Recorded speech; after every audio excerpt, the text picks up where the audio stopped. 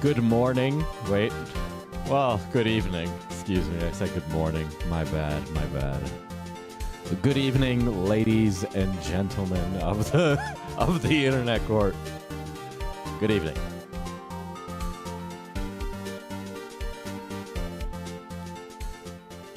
Well, we find ourselves at a very weird time in the internet. Shout out to Rinny, Nani, the regulars. Cat is there. Cat. Cloudy, I saw earlier. Sasha, Moist Teeth, many regulars. Sniffy Tugboat, plenty of regulars, lots of regulars. Yes. What is up, gamers? What is up? What is up? What is up? Okay. We're back in it. We're back muck raking again. All right. This image was done by just this guy on Twitter. Yeah, but yeah, I figured, include it there. Play into the court theme.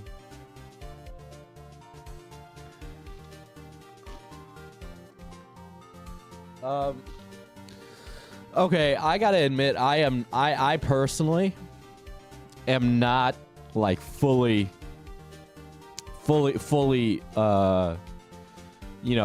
back to cognizant thought. As this drama continues, I become more and more unhinged and less well off. So it is a lot to talk about, right?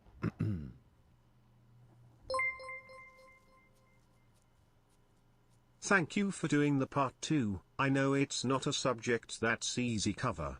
You deserve a long break after this. Yeah.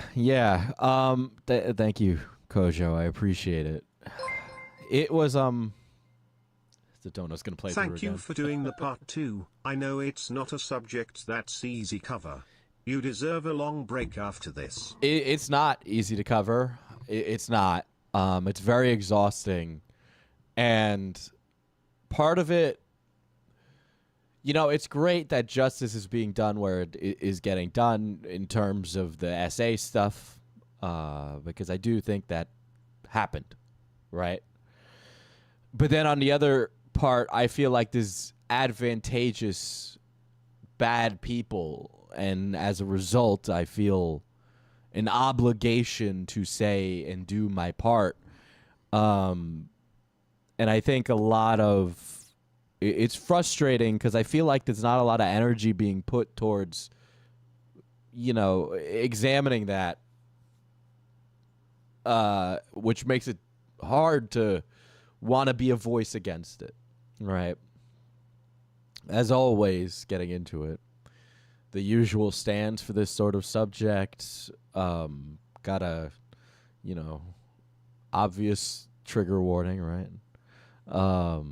Shit.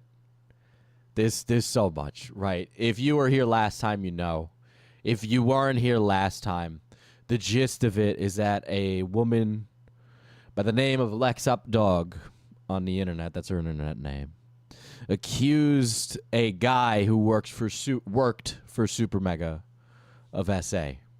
And it was a shit show. She produced a 2-hour-long video that airs just about every single grievance you could possibly have with SuperMega.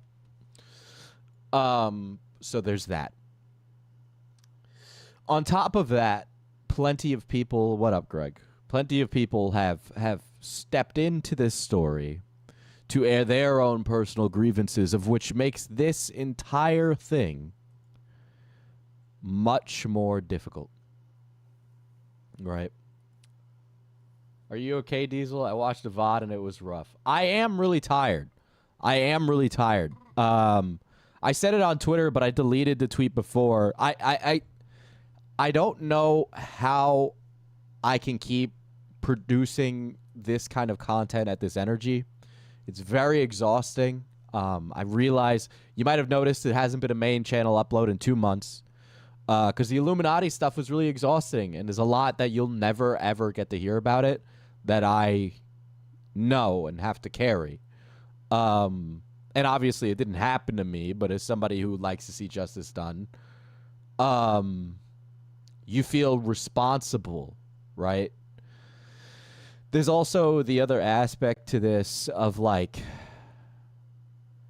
you know, the two mad stuff happening at the same time. So yeah, it gets tiring. It does.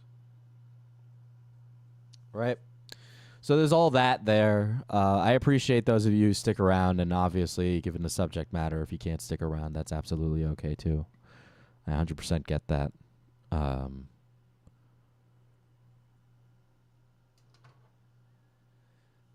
But yeah,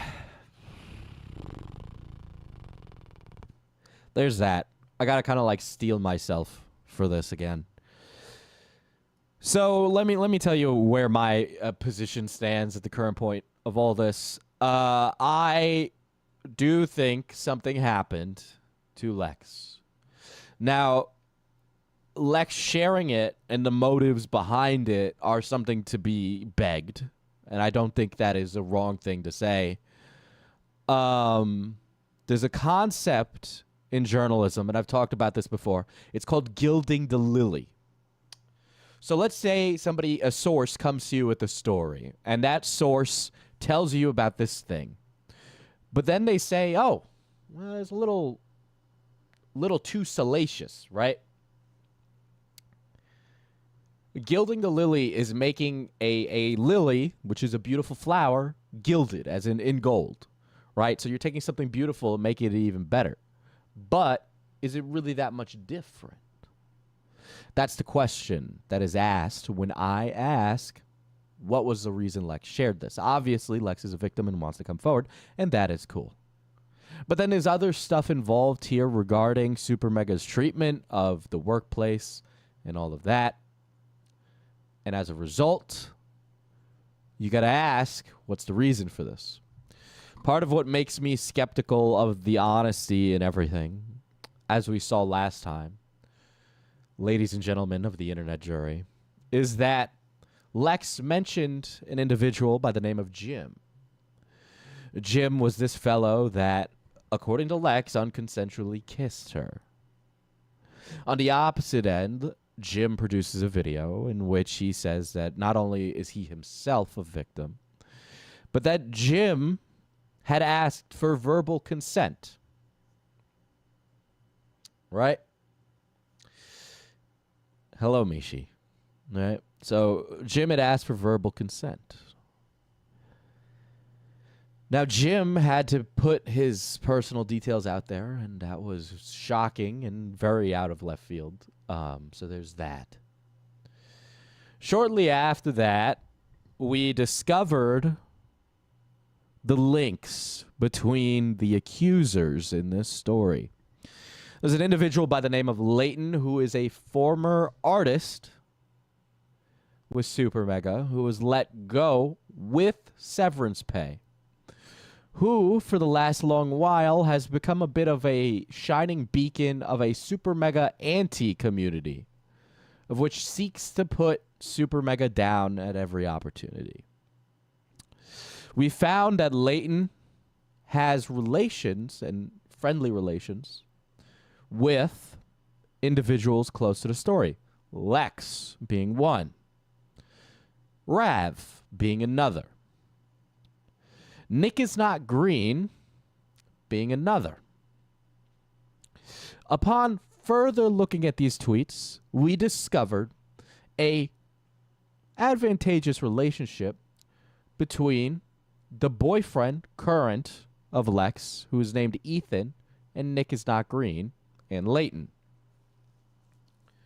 Nick is not green is probably the biggest commentary channel to cover this at a public light, aside from someone like Tom Dark.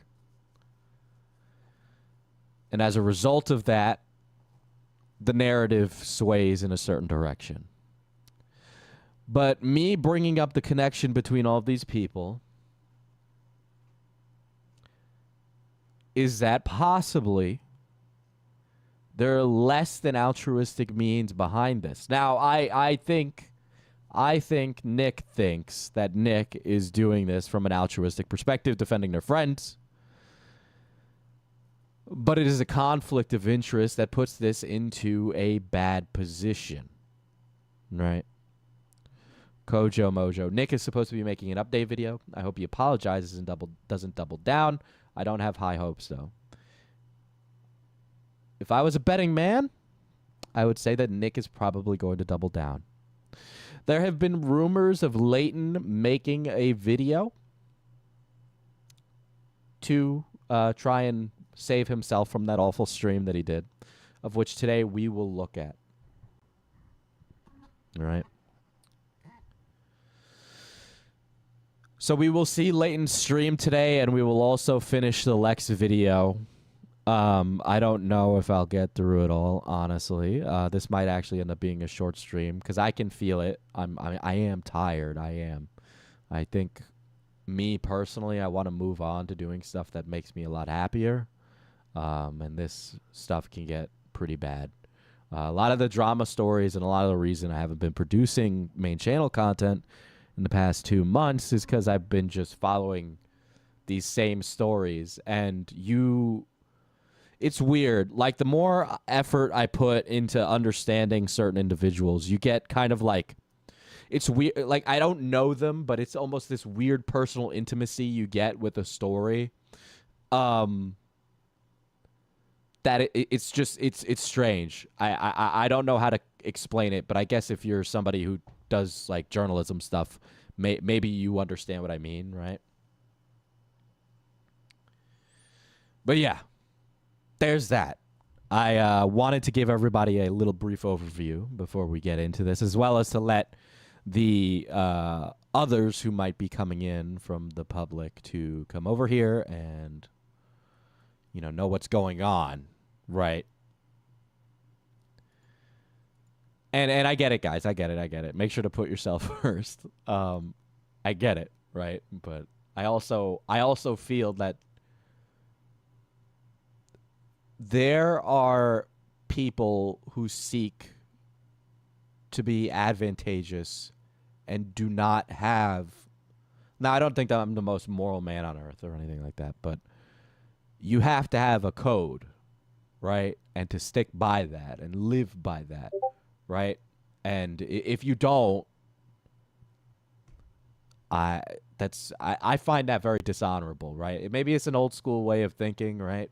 But I put a lot of credence in that for myself, right?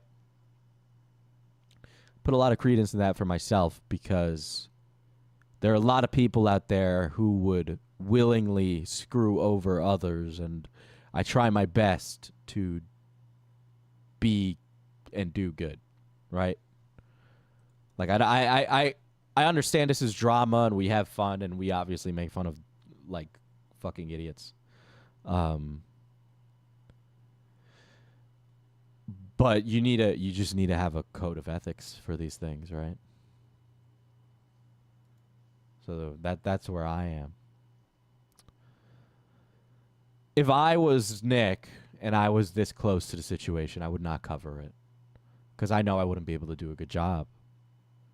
You don't want to get too close to a source. For example, I'm friendly with Oz Media. Oz Media is going to be producing a video on Illuminati. But you don't want to be too close to Oz Media because that could ruin the ability to cover that story, right? And it's nothing against Oz. Oz is a very nice person, very enjoyable, and I've had great conversations with Oz. But the point is know where that line is so that way you can do good for what is needed. Because I feel that journalism is in a really bad spot. And I know that I'm talking about journalism and I'm talking about YouTube drama. But this is where it starts, right? A lot of you might be young, early 20s, maybe trying to figure out a career, right? It's hard to find good journalists these days. So in some way, you know, hopefully it inspires people to do real journalism and not this YouTube shit, right? So there's that. And I get this is probably a really melancholic way to start off this stream. But I just want to tell everybody where everything's at, right? Imagine if you made a song with Oz Media. If I made a song with Oz Media, I could not do another video on Illuminati. Right? I would be a journalist, but I can barely spell. All right. So hopefully it saved the spot where we were at. Holy shit almighty.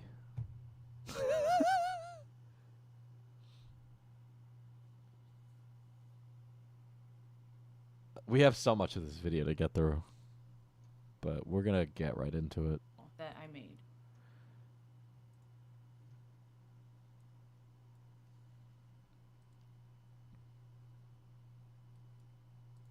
To him. So we catch up a little bit. To my knowledge, I don't think we talked about Don at all, but one thing that did come up was Matt offered to pay for me to live Once the somewhere, drama's over, like you should do a down song with him.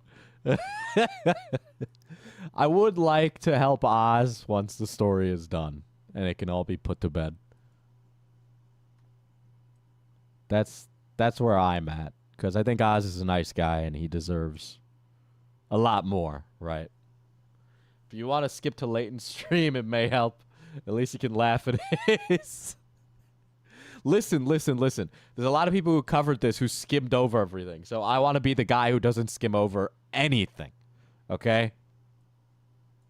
payment plus several months, which if you're in LA, if you know anything about the housing market in LA, is an exorbitant amount of money. Jim's asleep next to us, just me and him in his living room, and he says this. Most freaked out I think I've ever been by him, aside from the phone call, obviously. I immediately said no. At this point, I didn't fully distrust him. I just had a gut feeling that no one gives you that amount of money for no reason without something to gain from it. It felt like a bribe. That's at least like, I don't know. So, okay. So what she's saying here is insinuating that she's being bribed with hush money to stay quiet about what happened with Don, right? Via Jim as the intermediary. And we got to remember the position that Lex is in is that Lex is essentially couch surfing inside this YouTuber's office home, right? So it could be seen as a bribe, right? And it's a matter of how it's interpreted. But then on the other hand, this person is living in somebody's house rent-free. They're like, I want you gone. And as we'll see from the videos coming later, they did want Lex gone. Lex is taking up space in an office where content is made.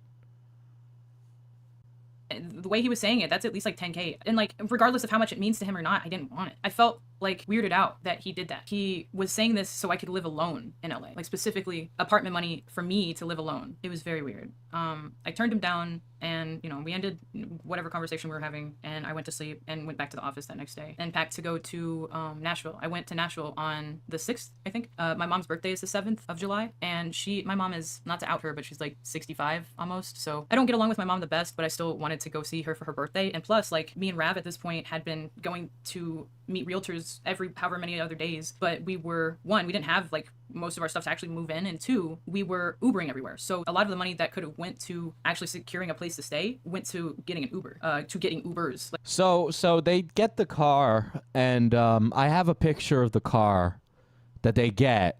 And we were talking about last time how the if you're in dire straits, being a fucking couch surfer, right?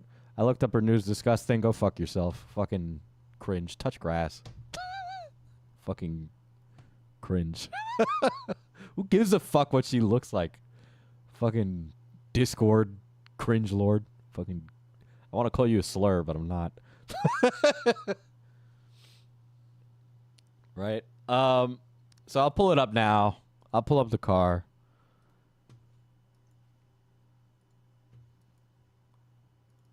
Let me find it. I have a lot of receipts, which puts it in a...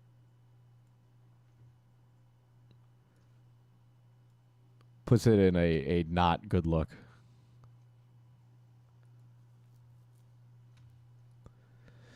So here's the car. My Jeep is my JoJo stand. Here is Lex.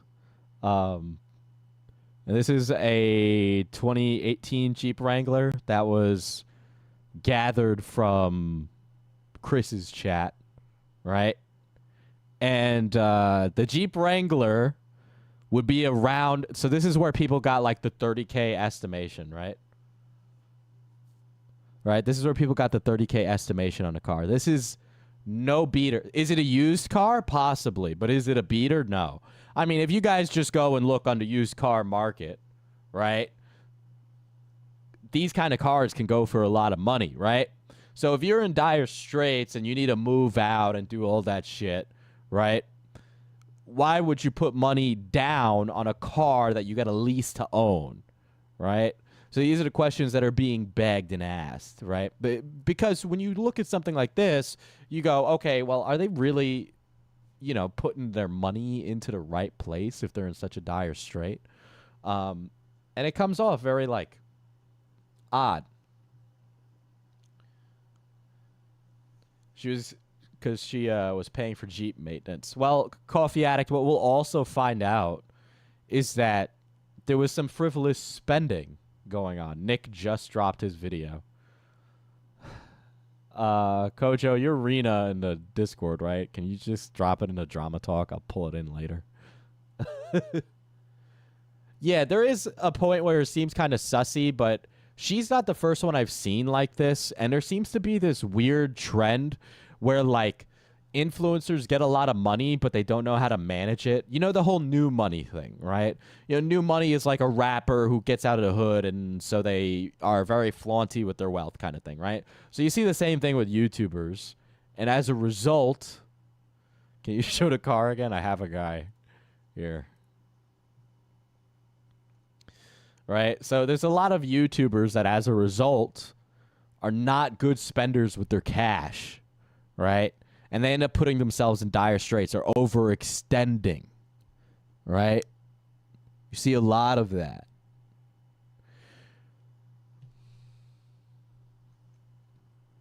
Right? So you don't know for sure.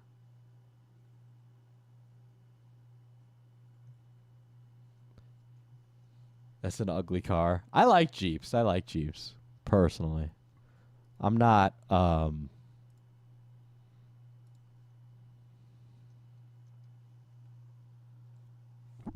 not a huge truck guy, but I do like most trucks, I would say.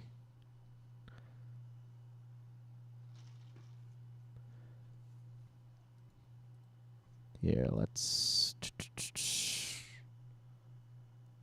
Because she's living in California, driving a car that's absolutely guzzles gas. That's another thing, yeah. That Jeep is modded.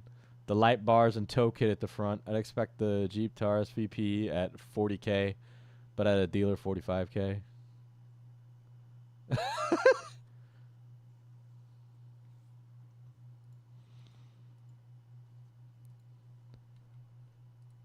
So there's the Jeep. There's the Jeep. But I think you guys should just know what kind of car is there, right? Like hundreds of dollars in Ubers just living in LA doing life and moving stuff. So we had a plan to go to Gatlinburg, the Smoky Mountains, for my mom's birthday. Go there. We're in the middle of our trip, and I think about day 3 or 4, Rav's partner, we find out, had attempted to take her own life. And Rav's context, his backstory, is that he's from the UK. He had just moved and done tour and was just going to move to LA. He'd just gotten divorced, but they were still close. They weren't even like finalized. They had just started the paperwork. They were just separated basically. And when that happened, it broke Rav. Like, it went from him consoling me to what was wrong with me to me consoling him, because he was so destroyed from that we like had to take turns carrying each other's weight, essentially, instead of sharing mine, which was kind of our overarching situation. Like, my situation was why his was the way it was, you know what I mean?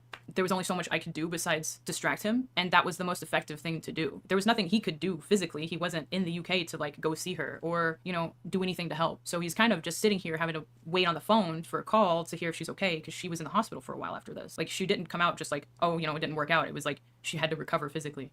and it was like a rough process. So he gets that, like that event happens to him while we're out, and when we get back from the Smokies, I was trying to fuel positivity into the move because of all the negative things that were happening, which spawned the idea of getting a car because we were spending so much money, all the extra money. It would have been so much better to just I was a have little the ahead of it, but that's the car. Hold on 1 second. Let me DM the FPS Diesel mod team.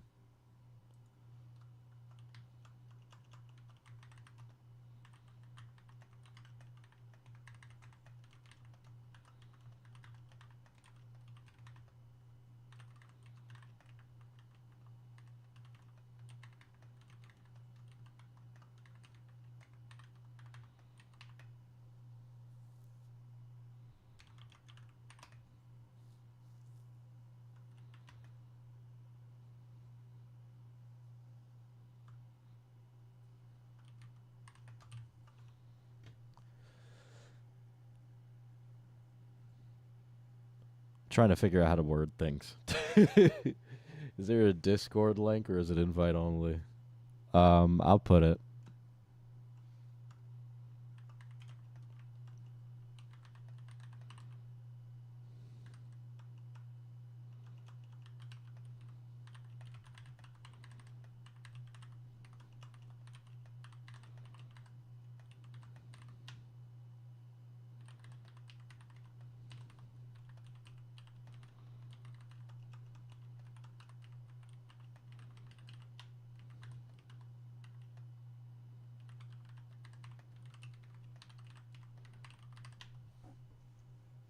Sorry about that, guys. I apologize for the pause. Here.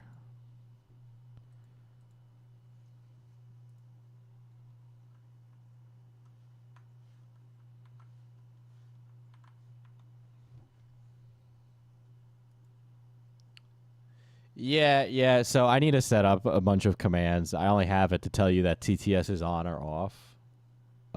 Because I know people like using TTS. Sasha. car instead of wait and pay extra every ride.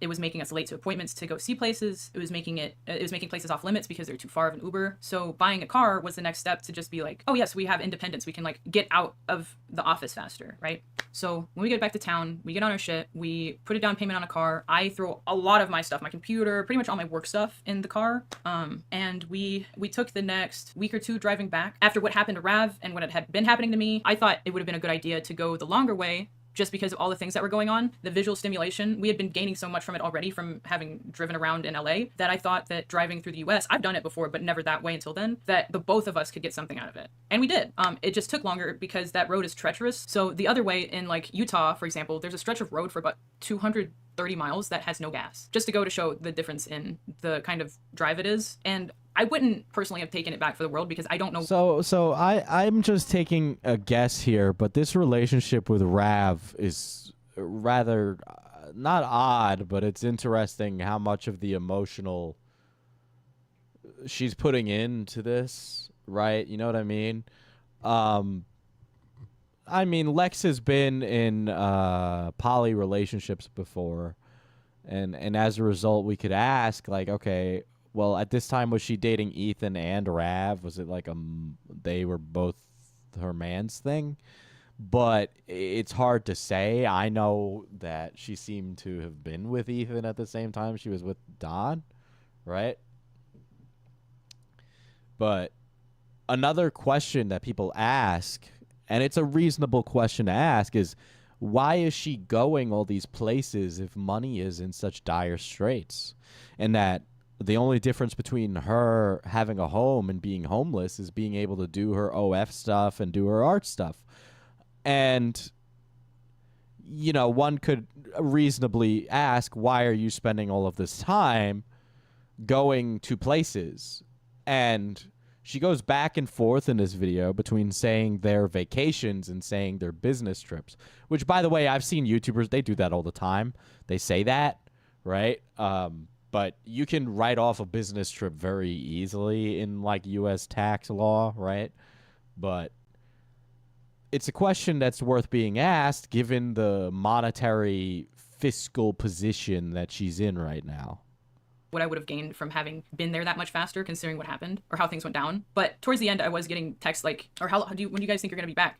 Which I found odd because at this point, I'd only been there 2 weeks. Yeah, just barely over 2 weeks. And you know, I was going to get my stuff. One of the things was that I noticed. She had only been there 2 weeks. Okay, so she's couch surfed on their home for 2 weeks at this time.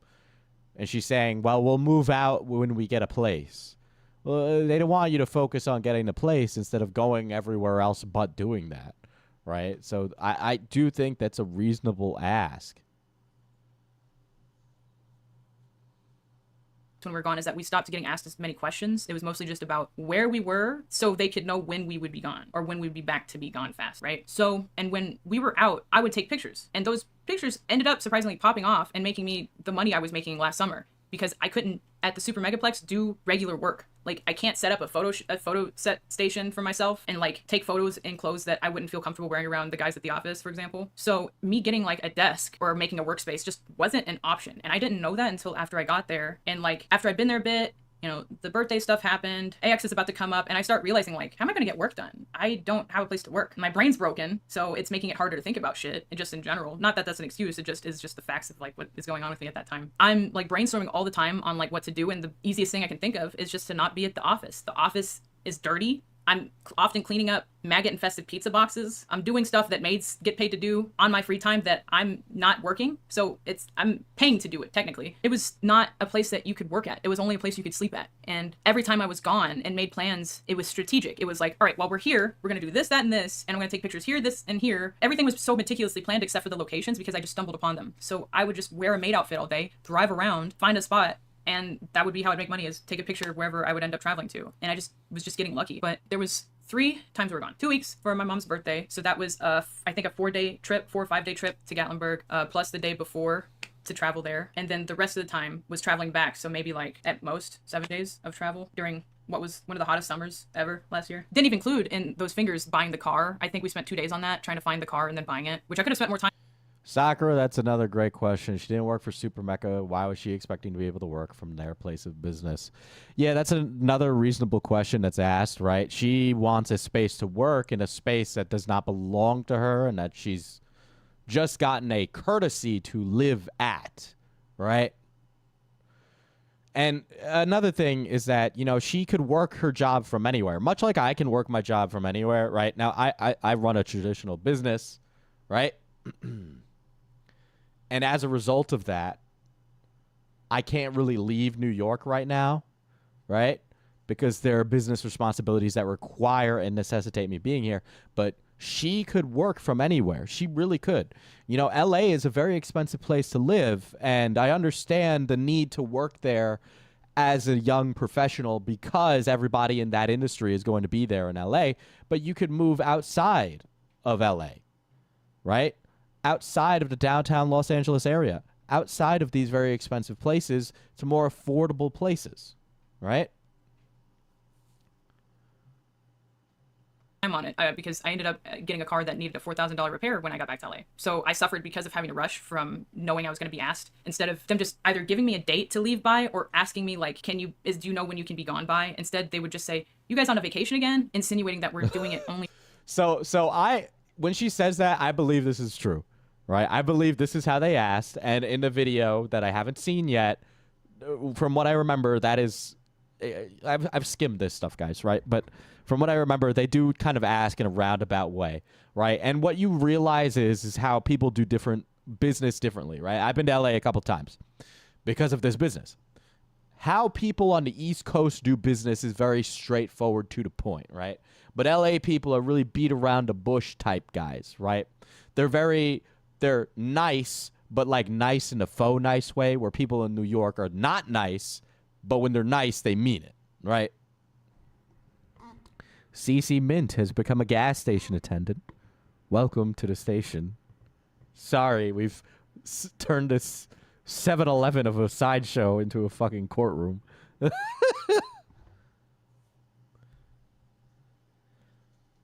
That's because it comes off as a vacation. It does come off as a vacation. But the thing is, right, is that people in LA and those types of people, they're never going to be straight like that. It's like a passive aggressive kind of. It's very beat around the bush. Um, it's like pulling teeth, getting a straight answer in LA. Yeah, yeah.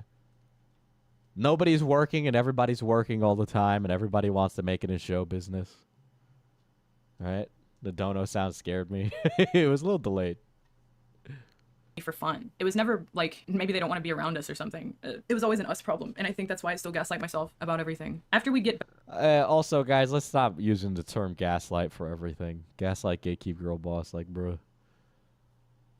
back from the Smokies, I think we were back for a week or two. I want to say a week and a half. And then it gets to the point where Rav, I'm so scared for his depression because he's still so broken about his ex attempting to take her life that I like wake up and go to sleep worried that he's not going to be there. He's not like, he's just going to like walk off somewhere and I'm not going to see him. Because that's the kind of stuff he was like talking about because he felt so awful. And when someone's that suicidal, it's scary and like it's hard to think about other stuff. Like we got back and he told the boys and they all were like, I'm so sorry, man. And after that, anytime it was brought up, it was like, it just kind of felt like he was being dramatic. It just kind of felt like this again. It was hard not to stay out of the office after realizing that our lives were becoming increasingly more difficult. And every time anyone at the office found out, they pulled further away. It made us feel like it was our faults and that we had something to fix. And we were trying. Okay, so another thing that there's all these catastrophes that are happening around Lex and now Rav, and they're having catastrophes all the time, right? They get robbed, their Jeep breaks down, there's scary stuff happening back home with Rav.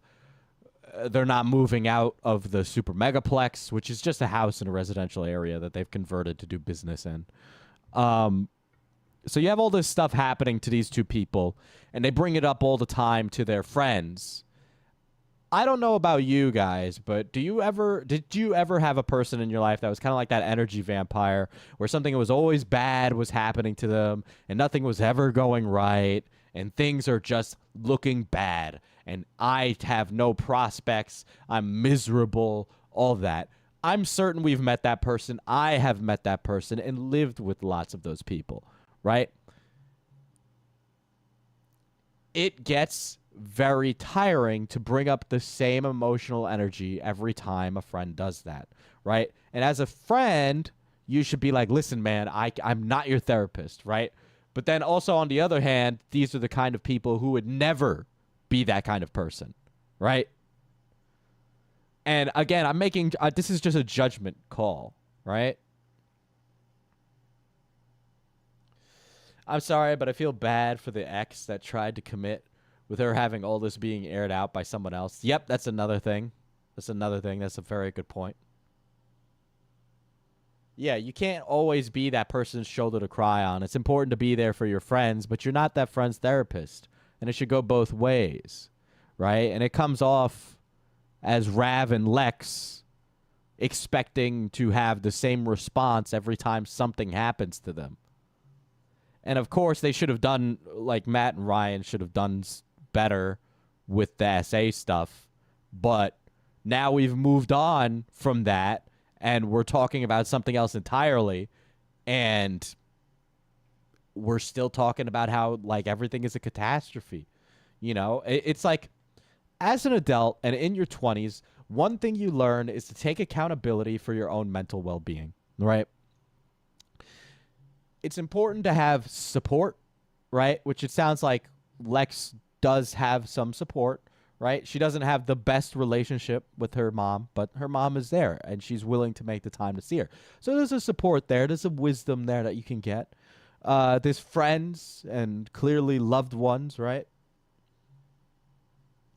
They're in a band together. Oof. None of my friends ever come to me, but I also never go to them. And it's not every relationship needs to be something where you share your deepest, like, insecurities and stuff like that. But what you learn is in your 20s is that you need to take accountability for your own emotional and mental well-being. And a lot of young adults do not do that. I talked about this in the Discord server, right? Where the idea of how generationally we talk about mental health, right? So Zoomers talk about mental health and they say, I have depression. and I'm quoting a doctor who said this. He was an anesthesiologist on YouTube. I wish I could remember, right? But he would talk about how Zoomers say they have depression, and how as a result he needs to provide more anesthesia to get them to be knocked out. But millennials say they are battling depression, right? Or working through depression, right? It's that acceptance versus overcoming attitude. And it's important as young people to understand that you need to be there for yourself, right? I know we talk about like, oh, self-care, mental well-being, blah, blah, blah. Well, this is the hard part of that, right? Where you don't use your friends as a crutch for therapy, right? You need to take time for yourself and to do it on your own and make changes in your life to improve your position.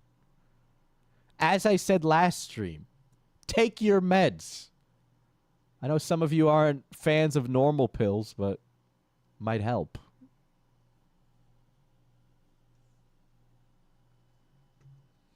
Go to therapy for many years, get good. Again, guys, she's almost 30 and not even a young adult anymore. This stuff should have been figured out. Yeah, this stuff should have been figured out, but I will say in her defense, a lot of early to mid-20s people spent that time in quarantine. And as a result, there's almost like this emotional, mental stuntedness. You know what I mean? So it's not just a her thing. There's a lot of people that I have personally met that are now getting into their mid to late 20s that are now just realizing that they shortchanged themselves for the entirety of their mid 20s.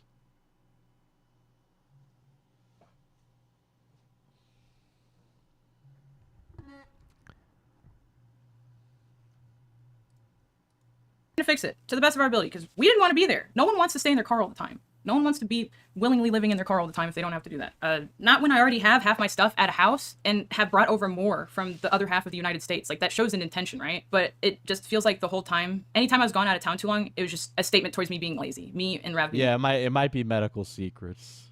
He's like a New York City anesthesiologist, young guy.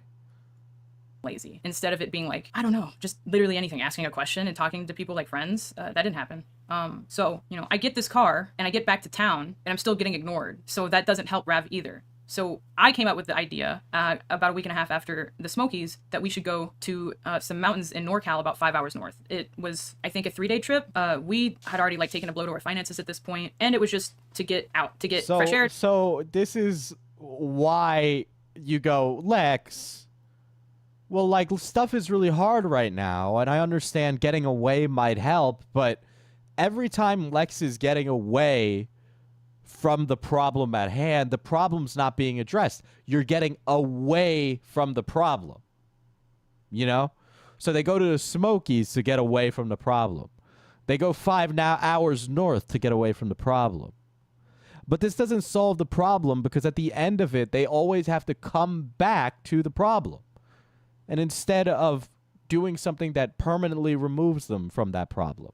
To see a mountain, to drive around, to get out the Plex, as usual, but also to distract ourselves from what was going on, and for Rav to distract himself for what was going on for him back at home. So I don't feel bad for doing that. I didn't have to worry about Rav wanting to die. I think that's worth anything for anyone, but it was still always just that we're lazy. It was never like, is he okay? Are you guys okay? Even if they were like disappointed in us, they still could have always came up to us and had like a heart-to-heart conversation, and just had every chance to, and never did, and refused to, if anything. We were where they worked every day, and they still didn't decide to walk across the house to talk to us about anything important, and just left it up to Leighton and Jim. Mostly Jim, because Jim wasn't friends enough with us to take our sides on anything. Leighton would have and had said things in our favor against theirs, and I think that upset them. And it was around this same time, aside from the Creator Clash thing, that they really started to ice them. Around the same time they started to ice us. We get back from the mountains and no one talks to us. We are basically statues in the backgrounds of the house. And not that we expect people to like come chat us up all the time, but it's obvious when you're getting ignored. Anyone knows what that looks like. So we become painfully aware that we're being ignored and just still trying to do our normal thing. I'm doing work around town.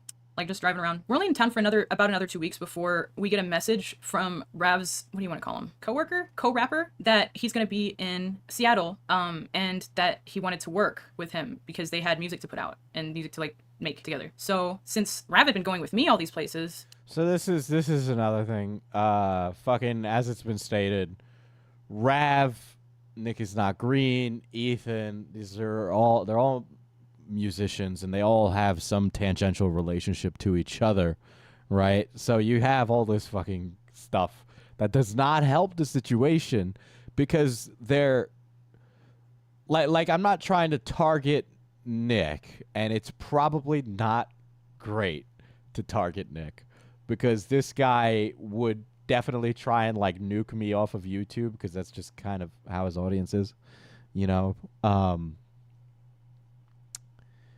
But you have this closeness with the people in this story. It doesn't help covering it like this, right? And I get, like, do you guys understand why I feel like was there some kind of like relationship between Rav and Lex based on this conversation that Lex is describing to us? Now maybe they just trauma bonded, right? But then, you know, that's also not a good relationship to foster in that kind of way. You don't want to build a relationship off of your broken emotional state either, right? To do my work. I was like, yeah, I'll drive. Let's go. It's not that far. And it's like work. Like Matt and Ryan know the guy that we were going to meet. Matt's gone on tour with him before. They found out about our plans to go to Seattle for work and put Jim in a group chat with us to get Jim to ask us, quote, like, going on another vacation? When are you guys going to be back? At this point, this is like they start calling them vacations. I felt as if like the things that I knew they saw on my timeline were clearly just being ignored because like I was obviously doing work. Even if you can't see Rav's music that he's making because it hasn't been released yet, I've been doing stuff. Every day on my timeline last year, you see me and I'm posting in a different state, getting like tens of thousands of likes, hundreds of thousands of likes. Lex, like these likes don't translate to income. One thing that I've realized doing this for a long time is that fame is fleeting and you need to build stuff that is going to last outside of these algorithms, right? So Lex might feel that posting these pictures on Twitter is work, and in a way it is because it gets people to go and click through, right? It's a click funnel, right? You click on Lex's profile, you look at the pictures, you think Lex is cute, and then you go click on her link tree, and then you subscribe to her OnlyFans, right? But that's how that stuff goes, right? But that stuff is fleeting, and it doesn't generate income. And even if X or Twitter has that a possibility now, the chances of you being that person are not there, right? So you need to build things that last. There's a reason I run a coffee company. There's a reason that 2 weeks from now I'm going to be at a local convention working 8-hour shifts the entire weekend selling coffee to people, right? There's a reason I do those things. It's so that way I'm not married to me streaming because I have to rely on you all having disposable income to throw at me, right? So there's that. I'm trying to gloat. It was like amazing. That was the only thing at that time that I was excited about because everything else in my life was going to shit. And when I was sad, I couldn't even like post why I couldn't work when people asked me because at this point, everyone had involved themselves so much that how would I say something without sounding like I'm trying to call them out now? I refuse at that time to believe that now those stories are just intrinsically linked. I know that now, but thank you, Rennie. I appreciate it. It took me at least half a year to digest the fact that if I wanted to ever talk about it, I'd have to talk about both of them now because they both refused to talk to me when I was staying at their workplace that they visited all the time, or even just text or like call to meet up. I think it took me a long time to realize it wasn't working because I couldn't understand the concept of being so disrespected by someone that you're friends with. Like all of a sudden to this person, we're like people that aren't even worth talking to. Like it's just too much. It's too much now. Like I know they can't handle confrontation, but I guess I always expected them to at least just talk to me as a friend. I do believe that Matt and Ryan can't handle confrontation. I do believe that. Absolutely. Holy shit. Axis, thank you for 5 gifted. That was very nice of you. I appreciate it. That was not me begging for donos, by the way. That's just the reality of it. Okay? Like While these all play, thank you all for becoming members of the gas station, you know. Appreciate it. Holy shit, double farted. Damien became a member. I don't know why it's gonna read it out right now, but I'm gonna run to the bathroom really quick. Be right back, guys. JC McBroom became a member.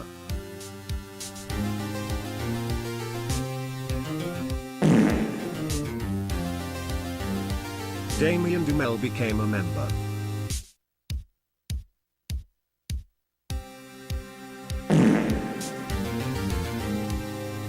Laura Lee became a member.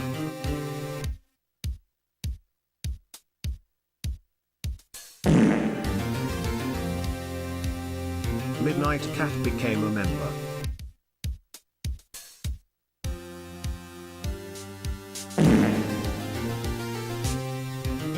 Laura Lee became a member.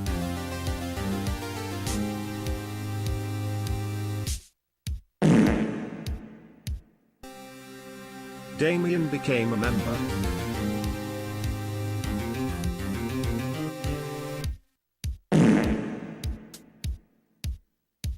Midnight Cat became a member.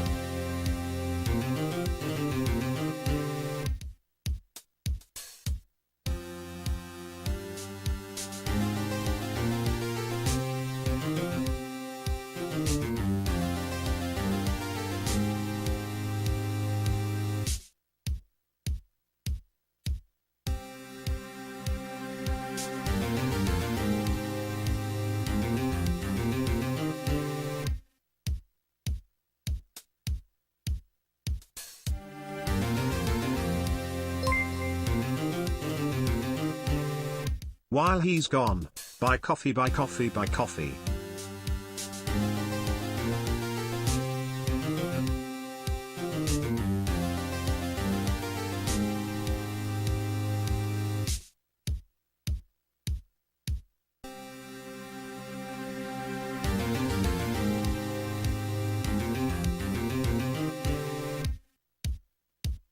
All right, I return. Gamers.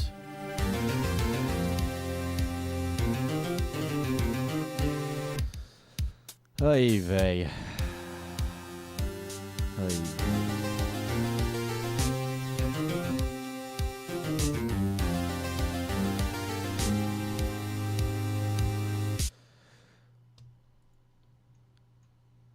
We sure do live in a society, ain't that right?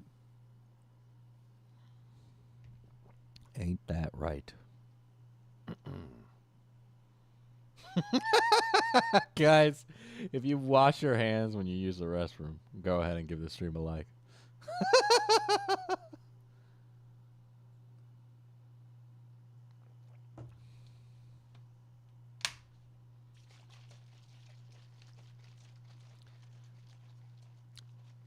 Man, Rennie, you're so based.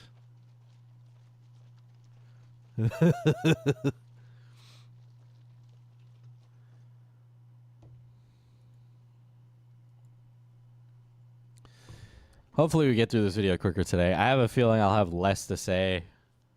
There's going to be a lot with the Leighton stream, though. This is going to be a 3 or 4 parter, guys. But that's when I had to realize they stopped being my friend when I told them what happened. When Matt told me that SuperMega was his magnum opus after I told him I got assaulted. And how technically Don's not an employee, so we don't have to do anything. I'm not completely happy with how I handled myself last summer because I was out of it. And honestly, I think I needed someone to talk to me and be like, hey, you good? It doesn't seem like you're doing well. Outside of like saying that they're making out with me.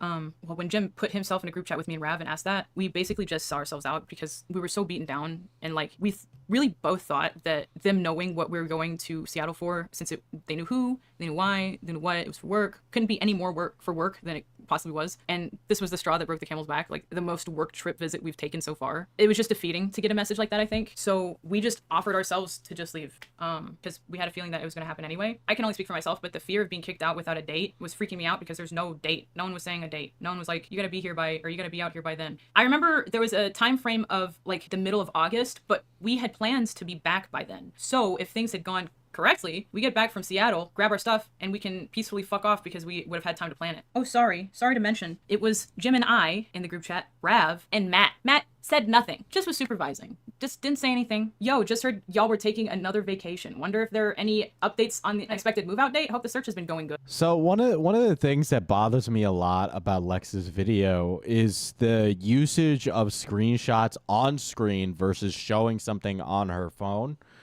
And it definitely doesn't help the situation to show something on a phone see that it's screenshotted, we can see in the reflection that she has a Mac. She also turned off comments to this vid, probably because it's starting to be a little pushback. That's probably why, right? But she has a Mac. So as you all know, you take a screenshot, it's going to get uploaded to your fucking iCloud. So you have it on your iCloud to edit in Final Cut Pro the second you take a screenshot or picture, right? So to not show it but take the screenshot anyway is really interesting. This whole time, Jim had been showing us places and being like, this is cool, you should sign up for here. And then when we didn't manage to land a place, because if you've been in LA and tried to move into a place with someone else, it's very expensive and very hard. And there's just, LA realtors aren't good. We had a lot of problems. They weren't showing up. They would say they had a meeting time of like this to this, and you'd go there and no one was there. They'd be late because they already got sold and you didn't know until you get there. That was most of those, is just like finding out that the place was already like taken, or it was just not what the pictures said at all, and like we were trying to get scammed basically. But none of that was like conversations to be had. Yeah, it's just, have you tried checking outside of LA where there's less annoying people? Right, it was just about, you know, make sure you guys get out soon. They only wanted really updates of when we'd leave so they'd feel better. But no words were said to us by Matt and Ryan. I must reiterate this. Matt and Ryan were avoiding us. Ever since we got back from the Smokies, they had purposely not hung out with us. The only time they really did is if they wanted to smoke weed, because they knew that since we hung out in the garage all the time, like delinquents, to stay out of their way, and we're out there smoking weed and getting bit by mosquitoes all the time, we would probably have weed with us, so we were useful for that. Sorry, I'm crazy. It also has Ryan in it. I didn't even notice. It's been so long I memory hold it. Oh yeah, this is after the whole saga where our car breaks down. That's a iPhone Max or whatever. That's the big iPhone, right, with the 3 cameras. After we got back in town, had to stay in Orange County at a friend's house until it got fixed. People didn't know how to fix it, so the labor costs kept going up. Cost about $4K to get it fixed. Drive it back to the Plex. But before we drive back to the Plex, since we didn't have a car, we were Ubering again. And Rav's phone fell out while he was getting out of an Uber. Noticed it right after the Uber left. Tried calling, never got an answer back from it. So he lost his phone that day. So when they message us, this is the day before we got robbed. It's August 9th. Rav has no phone, and they're asking us about it. Like, you guys see what I mean about this whole, like, catastrophe after catastrophe keeps happening? You know? Like, it's just, it's something else, here's something else, here's something else. Move out date. So I say, you know, Rav can't see this, blah blah blah. Anyway, here's Rav's we'll see the full context like of these poking later fun at the on. fucking vacation comment. Oh yeah, he lost his debit card and his phone. Forgot about that. Yeah, when this happened, we just weren't able to house hunt because we were set back so far. Prior to that, we checked a bunch of places, just haven't come across anything that ticks all the boxes. Once we're coming back from my short business trip, was visiting places. We're hoping to lock something in before the trip, but the car in my shitty pants pockets clearly had other plans. This reminded me, the 4th, when I went to Matt's with Jim and Matt, Jim was offering me to stay at the place that they're gonna rent, and instead of it being me, I think they got tired of me because that was the only time I ever mentioned it, the night before, or the night that I also got offered a place to stay by myself. Jim just got like 2 other SuperMega people to stay with him, one of which was a girl that Matt cheated on his girlfriend with. To his ex-girlfriend looked like whenever he would go see her was just him hanging out with Jim. Matt's ex. So this is another this accusation's brought up very flippantly about Matt, right? But you'll see in Matt's video that he has a one-night stand with a woman named Morgue Pie, who's another e-girl. And basically, Matt cheated on his past girlfriend with this chick, broke up with his girlfriend, and then met somebody else later down the line. So Morgue Pie, she looks like she felt used. That's what it looks like. Right, where she got scorned, where she got curved by this guy because she caught feelings after the one-night stand.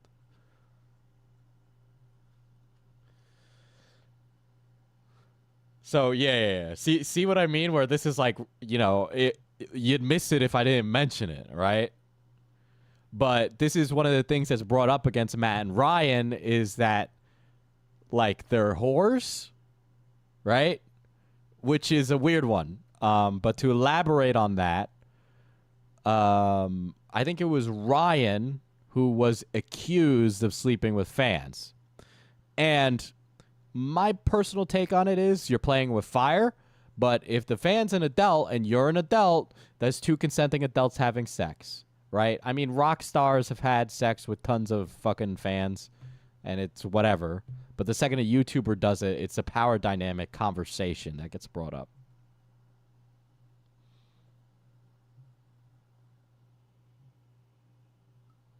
He cheated with another woman. The pie chick was a one-night stand, though. Okay.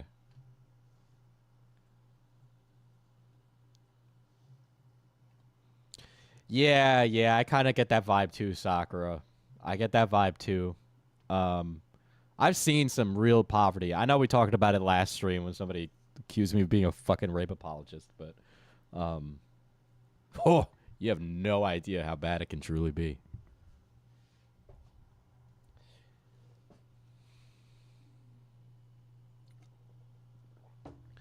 Ryan sexted other fans. Morgan was a one-night stand. Current GF is who he cheated on X on. There we go.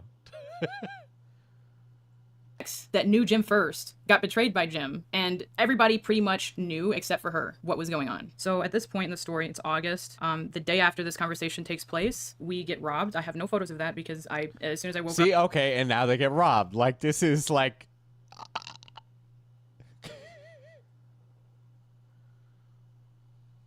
Up and saw the car was empty of stuff, I just screamed as loud as possible, called the cops, no reason, they could not help, and then just cried a bunch, and then made a post about it, which apparently was laughed at by the guys at the office. That day that I got robbed and I posted about it, no one that I knew in LA messaged me. No one. Actually, you know, I think Matt's ex messaged me. If anyone messaged me, it was her. The only person out of the SuperMega people that messaged Rav was Jim, and he just sent him a slanty face. He sent him this. As like a reply to wait. Why did you do that? Why was that a notebook? Did I miss something here? Got robbed and I posted about it. No one that I knew in LA messaged me. No one. Actually, you know, I think Matt's ex messaged me. If anyone messaged me, it was her. The only person out of the Super Mega people that messaged Rav was Jim, and he just sent him a slanty face. He sent him this. As like a reply to his Instagram story saying we got robbed. I would love to see that response to Rav's like, I got robbed, and he's just like, L, like. Well, remember, stay silent. They had a Jeep, so you could have slashed. So if it was a tarp top on the Jeep, right? If I was a thief, I could slash open the top of a tarp on a Jeep with a big knife and then go in and then steal the stuff that way through the roof. Never would expect money, shelter, anything, but at least to like reach out as a friend and be like, you good? And if you leave shit in a car in a city like LA, you're going to get your stuff pinched.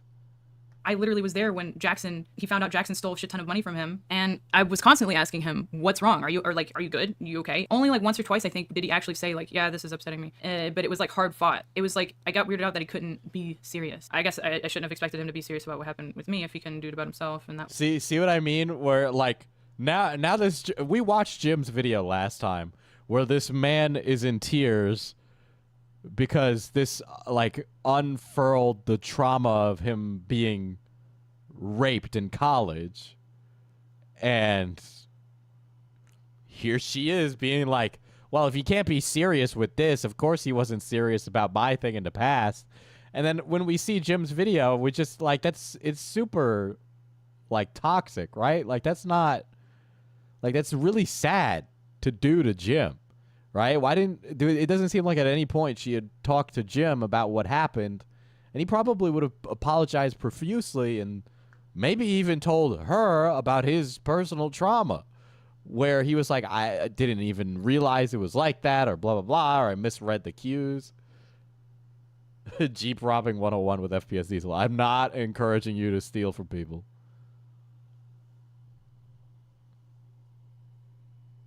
So after we go to Seattle, get robbed in Portland, on the way up, the stuff we get robbed of, laptop, iPad, work clothes, makeup, toiletries. I'm a model and an artist. Those are all the things that I need to make money in the world. So at that point... Oh, and then, like there, you immediately go, okay, well, go work somewhere else that's not LA, you know? Priority number one was no longer finding a place to live, but rebuying those things so I could make the money to get a place to live. I don't know, not my proudest moment, not anything anyone should ever have to go through. And it just is what it is, but the reaction to it didn't need to be the way it was, unfortunately. If anything, it made me realize, like, oh, this is real. Like, they're not fucking around. They don't care. Okay. And it was, funny enough, easier to reprioritize my plans after having something that bad happen. Some say you need to fall to rock bottom. When we get back in town, there's a group chat where essentially me, Rav, Matt, and Ryan are all going back and forth, and it's basically Matt and Ryan telling telling us all the things we did wrong that made them not want us there anymore. After both we got kind of kicked out, like nicely kicked out, and robbed and not contacted by them after, their next correspondence is like telling us we were dirty. We were dirty. The people that would spend hours cleaning up the office from when guys would order every single day often don't throw it away. They have a person come by, but it's only once a month, so you can imagine the mess that gets made between the time, and it was getting blamed on us. At this point, we just had drove back into town, and we had nowhere to stay. Trying to save all of our money to rebuy our... So there's no way to tell who was and wasn't dirty, right? Because Lex makes the accusation that she had to clean up after the SuperMega guys. But, I mean, she was living there rent-free, you know, and then on top of that, she was living there. So how do we, like, what if it was just her mess? You know, maybe they were dirty. Maybe they didn't clean up. I think in Leighton's stream, he talks about how Lex would order Uber Eats a lot.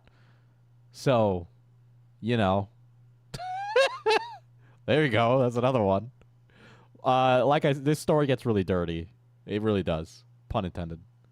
Stuff ASAP. So since I have a Jeep, we just sleep in the car. I go to Santa Monica, Malibu area in between there, and just go park by the ocean because it's free. The first place we stayed... I imagine Lex has so much clout capital and so much opportunity. Imagine having all of that, making all this passive income from OnlyFans,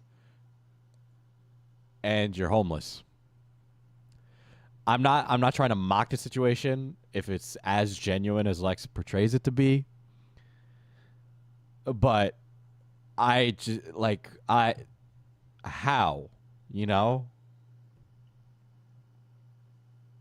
Outside of the Plex was like some rinky-dink hotel in Pasadena. It was like obviously like used for sex trafficking. Like it was a giant master bedroom with a hot tub, and it had a corded phone with the cable cut. So we were there for like a week or two, paying, like, extending it day by day because we weren't finding places. That's another like really crazy, like, this is where I'm living in my dire straits right now, and it's just like,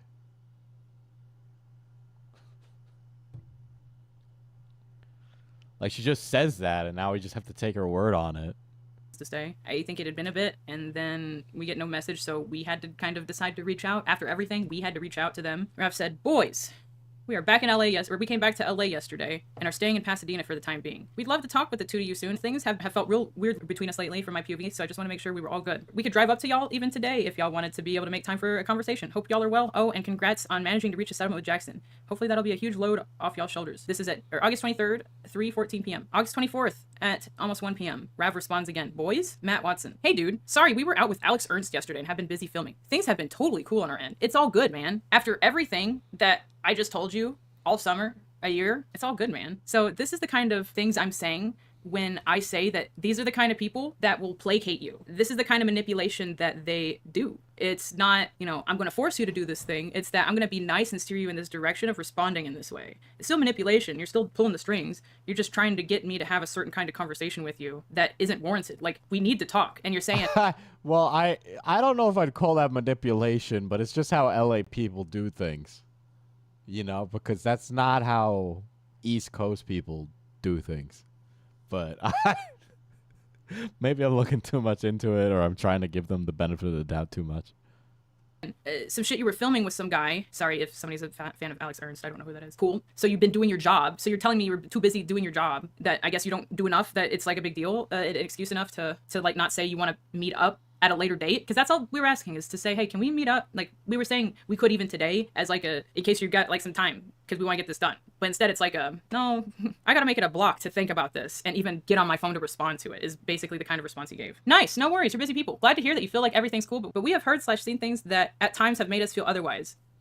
I feel like a conversation would be good to have to help address any misunderstandings and or grievances that might potentially exist, regardless of how small, you know? Besides, we haven't talked in forever. Matt says, "I'm not sure what you would have heard or seen otherwise. I'm sorry if anything has come across that way. We have no grievances on our end." At the time, I was mad at Rav for responding this, but now that I look back, it was just because I was scared of making them mad and scaring them off like little birds or something. But Rav was just being playful because he was trying to point out the fact that, well... Really just sounded like he was trying to be non-confrontational. Yeah, 100%. 100%.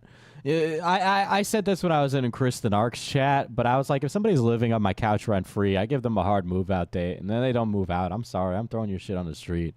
Or start paying rent, dude. Like, fuck. Like, I'll fucking... Like something's got to happen.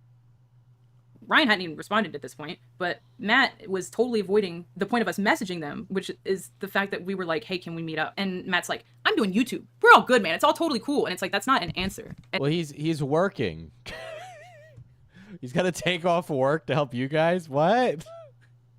And so I get why Rav felt like that was his only option, because when you're around people like this all the time, you get brain broken into trying to be nice all the time. So I think this was his way of trying to be like playful and nice and bringing up a serious topic, because they're so avoidant that when This language of brain broken. The thing is that I just, I don't fuck with the attitude that Matt and Ryan approach business with.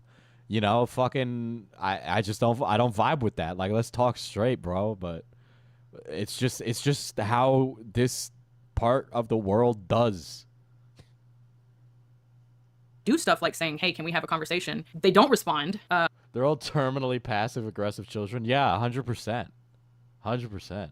And then when they do, it's a throwaway response that, they're doing stuff they would be doing even if you hadn't messaged them. I'm doing work, guys. Congrats. So Ryan gets really real with it the next day at 5 p.m. just about. They had to spend a day and a half chewing on this. The way these guys do group chats is they all go in the office together and play football and make a plan. And whoa. You can't just say that, though. You can't just say that. There needs to be some evidence for that, right?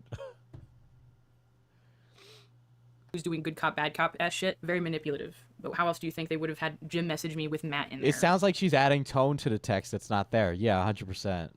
They all work together. Why does Matt need to be in there? Except for a power dynamic.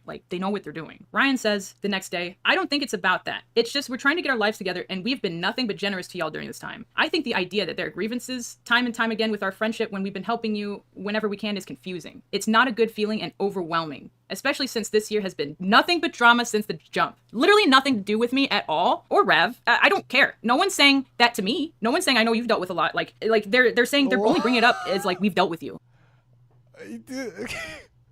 You're not the priority in their life.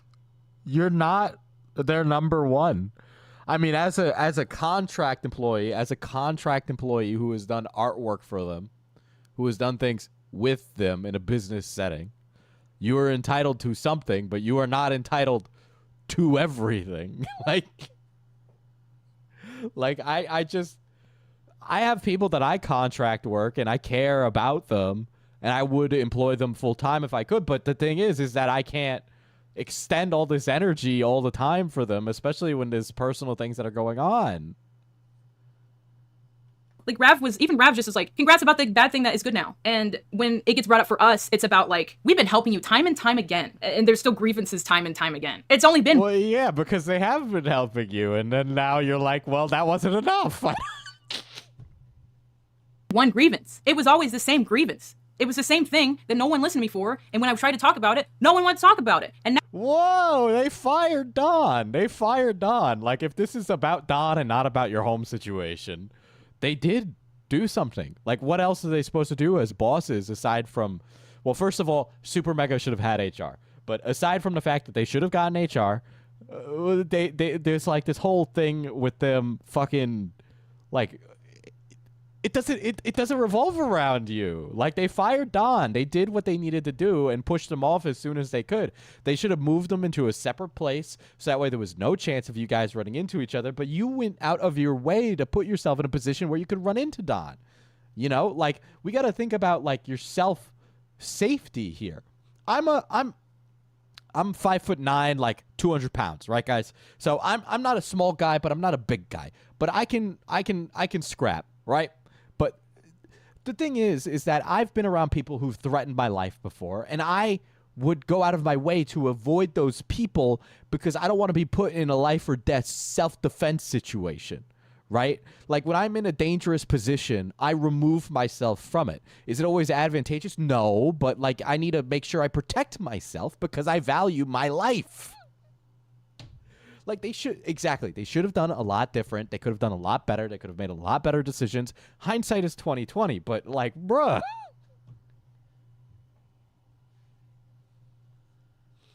So the moral of this in the Quentin situation is have HR.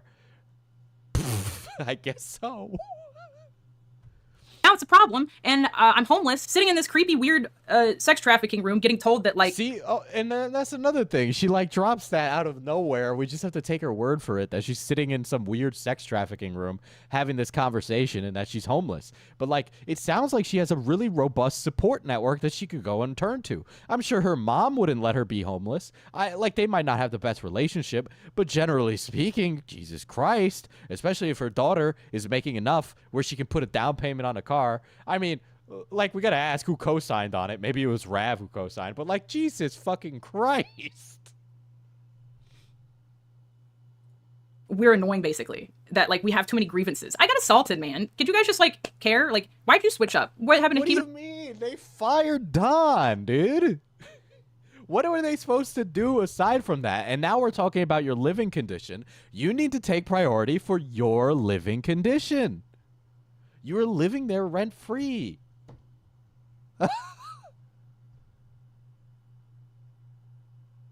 This is not homeless. This is not homeless.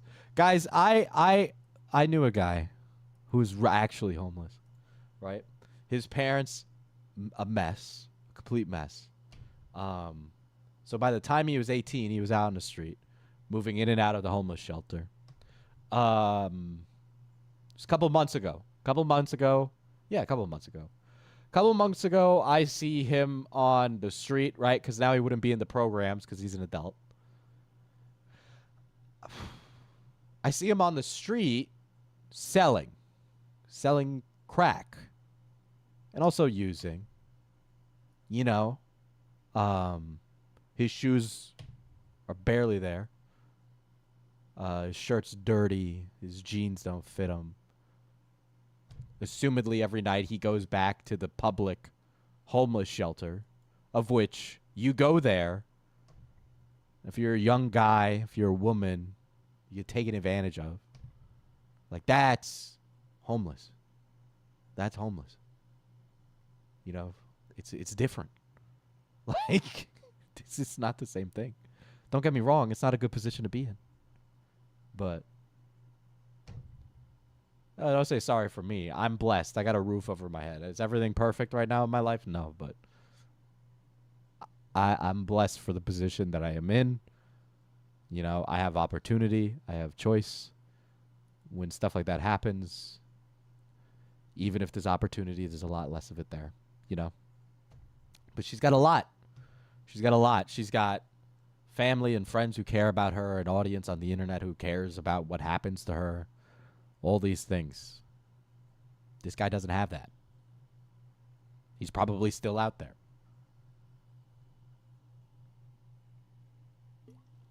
You know, but I just want to put into perspective what the concept of what we're talking about is here, okay? Like, that is what's happening, right? It's miserable, but that, yeah. I'm accountable, Ryan. Like, this year's been nothing but drama since the jump. For you, I don't think they relate to anything bad that we've been through. And the one thing they could, which was Rav's partner attempting to, like, take themselves, was Daniel, their friend Daniel. Matt's, like, at least twice in front of me, separate times we'll hang out with him, has called Daniel a coward. So, no, they don't care about suicide. They don't give a shit about suicide. That is not on you to say. Fucking hell, man.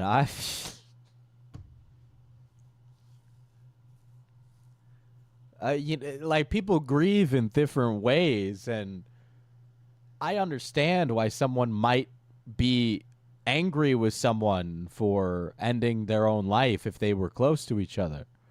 You know? Like, that's not your place. That's their friend. They're allowed to feel that way, especially when Ryan is the one who discovered Daniel's body. Like, that's so inappropriate. And again, I don't want to keep bringing up like sad stuff I've experienced or seen through a body or through things, but like,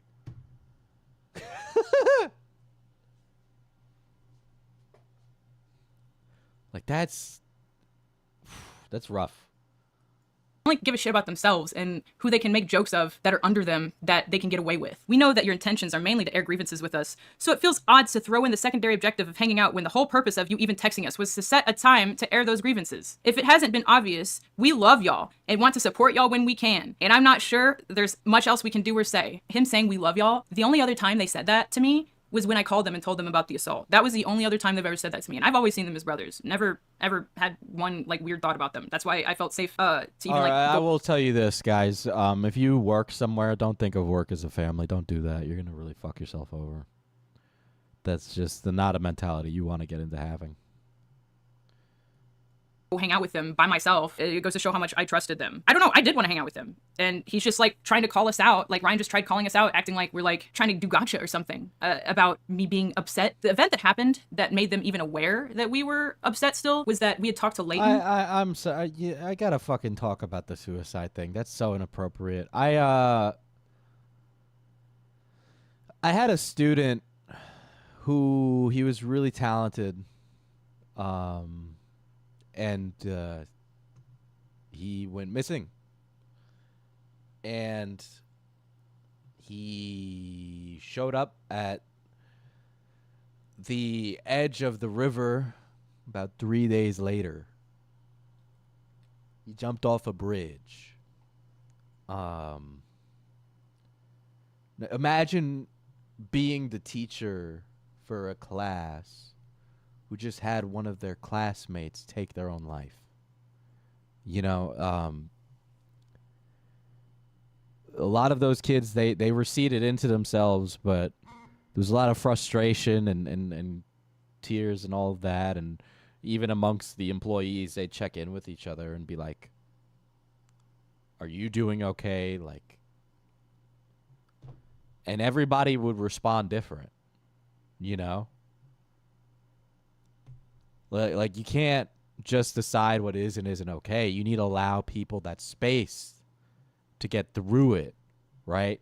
And to just be the support so that way, especially with young people, that it doesn't happen again, right? Just to make a judgment call like that is fucking really bad. It's just really bad. You know, like, Jesus Christ.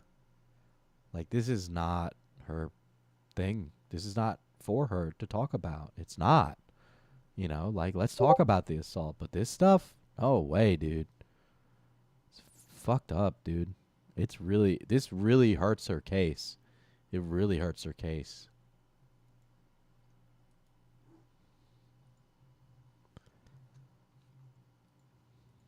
And Leighton, he did not do this on purpose. He made the mistake of passing the word along, and I think he was trying to help because I think it's what he wanted to. Because he would never try and like get me in trouble over this after he has been like my rock the whole time outside of this whole situation. When he told them that I was still upset, I don't think they got to hear why, because all I wanted was them to make a statement, at least just to say that Dawn doesn't work with them anymore, or they've split ways, or however you want to word that. That's such a loose-ended statement. You could be as vague as possible, or you could just straight up say, he assaulted someone, we're not working with him anymore. And then, like, imagine if they did that. I would okay, Lex. That made them even aware that we were upset still was that we had talked to Leighton, and Leighton, he did not do this on purpose. He made the mistake of passing the word along, and I think he was trying to help because I think it's what he wanted to. Because he would never try and like get me in trouble over this after he has been like my rock the whole time outside of this whole situation. When he told them that I was still upset, I don't think they got to hear why, because all I wanted was them to make a statement, at least just to say that Dawn doesn't work with them anymore, or they've split ways, or however you want to word that. That's such a loose-ended statement. You could be as vague as possible, or you could just straight up say, he assaulted someone, we're not working with him anymore. Well, you can't just make a public statement where you say, we're not working with this artist anymore, he assaulted someone, no context added. You can't do that, right? Because Don would have been able to open up a lawsuit, right, where you don't have evidence to support that claim, right? You just have the testimony from Lex, because there shouldn't have been like an eternal HR investigation or maybe a police investigation, right? All that stuff needed to happen before you can make a statement like that. And he was a thumbnail artist that had an occasional presence on the channel. He wasn't a main personality entertainer on the channel, right? So to make a big hullabaloo about him leaving is a little difficult to say whether or not that's the right call. And making that kind of statement even in a general sense, might not have been good enough anyway, right? You make a business statement where you're like, we're no longer working with this person. Well, then we might still be in this position, but you could say, well, Matt and Ryan were being corpos about it, right? They were doing the corpo sleaze talk, right? That's not any better. You know, it's like we can't just go around saying that as a business. There's different rules for that.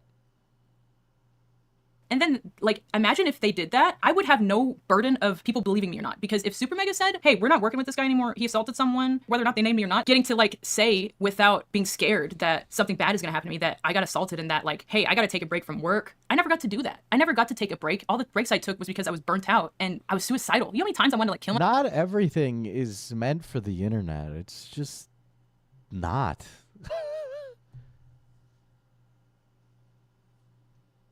Myself because all this shit going on. Like the Dawn thing by itself, I've been assaulted before, unfortunately.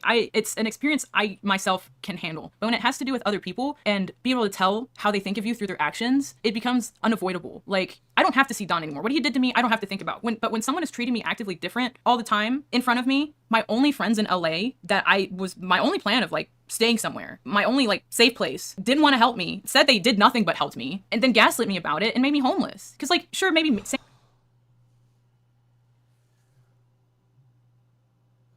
I am not saying that something bad didn't happen to Lex. But Lex seems like a very entitled person who is catastrophizing her own life and not taking any steps to better it. This is incredible, the statements that she's making, from asking them to publicly accuse someone through professional channels to saying it is them who made her homeless.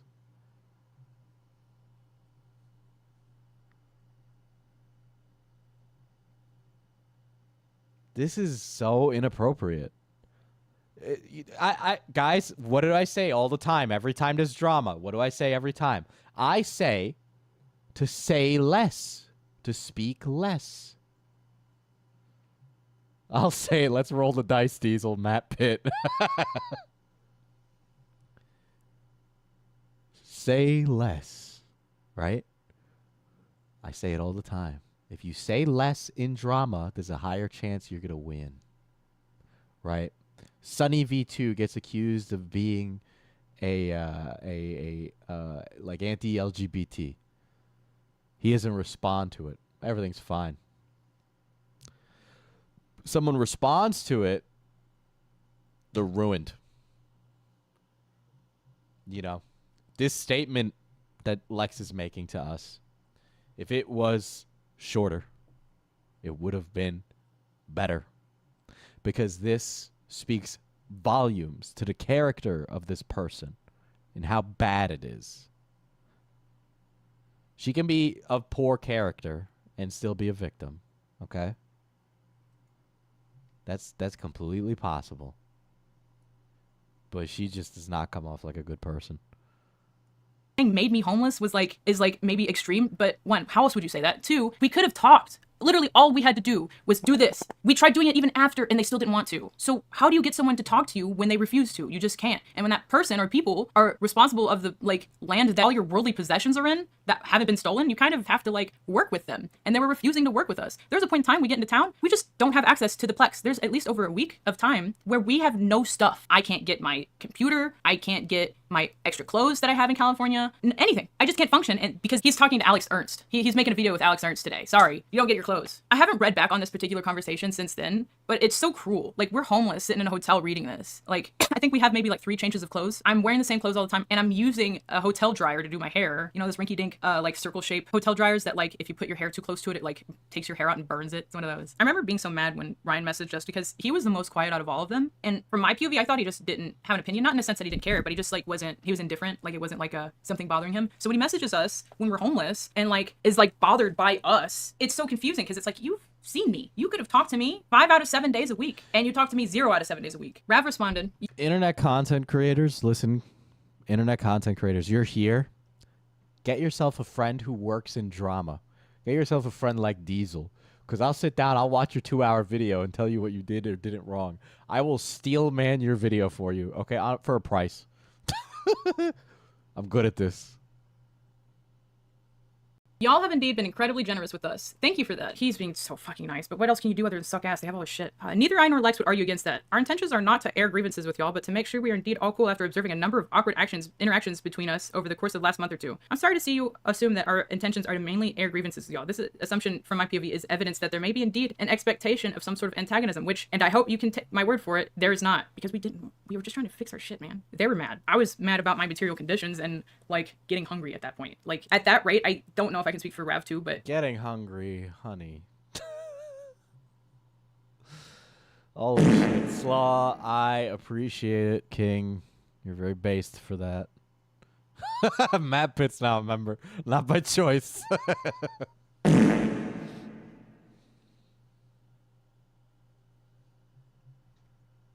Look at all these new members to the gas station. Look at all these gamers. Thank you, Slaw. Shout out to Oil Daddy Slaw.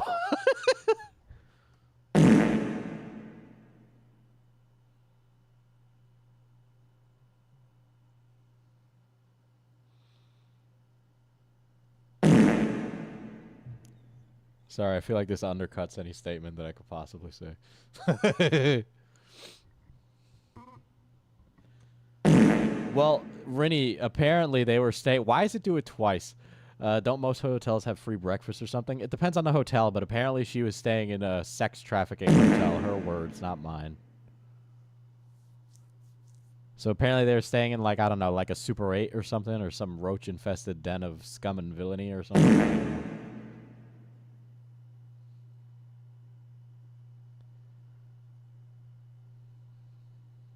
Is it done now? Have we gone? Oh, nope, it's got to do that twice. Welcome all to the new gas station attendants. Our wonderful. it's just. But I'll just read out what Axis said for 5. Oh wait, there we go. Perfect. I really dislike how she talks like they're her landlords and not people that are letting her live rent-free in their office. Yeah. Yeah. Ash, thank you for becoming a gas station attendant as well. Yeah, she's talking about it as if she's entitled to these things, and she would be if she was a tenant, but she's not, you know? Super 8s don't have hot tubs, I can tell you that.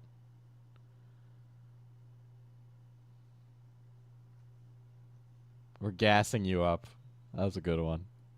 a lot of days we were just sitting in the hotel room talking about the boys. Meanwhile, they were like laughing at us. We didn't know this at the time, but we were just like, I wonder if it's going to work out. Because those were literally, up until that point, that was our social circle. That was everyone we knew in LA. I understand this year has been incredibly tough on y'all, and we wholeheartedly don't mean to add onto the stress and anxiety. Betcha she had plenty of weed the whole time. We'll find out about that when we get the Leighton stream now, won't we? More than we already have, staying at the Plex for as long as we did. The fact that we felt, you can consider this co-wrote, since I was like, every time Rav would send a message in this particular group chat, he was like, this look good. The fact that I get a So you were also sitting around in a little posse coordinating your text messages. Pot meat kettle. to tell them about it, and they essentially kick us out. They all but kick us out of their place and get suspicious at us being like, hey, we good, to the point where we have to console them about their year being hard. Insane. Like, what are these babies we're talking to? Like, why do you have to, it's this last sentence, why do you have to console someone for a hard year? What are you, a kid? Like, they got stolen from, right? And we're having to tell this to them right after we got robbed. They're not saying sorry to us. They never said sorry to us, actually. They made fun of us. Strange. It's only okay for you guys to have a hard year. Never, you know, the person who got assaulted or the person who's, like, dealing with suicide attempts. I don't know. I know you guys don't give a shit about either of those things, obviously, but the one That's constantly... disgusting. That's disgusting. Please refer to my statement earlier, okay? They can give a shit about is their fucking selves. What kind of bug is this? The fuck was that? A lot has happened. It's the fly on the wall, okay? It's the literal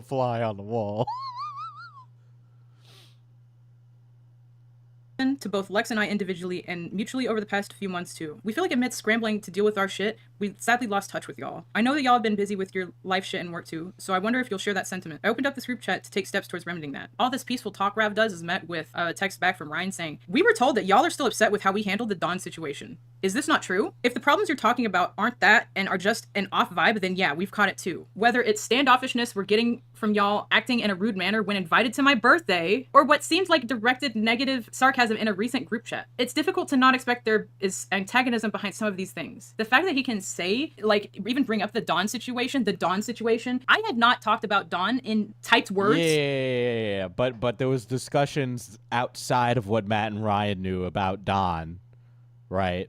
Because Leighton was busy fighting for you amongst Matt and Ryan and them, right? Saying that you guys handled this wrong and Lex is upset.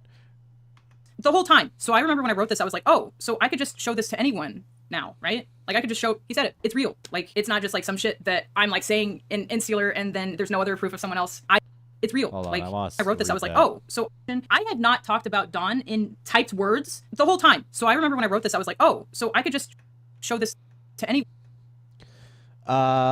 We were told that y'all are still upset about how we handled the Dawn situation. Is this not true? They would have been told that by Leighton.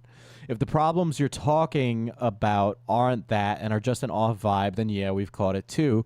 Whether it's standoffishness we're getting from y'all acting in a rude manner when invited to my birthday, or what seems like directed negative sarcasm in a recent group chat, it's Coffee Addict. Thank you for becoming a member. I appreciate it. I sell coffee, manipotioncoffee.com. It's very based. Use code D10 at checkout if you want 10% off your order. It's difficult to not expect there is some antagonism behind some of these things. One now, right? Like I could just show, he said it, it's real. Like it's not just like some shit that I'm like saying in insular and then there's no other proof of someone else. I remember feeling a weird amount of relief when he wrote that and sent it. I was like, you're so mad you like fucked yourself in case like you wanted to ever keep this like fully like locked down forever. Not that you could, it's not even your situation to do that, but it seems like that was the attempt. The only time you mention is complaining. Whoa. They asked you what to do about Dawn and they fired Dawn. I don't... to me about how I'm reacting, them not reacting. And in the way that is brought up, y'all are still upset with how we handled it. Is that not true? That's just prompt to like start an argument. That's not, you don't. It is true though. It's true. Like, would it start an argument? Yeah, but it's true. You didn't like what they did. You would have wished they did more. Those are your opinions on it, and you should have vocalized that right then.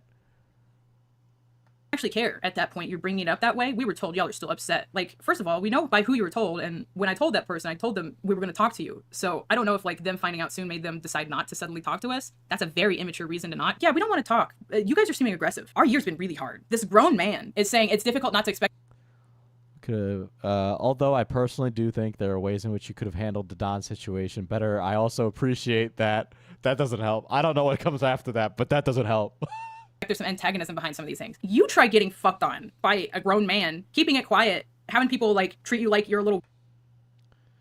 Okay, Ryan loves Don, blah, blah, blah. Screenshots of SuperMega Discord after Ryan liked Don's art in August. Worm after you tell them. And see if you're not a little antagonistic. And even then, I was keeping the fuck quiet. Like, they weren't going to find out unless someone else told them. And Leighton was just trying to help. He was just trying to help. They refused to talk to us. It's not like they would have ever found out through talking to us. They would have only found out if, like, Leighton or Jim said something. So they just had no intentions. It could not be any more clear that they just had no concern with trying to communicate after all of this happened. Their only concern has been framing it so it's our fault and everything that we've done is our fault. And I'm not to say that we're not adults here. We have self-autonomy. But everything I say has an explanation. Every action has a context that comes before it, that had a bad thing that happened before it that made me react the way it did. What do they have besides Jackson? Like, it was in February, it was almost the end of summer, and they're telling us we've had such a hard year from something that happened in winter, and they just settled it. So if anything, they should have been happy at this time, but they're just being like, oh, we're so tired, it's not your thing to be tired about. You don't get to be tired about this. This didn't happen to you. Like, who do you think you are to say something like that to someone? Raph said, although I personally do think there are ways in which you could have handled the Dawn situation better, I also appreciate that everyone makes mistakes. This is, however, not at the heart of what we're trying to engage here. Admittedly, we did vent to Leighton about it, along with the actually relevant concerns. So yeah, they did tell Leighton, and Leighton turned around and was like,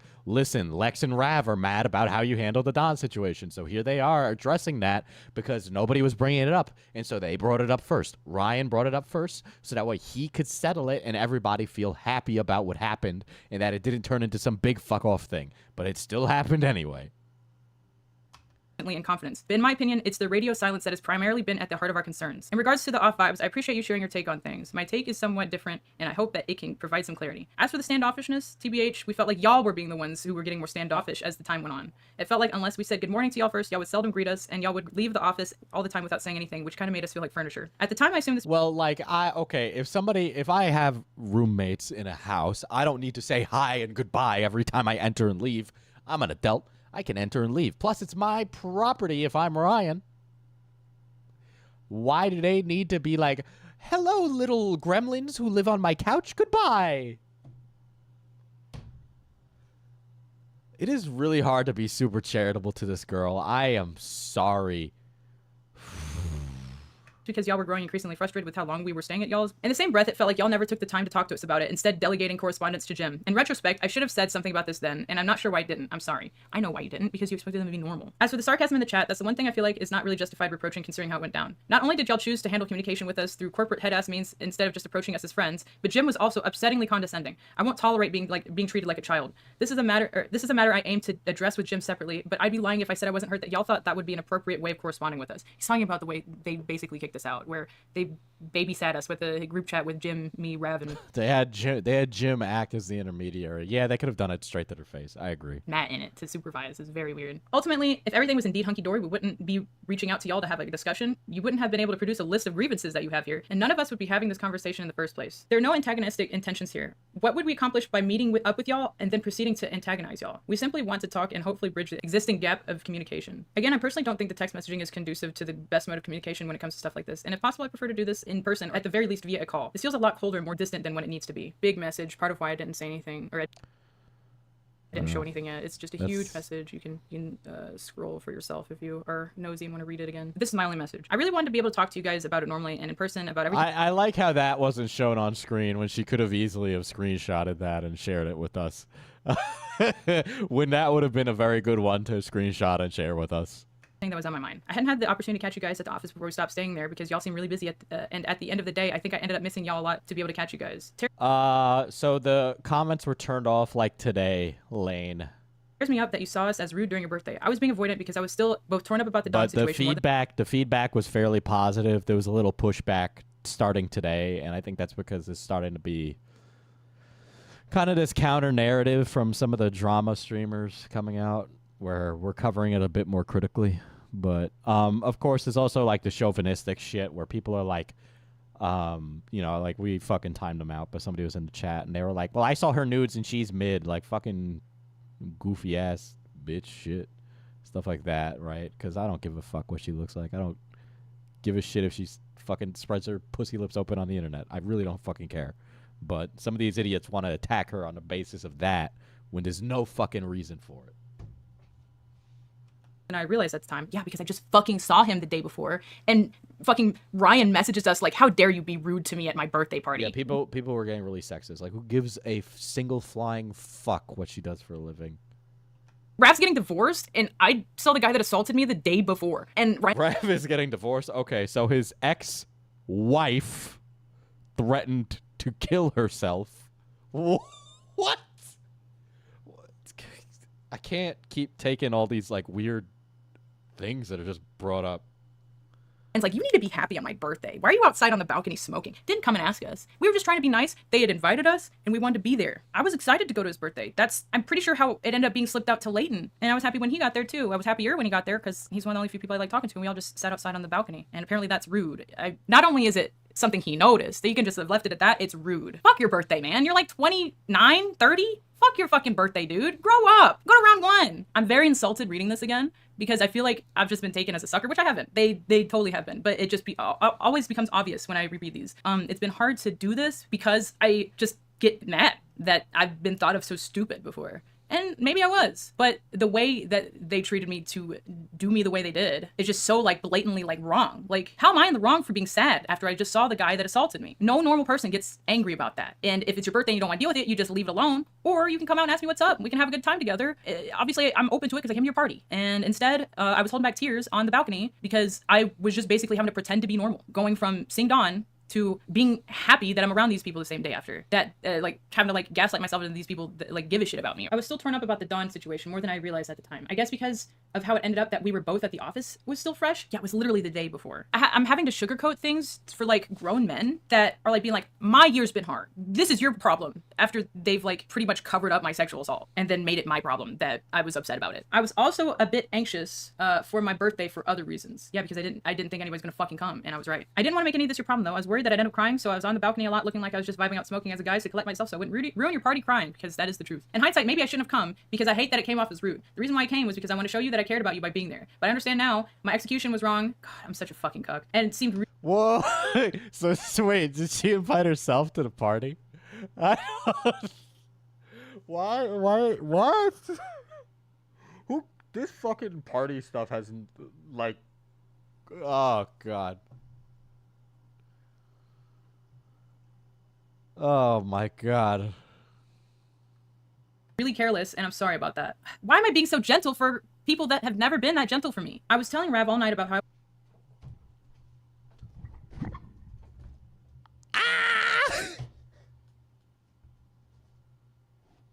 Main character syndrome. I don't want to be a dick, dude, because of the context of this conversation. But it's like I don't like. Someone else has a birthday, needs to make it about myself. Fuck this lady. God.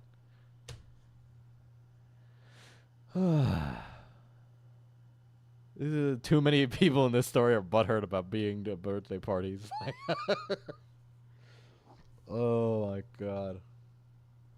Listen. I know you're all gonna joke about it. Oh, okay. It's gonna do that again. Matt Pitt became a member. I need to go take a leak. Sorry, I'm just filled with water because I'm super hydrated.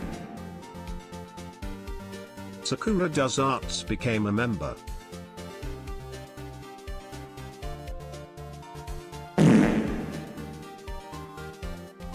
Unfortunate Event became a member.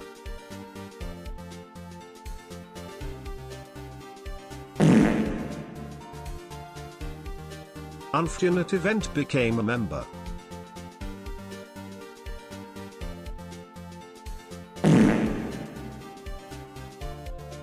Sakura Does Arts became a member.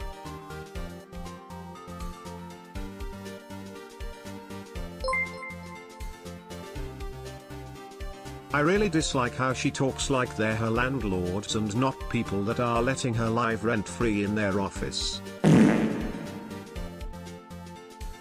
Ash Chi Cupcake became a member.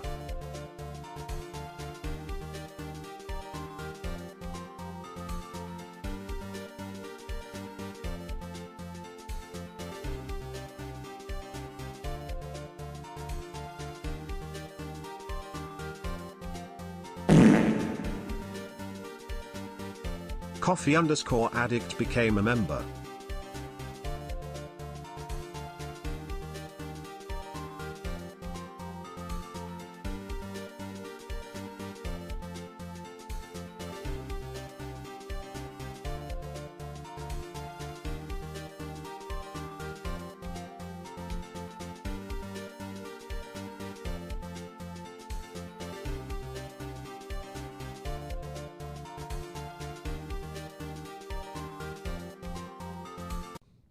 I return.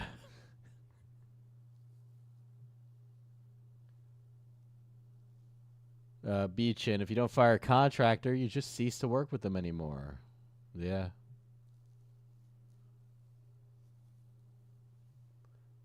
Thanks for the extra shout out, CTS. Ah, God. All right. I'm not going to drink any more liquid so we can just get through the fucking video. There. Yes, I'm washing my hands. I've been gaslit, manipulated, girl bossed into washing my hands regularly. I wanted to see you even though I thought I wasn't feeling the best and how I was hoping you were feeling okay, etc. And none of this translated to you because I never said anything to you directly that showed that, and that's my fault. I do believe that because I was talking to him like I really didn't want to go because I was sad and I was like, I want to go and see Ryan. And we did, but apparently that wasn't good enough for him. I needed to be on smile mode way harder. A lot of anything I've talked about to anyone else is mostly just stuff I'm still getting over. Not really I know anything I said this anyone last stream, but did you know that she's black? I bet none of you knew that if you weren't here.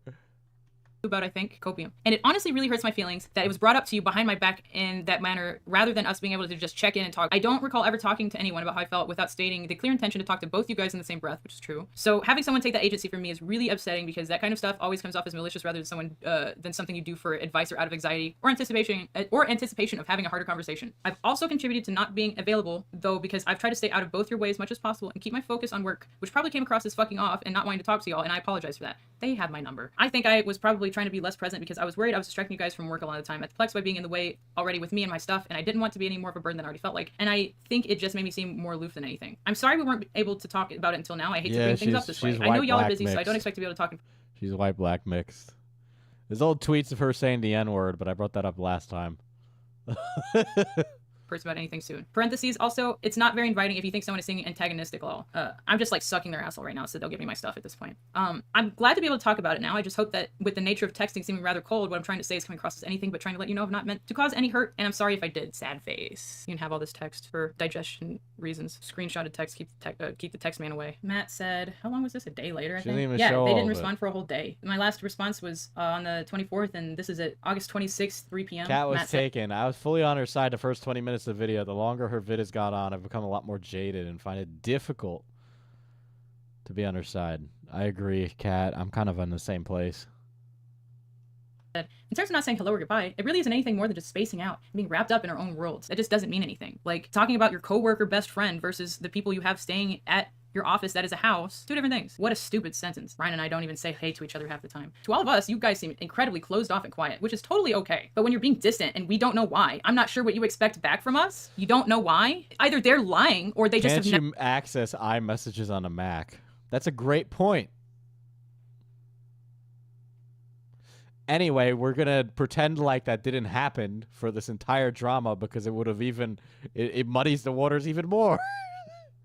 Ever listened to a word any of us have said. Rav multiple times has gotten the magnum opus line from Matt himself, including one time at a round one, outside of a round one, when we were all hanging. Any time that I have drama now on YouTube, I'm gonna turn to the person that I'm standing next to, and I'm gonna yell in their face. I'm gonna grab onto their shirt, pick them up like like they're a Looney Tunes character, and fucking be like, "FPS Diesel's my magnum opus."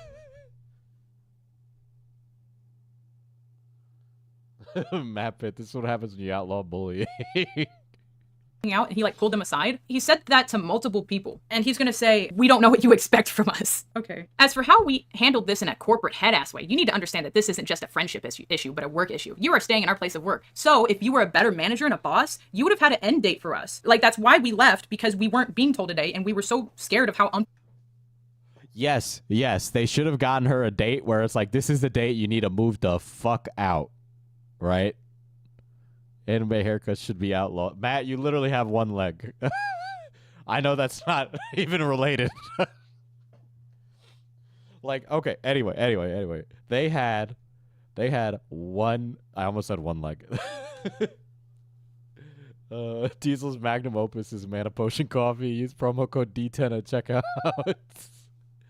Oh my god.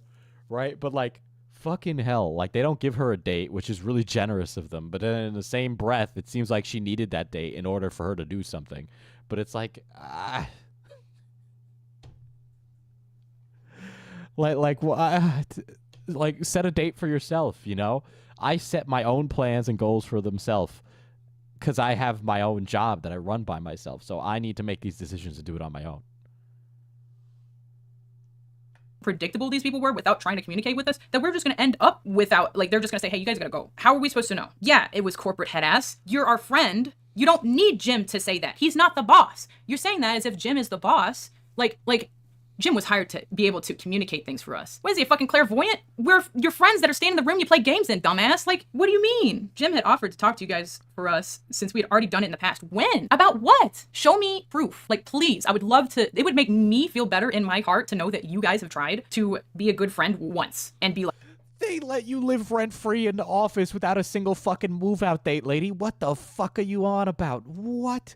What? Do you think they just do that for anybody that comes through their oh, my God. You're so fucking entitled. like, hey, are you guys good? Because if you think you said that, I don't think you did. Oh, my God. This is so bad for victims everywhere. You know, like, she's a victim. Don't get me wrong. I'm not trying to downplay that. But she comes off as the most entitled fucking prick ever. Fuck, dude. You think you said that. I think you, in your head, said the equivalent of, hey, you good? But it was probably like, hey, when you guys getting out? Or when you guys come back? Or something like that. Like I said, the only vague thing we had was like the middle of August. And we had gotten kicked out happily by then. Because we were like, we can have our stuff gone. They were like, sure, happy travels. Just fine, cool. She isn't living rent-free in someone else's home. She is couch maxing and no rent pilled. But like, don't bring up friendship issues if you're going to do that. Don't bring up not being corporate head ass if you're going to do that. Because that's just like, I just got laid off of the fucking show or some shit. Like, viewers didn't like me. I'm getting voted off the island. Like, I have no warning of this. That like, what you expect when someone is like not happy with you staying somewhere is like someone to sit you down and be like, hey, is there like a time you plan on leaving? Not a fucking text message with a guy you don't know that well that made out with you and your friend who is not talking. What the fuck? Okay, like, yeah, the group chat was a little goofy. They could have just sat down, but like, I feel like the point still gets across. When the fuck are you getting out, right? One way was less appropriate than the other. They also didn't know about Jim, so why are you criticizing them for something they didn't know was an issue that it even happened? Oh my God, fucking, this lady, I hate her. I hate her. Am I going to do in that situation? I mean, Rav's a talkative guy, but most of these group chats, I just don't have any words in or maybe one message because I have nothing to say to any of these people. The only people I wanted to talk to the whole time was Matt and Ryan, and the only reason why they found out that I said anything else besides to them was because Leighton was the only other guy I talked to. But everything's my fault, though. You know, I'm fine with being so fucked up in the head that bad things happen, but I can't understand being so, like, uncared for that as a friend that no one has ever, like, checks in on you. Like, if someone had checked in on me, I think You had all this support. You had such a fucking big support network. Do you know how many people would be blessed to have a quarter of the support network you had, lady? Are you fucking kidding me? You wanted them to reach out more? Go get a fucking therapist. could have, like, been like, oh, I should go home. God damn. You know, there's so much struggle in the world, and yet I get to hear about this fucking bitch complain about not getting a fucking move-out date. Are you fucking kidding me? Complaining about stuff they had no idea happened because nobody communicated. Should Matt and Ryan done a lot better? Yeah, of course. Is the essay bad? Yeah, of course. And nobody is discrediting any of that. But she acts so fucking privileged. I want her to see some of the homes I have seen in my life. Holy shit.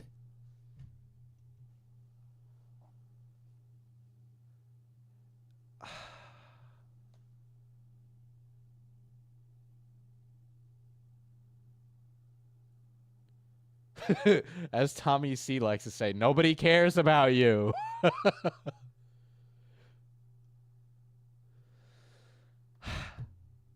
Fucking take care of yourself. Do something. Fucking this lady does not. If you're this dysfunctional, get a normal fucking job. Get an office job. God, you need somebody to give you fucking dates. Stupid.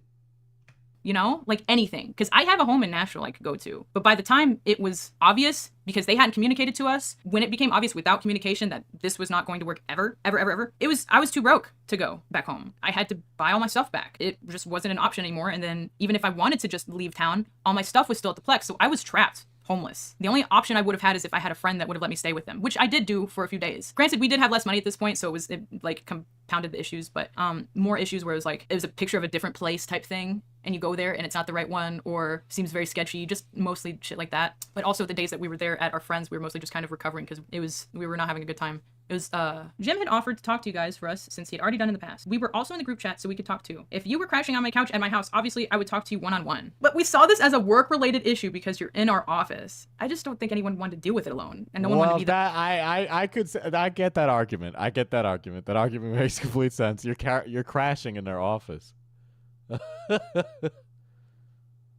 a bad guy. We're trying to best run our business. I hope you're able to see where we're coming from. Is that why you guys don't work and make videos? Because you're trying to do what's best for your business? Because I definitely see how that's working. I understand that both of you have been through a ton this year, and I really feel for you. It's been a shitty year for everyone. Just had to add that in. Just about, you know, when it's about you, you don't say anything about me, but when it's about me, you gotta say something about you.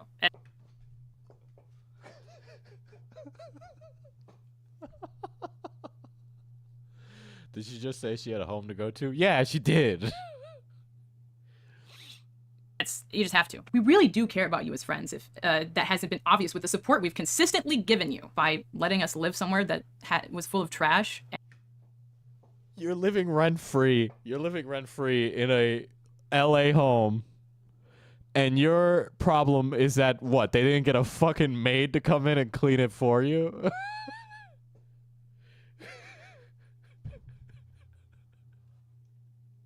God forbid they didn't do more for you. You fucking pedantic bitch. Fuck you. Oh my God, what an asshole. Oh my God. I can't. How am I supposed to give sympathy to someone that's just fucking rude? And people in no room and making us feel uncomfortable about it, and then making us feel uncomfortable about getting assaulted and then not talking to us while coming to work every day. I'm sorry that miscommunications have happened. Ryan teamed in also. It's very obvious that these messages, you see the time, Friday, 3:18, and Ryan's message. Wouldn't it be their trash? Exactly, Rennie. They're the ones living there. And you're going to find out from Leighton's stream that Lex would buy Uber Eats all the time. Coordinated, because Matt's is so long, it seems like it's like half Ryan's words. 3:18 he sends that, 3:25 Ryan sends his response. So they were typing them at the same time. Just obvious what's going on from, like, I just live there, I know what you guys do all day. You're just both sitting in the office looking at each other's phones like, this looks good. Ryan said, don't you think the I won't tolerate it being treated like a child is a little far reaching? Y'all consistently left messes out or in our fridge, parentheses, rotting food in the kitchen and hey, fridge. Hey Diesel, did she block you after last stream? If not, she'll do it now. You know what? Lex, I'm sorry what happened to you. I can admit that. I 100% get it. I've heard very harrowing things from many people, okay? But you need to take accountability for yourself and your own actions and where you are in your life. And if you can't do that and you can't see that's an issue, well, guess what? You're going to be an absolute burden on everybody that walks through your life forever. You're going to constantly keep having catastrophes, and you're going to constantly feel like the world is out to get you. And guess what? One day, when you're not young and you're not a pretty girl, people are going to come and let you crash on their couch. And they're not going to care about you. And you won't have an OnlyFans. And you won't have money. And you won't have any job security. And you won't have anything. So please, get your shit together now, because there are a lot of people much worse off that have much less opportunity than you. So start to act like an adult, because you're in your mid to late 20s. That's about the time when you get your shit together. Bags of trash sitting out, etc. It's not about being treated like a child. It's about acting like an adult and respecting the place we were happy to lend to you, which again is a place of work for 5 other people. Hello? Maybe you shouldn't be inviting people to stay at your work then. Isn't that— Yeah, bitch, get fucking live on the street. Are you kidding me? Oh, it's their fault that they let you crash. Okay. For 5 other people. Hello? Maybe you shouldn't be inviting people to stay at your work then. They shouldn't. I agree. They shouldn't, by the way. They shouldn't be inviting anybody. Nobody can sleep in the fucking office. It's an office. I don't give a shit if it's a house as well. That, like, your responsibility, make sure that, like, that's something you can handle or not. We did not leave messes in their fridge. I order food at, like, dinner time or later, because I would stay up a lot when no one was around so I could enjoy being normal. Order late night food, fall asleep, take it out the next day. Or, you know what? Fuck it. If it did sit, it sat with the piles of trash that were beyond anything I could ever make myself. I'm talking like up to here, like up to my waist, trash cans piled over with trash, more trash, because apparently they only liked Leighton taking out the trash. It makes it easier if only one person does it. I remember feeling insane when I saw that, because I remember that I wasted days of work to clean up after them. And he just accused us of making... If this video clip of what the messy house looks like, please tag me in the server, because I don't have that. all the messes, it's like, bro, do you just get amnesia after you eat and walk away and think we did it? Because like that's just not the case. They kept it so tight. They were so mad they weren't talking to us, and this is apparently the culmination of their qualms. Is that birthday, the corporate head ass thing is not right, even though I got an employee to throw my friends out. Getting mad that I got mad about the Don situation. Rav basically just ignored Ryan, I almost forgot his name, and said, I appreciate your perspective on the hello goodbye stuff, and I'm sorry that y'all felt we were distant. Aside from the last day we saw you, I think I was cordial. I don't have the video downloaded. I need it. I need it. I'll go check in a second. Everybody, and I treated y'all as I would anyone else. It's not like I carry around any resentments or ill will towards y'all, and I apologize if my conduct has ever been put into doubt. Rav's too nice. I sent a video of them running through it somewhere. Well, it's in drama chat. Okay, I'll go take a gander. Let's go take a gander now. Hold on, let me turn on the investigatory music here. Somebody just tagged me. That's what just happened.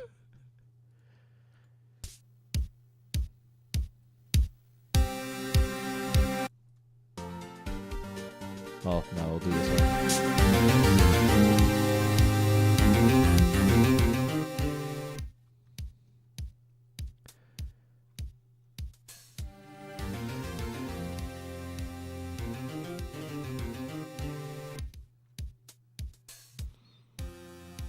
Thank you, Rena. Appreciate it.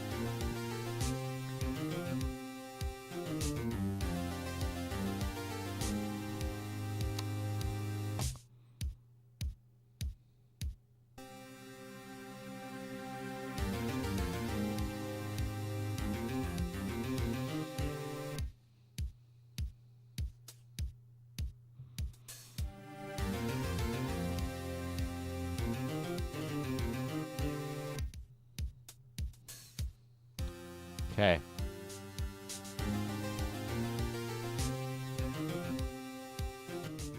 What a surprise that it's gone.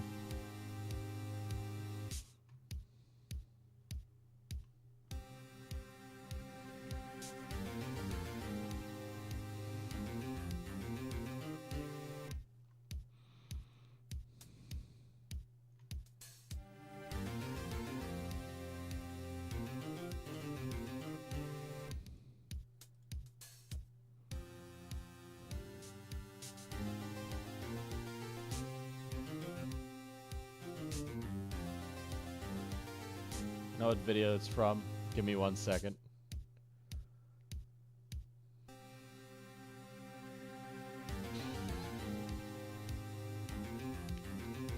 Hold on. Give us all like a moment to like look this up.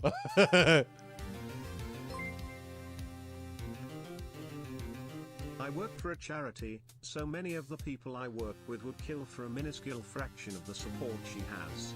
I am seeding I mean Manapot. Yep. I 100% agree with you, Kat.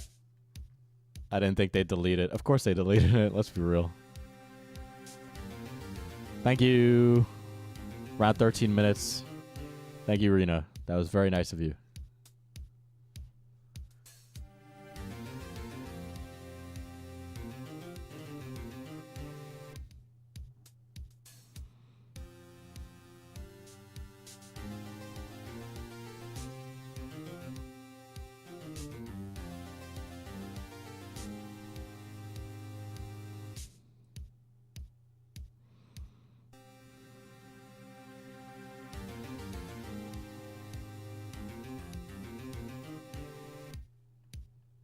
That room doesn't seem that dirty. Not more than a college dorm.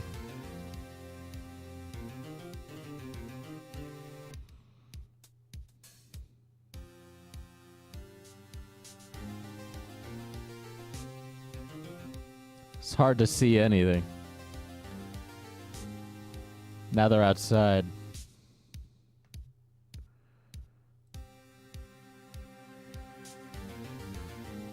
None of it looks particularly dirty from what I've seen.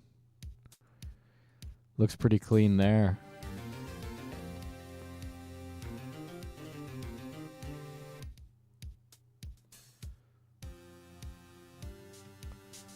A little bit of trash there, right? Right? A little bit of trash. Let's keep looking around in here. Okay, we got some boxes on the walls. It doesn't look that dirty, to be honest.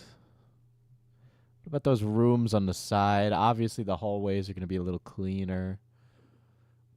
We got an office. That office doesn't look too bad.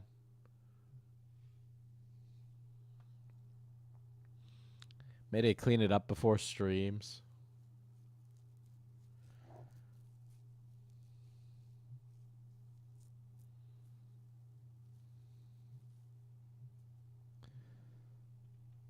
Yeah, it doesn't look particularly dirty. This is 3 years ago. Yeah. It's a little we got like piles of crap on that counter. We got like piles and stuff on couches. We got like Amazon boxes and shit. Yeah, it's a little dirty. It's a little dirty. I'll say that. It's not great. It looks cluttered. I'll say it looks cluttered. Yeah. Right. Yeah. So it's definitely a lot less extreme than what she was saying, I will say. It's a lot less. It's a lot less.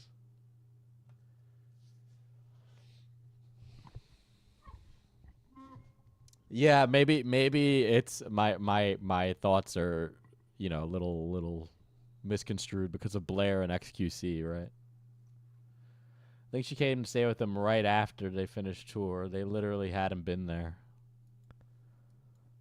I personally think there's nothing wrong with expecting your friends to not delegate what, in my opinion, is a simple communication when you see us all the time. I'm sure you didn't mean any harm by it, but it hurt regardless, and I'd be fucking up if I just kept that to myself. With all that said, Important to also note they do mail opening videos, so a lot of those boxes are probably fan mail.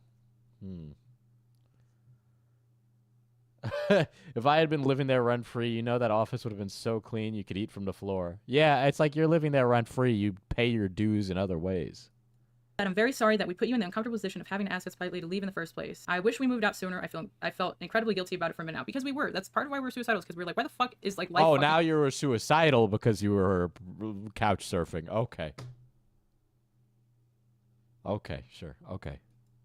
Us to where we're not getting a place now. My ring lights are attracting bugs. We've always given y'all the benefit of the doubt on any and all matters when we weren't sure how you felt, and at the time of reaching out to y'all, we were confident that a conversation would help clear any awkwardness between us. I like to think much of it now has. I hope you feel the same way. And guess what? They didn't respond. You know, the rest is definitely not responding to that. They did not care.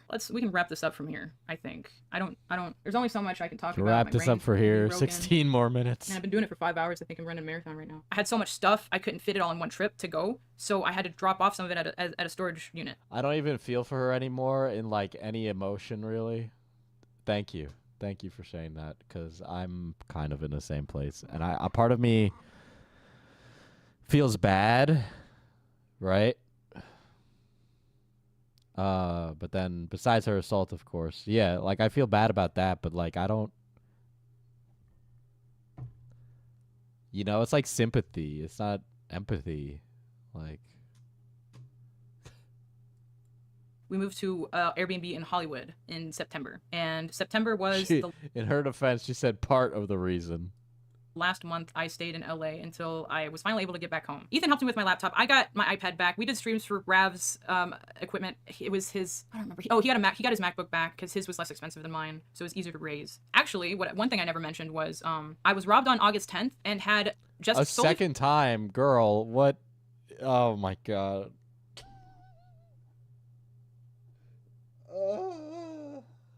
Are you kidding me? from my post enough money sent from followers and like fans between the both of us, amazing, that he was able to go buy a new laptop first. We go in, and because he's from the UK, oftentimes during the summer we would have this problem where card readers wouldn't work. Sometimes it just wouldn't let him get stuff. So we go to the Apple store, pick out the laptop he was gonna get, go out and take it to the guy, and he can't buy it. So we have no choice but to leave. And when we get back, I got robbed again. Somebody had opened up the soft top like of my Jeep and grabbed my backpack. And oh my God, no. Stop leaving your shit on a chair in a city, bro. only reason why I even had my stuff with me was because I didn't have a choice. When I got robbed the first time, I didn't have a choice to have my stuff take the bag with her? with me. Like, they told us they wanted us gone before we left, so I took more stuff, and because I didn't want to, I felt so Or bad. hide it, like under a blanket or something, in the dark part of the car. Felt like trash that we were getting asked to leave. You know, like, these are things I've learned from my parents who lived in New York City, you know, because this shit happens. Like, there's people that aren't nice in the world. Somewhere like that will never make someone feel good. I was trying to take as much autonomy over it as possible and ended up getting my stuff stolen. Buy it back with money I was so thankful. Maybe sell that Jeep if you keep getting robbed. Replace that tarp top with the hard top. Clearly it was expensive. You must have a hard top. Get donated to me, and it was stolen right back. Ever since like November when that happened, I stopped tweeting nearly as much. So by the time August rolled around and more shit had happened, I didn't know what to say online. How was I going to say anything that was happening to me online without saying everything? I've been recording for 5 hours, so I understand why I didn't, but it made it so hard to talk because anything I would have said that wasn't that would have felt like I was lying because that's all I wanted to say. I'm thankful that I have people that care about me, whether or not I know them or not. I'm like online people, in real life people, even if it's just a few, it was enough for me to make it.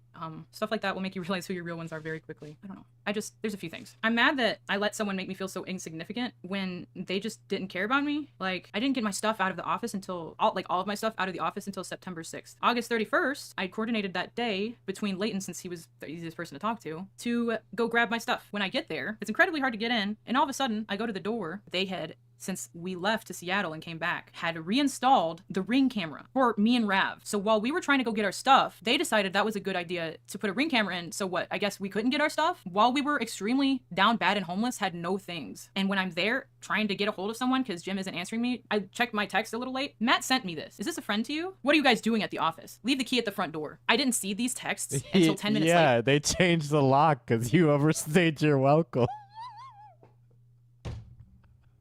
No shit.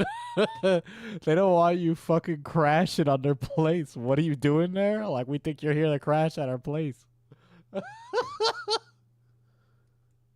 And within those 10 minutes, I'd already been to the door, and Matt turned on the app from his phone and was like, "What are you doing here?" So I get scared to shit because I've never seen a ring on this door, and then all of a sudden Matt's being like speaking to me in this like crazy, like rough voice. Don't know if he was lit or what, but it doesn't matter either. It was very crazy. I don't know if he thought it was Rav and he was trying to talk to me like that, or if he was really just, I don't know. It was very weird. So I started freaking out because I was the only one packing because Rav didn't feel comfortable being there. But instead, I get freaked out and I just message him a bunch. I didn't have anywhere else to get my replacement things sent, so I was still getting like backpacks and work clothes sent to the office. That I was like, hey, I need to pick these up. Next day at almost 7 p.m. Hey, I'm really sorry about my tone. Wasn't sure what was up, and Leighton never told us. I appreciate that. Would love to talk sometime. Right now is probably the worst time for me, but down the line for sure. That was a lie, by the way. That was September 1st, and he was just lying to me. September 4th. Hey, sorry to bother you. Just wanted to ask, to check in and ask if I could grab some of my stuff from the office. We'll be shooting some pics and videos today at an abandoned water park a couple hours away, so I want to grab my camera and Amazon stuff I got sent there. Hope you're doing okay. Yeah, I was asking for permission to get my camera, like a day after. I said, ended up not coming over when I mentioned it. Would anytime today be a good time to come by and grab some stuff? I can come by myself. He responded, yeah, I think Jim will be there for a while. Just text him just to be sure. I just bounced and saw this. That was at 4 p.m., 9, almost 10 p.m. Coordinated with Jim. Thank you. I just left a little bit ago. I grabbed everything and threw away a lot of stuff that was in and around the garage. Thank you so much for letting us stay here. Hope you're having a good night. When we were gone, he started talking to me more, and I felt like it's easy to be like, oh, we're normal now. Thank you. Take care. What's y'all's plans? Yeah, of course they're better because now you've moved out of their fucking place and you stopped freeloading.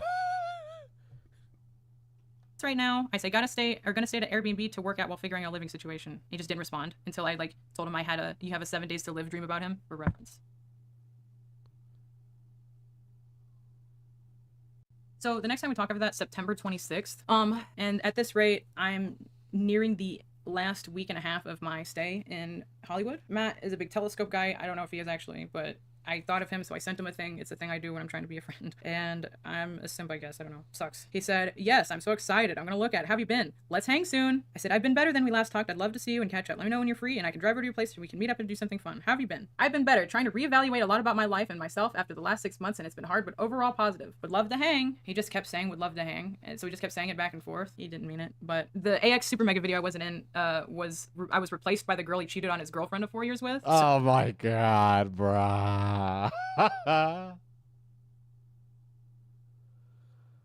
So not only did he cheat on his girlfriend and broke up with her, and then she found out after because Jim This was doesn't living need to with the be new in girl. here. This doesn't need to be in here. This is so inappropriate as well. This is not for the public. Well, she's still friends with Jim. Like, they're both friends with Jim. He also takes a break with the new girlfriend he's with to basically solicit a sex worker girl that he was into to come live in LA and move from like across the US before he decided that he wanted to go back to the girlfriend that he was just with. So if I were him, I would probably be reevaluating my life as well. I understood so much when I learned that, because if not for that, I wouldn't know what the fuck he was doing the whole time. He was like, I'm busy. I don't want to talk. I'm doing stuff. None After of this September, is true.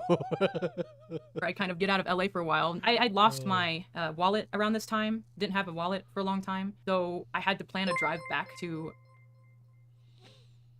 Goes to abandoned water park in LA in a soft-top Jeep to take crazy photos while leaving all their stuff on the car. Keeps getting robbed. Surprise piker. Yep. Well, yeah. Why would that happen? Nashville, because I tried to reorder my like a temp ID from Nashville I would rather listen to a ukulele apology than this level of entitlement. and it never arrived before the Airbnb was up, so I just didn't have any choice but to drive back home, which is fine, but because at least I had time to plan it. But that was interesting. I had to drive from LA to Nashville. It's like 2,000 something miles with no ID, so that was fun. But I don't know, I feel like that's mostly important stuff. At the end of the day, me talking about this isn't for a gotcha. It's not for like a listen, the SA stuff wasn't for a gotcha, but I would not be surprised if there was a group chat coordinating every single grievance that was aired, or what grievances would be aired, because it kind of does seem like there was a little bit of a if not deliberately coordinated in a group chat, everybody was on the same kind of wavelength to defend you and try and take shots. Right? Like Leighton went to go take shots. Ethan, your boyfriend, current boyfriend, went to take shots. Nick is not green. The friend of your boyfriend went to take shots. Right? So either you all coordinated together or you all just vibe toxically together to create this gigantic fuck off thing. Was me. I'm just talking about stuff that happened to me because it's important to me to get this off my chest. I've been holding on to this weight for over a year for no reason. What loyalty do these people have? I've had friends leave my life, even in the YouTube sphere, right? And we've left on bad terms. It's gone through my head like, oh, should I get out there and like expose them? And then I go, actually, well, it's not worth it. There's no reason to be petty like that. So I just let the friendships die and I move on with my life because, you know, friends come and go. Me that I need to be like, I need to protect them. What did they do for me? They let me stay at their place and then made me feel weird about it after they were like, hey, your assaulter's gonna be here when I got there. Like, I don't know. Then they word stuff like I have to feel like I owe them something. I don't owe them anything. They weren't charging me rent. They said I could stay there. You know, if he didn't like me there, he could have done a lot of different things. He could have just opened his mouth and talked to me. That's what adults do. Contrary to popular belief, adults communicate. And I don't think any of you communicated with each other, actually. I think you're all petulant children, so there's that. Sure, and don't just leave everything to text and their employees and act like that's normal and gaslight people about it and gaslight people about like being upset about your reaction to assault. Just what a letdown. And like I've been carrying all this bitterness for like a year and I wonder if I felt like poisoned and like I'm... They should have written her a script. Yes. It would have helped. She even admits it. She's bitter. So she's bitter in this video. There's no way that she's not. Dying all the time. Like I'm not expecting any sort of like response, negative, positive. I don't care, honestly. What do you mean? You know exactly what response you're gonna get from this. You're gonna get tons of love and they're gonna get tons of hate. matters to me except for the fact that I can say this. I haven't been able to. That's not fair to me. Why was that okay that I couldn't say anything? Why did so many people allow that? Why did I have so many friends that were cool with that when they found out what was going on? They're just like, okay, and pretend like nothing was going on, still doing it. And you know what Matt did before Creator Clash this year? He texted me, how's Tennessee? As if he's not the reason I'm there. And when I didn't respond. What do you mean, lady? You can work from anywhere. Who gives a fuck where you live? You move back to Tennessee with your family. Like, bruh. Why? Because you don't think in Tennessee you've made it and you got to go to LA? Like, bro, fucking get over it. You can work from anywhere. You even say it. You can work from anywhere earlier in this video. He took me off his Instagram close friends. Didn't unfollow me. He just like... Oh, God forbid he takes you off the Instagram close friends. You're only a burden on his life. Didn't want me to see the stuff he really has to say, which like I don't care. It's just like so obvious that like what these guys are doing, they do it at the same time, they do the same kind of stuff, they did it to Rav. They don't ever have intentions of... Isn't it? I can't believe she mentioned Instagram close friends. What is she fucking smoking? What? Being friends with us ever again. They don't care. They're trying to placate us so we don't say anything. Because you know what I found out after Creator Clash? The fact that I didn't talk to anybody. The only person I talked to was Jim, who came up and physically walked in front of me, said, hey, Lex, and gave me a hug, and I hugged him back. And I was like, hey, because at the end of the day, Jim's just doing his fucking job. Not excusing him at all. It's just, he's not the boss. He wasn't the first person I told. So, you know, if Matt had come up to hug me, I probably would have been like, what the fuck are you doing, man? And I usually don't have that in me. But finding out after you don't talk to someone being Matt, that like you hear people were whispering Lex is gonna say something when I had no intention of saying something at this time. Like the last month has been completely focused on me being better because I've had to spend that much time doing it. It's been not fun. Nobody wants to be broken down so badly that they have to spend half a year building themselves back up. Cool that I did it enough that I can even do this, but honestly I haven't slept and I spent like at least 15 hours of today just like procrastinating starting this. How can I get a normal job? could I make this up? How can I make so much stuff up? At most, it's like, why did you mention that? Or why did you mention this? And honestly, everything's relevant to me because... As most, like, she even admits, like, why did you mention that? And she just feels it's relevant. Everything has affected me, and I've not been able to talk about any of it. Yeah, but some of it isn't yours to share, lady. You ever think of that? You ever think that some of this stuff isn't yours to share, to talk about, the pass judgment on? And you know what? The fact that I haven't been able to talk about it has been used against me for other people's benefit. I'm not benefiting from not talking about this because you know what that means? No, you're not. You're benefiting now. I'm sure this is going to go over well for you, right? You got all the buddies in your back pocket helping you out. When I'm not online and I'm not able to post, I'm not able to do stuff that I tell people that's what they pay me for, you know what happens? People sub to me and people want to spend money and buy stuff from me and they don't get it delivered and they're like, Lex must be like a scammer or Lex must be like bad at her job or Lex... Stop it, guys. Poor use of your income to spend it on fucking an OF girl. I'm sorry, bro. I don't want to do that, but like... It's... Slaw, fuck you. Crazy. I was crazy once. They locked me in a room. A rubber room with rats. A rubber room with rats and rats, Rats make me crazy. Crazy, I was crazy once. They locked me in a room. A rubber room. A rubber room with rats. And rats make me crazy. Thank you for the 20. I appreciate it. Ay, ay, ay. Her downfall was talking too much. Yeah. Why do all these internet people have to act like friends until it falls out with some exposed video? I don't know. I've been in that position where I'm like, I'm going to make the exposed video. And then I just suck it up and I go, that's life. And then I move on because like I'm an adult.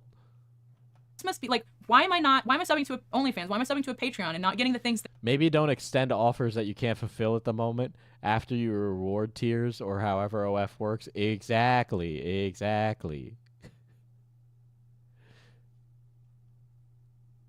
That says it has. This is beyond Don, Matt, Ryan. This is my livelihood. Like, the way I make money currently has been, like, irrevocably changed. I make less than half of what I did last year. And I'm not necessarily being like, I'm fine with working back for it. I've been having a good time, actually. It gives me goals after so long of not having any. They actually feel achievable. So that's the one thing I have going for me. It's just, I shouldn't be here. I shouldn't have to have suffered like this, not be able to afford a place to live because I got assaulted. What did I do to deserve that? I didn't do anything to deserve that. So why did all this happen because of that? It's just...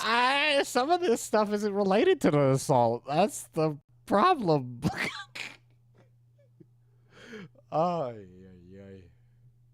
When I was crying earlier about the call out I made when I was 17, partially it's because it just happened again without me telling anyone. Instead of me telling people and people being like, I don't believe you, blah, blah, blah, I told my friends, and instead of telling me they didn't believe me, they acted just like they didn't without saying it.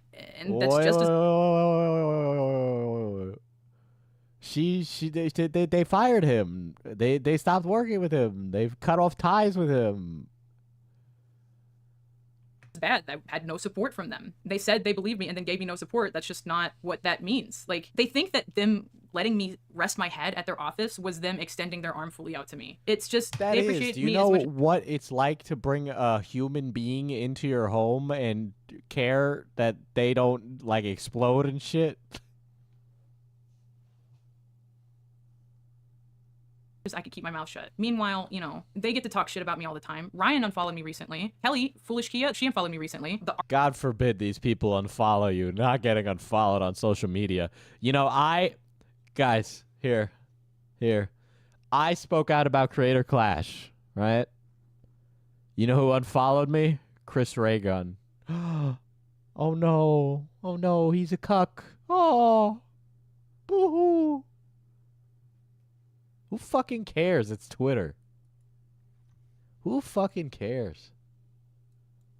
Artist that they got to do Don's art style. June technically was the last time he did any work for them. And after that, Kelly got rehired and still had Don credited until November of 2022. How am I supposed to not believe that that was on purpose? Kelly has a distinct art style. She used to draw in it before. The characters can be drawn differently. And yet, you wanted Don's from some other artist whose art style is completely different. What did you tell her? What does she think she knows about me that is like damning? Because I assume that's why she unfollowed me. She was talking to me last year. If Diesel unfollows me, I'll burn the Discord to the ground. That's so based, Craig.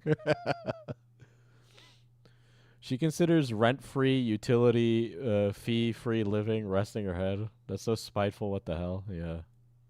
Told me I'm sorry when my dog died. If you look it up on Twitter, that's the last time she talked to me. And all of a sudden is like acting weird. Like, I know that Kelly and Ryan and Justin all hang out. It doesn't matter. I feel like I'm being taken advantage of for the fact that people don't know my story. And it's not for them. It's everybody that has been like, you good? On my pictures that look like I'm having a bad time. Everybody that's been like, what's up with you? Why did you go homeless? And I didn't respond to them. I read every single comment asking if I'm okay and just couldn't respond. So I don't think it's fair that other people get to talk about what happened to me. And I don't. So I am.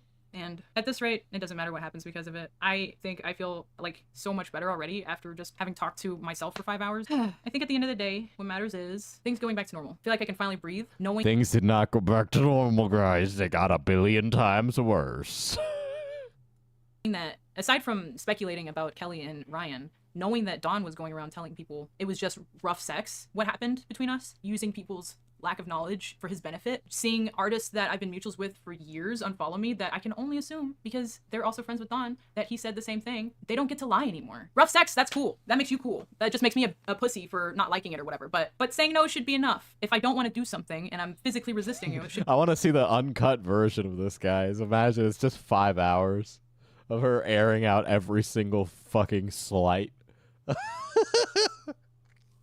Be good enough. But no, it's just rough sex because you want to kind of admit something weird happened, but you don't want to talk about like you being a sex pest or anything, or that you just don't know how to treat women. I'm just glad I won't have to be talking to him again. I don't know still if I wish I had said nothing, which is one of the sadder parts, because I shouldn't feel like so shamed. I am so glad to be done with this fucking video, guys.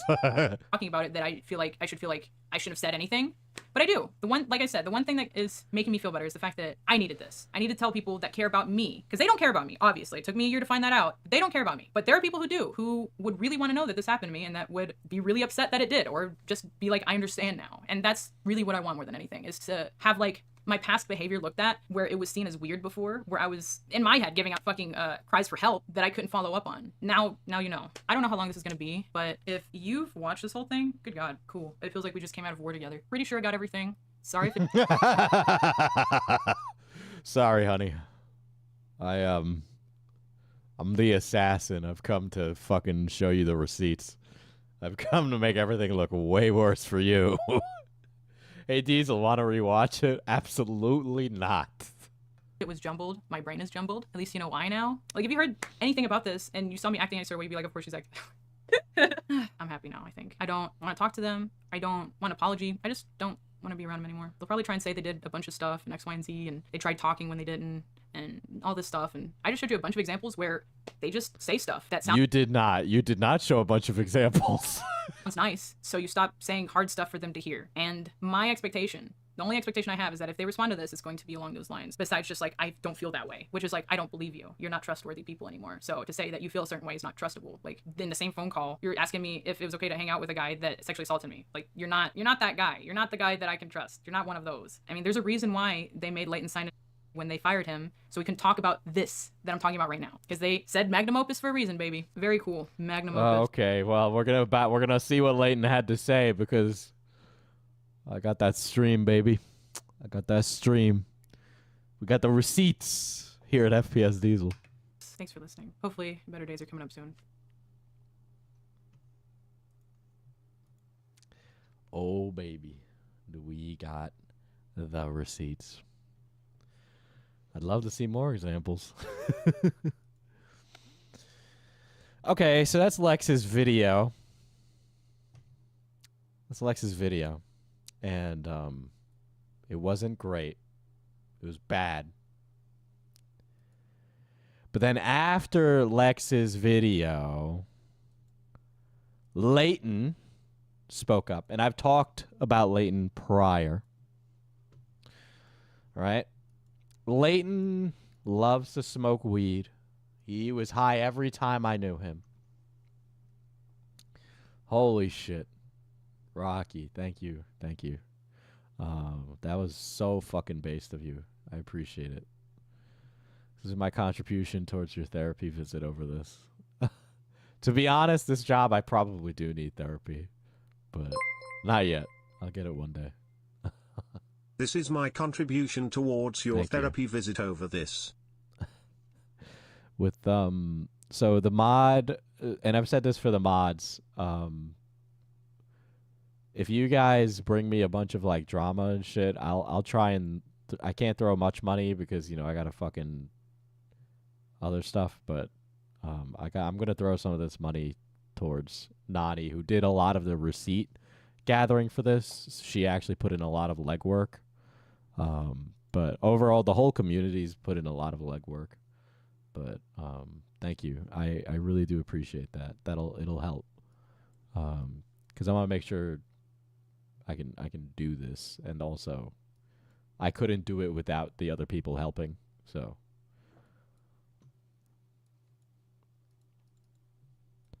All right.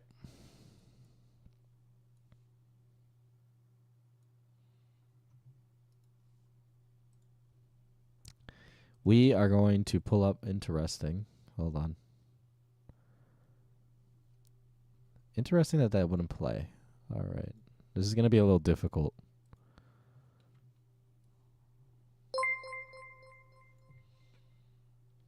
What is Chuck E. Cheese's middle name? What is Chuck E? I know about that.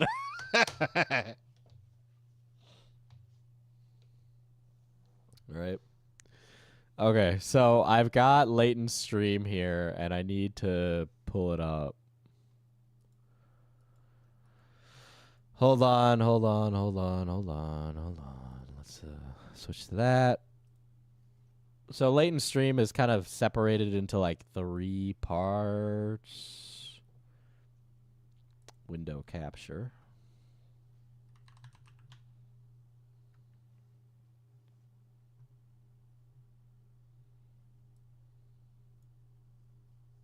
Sorry.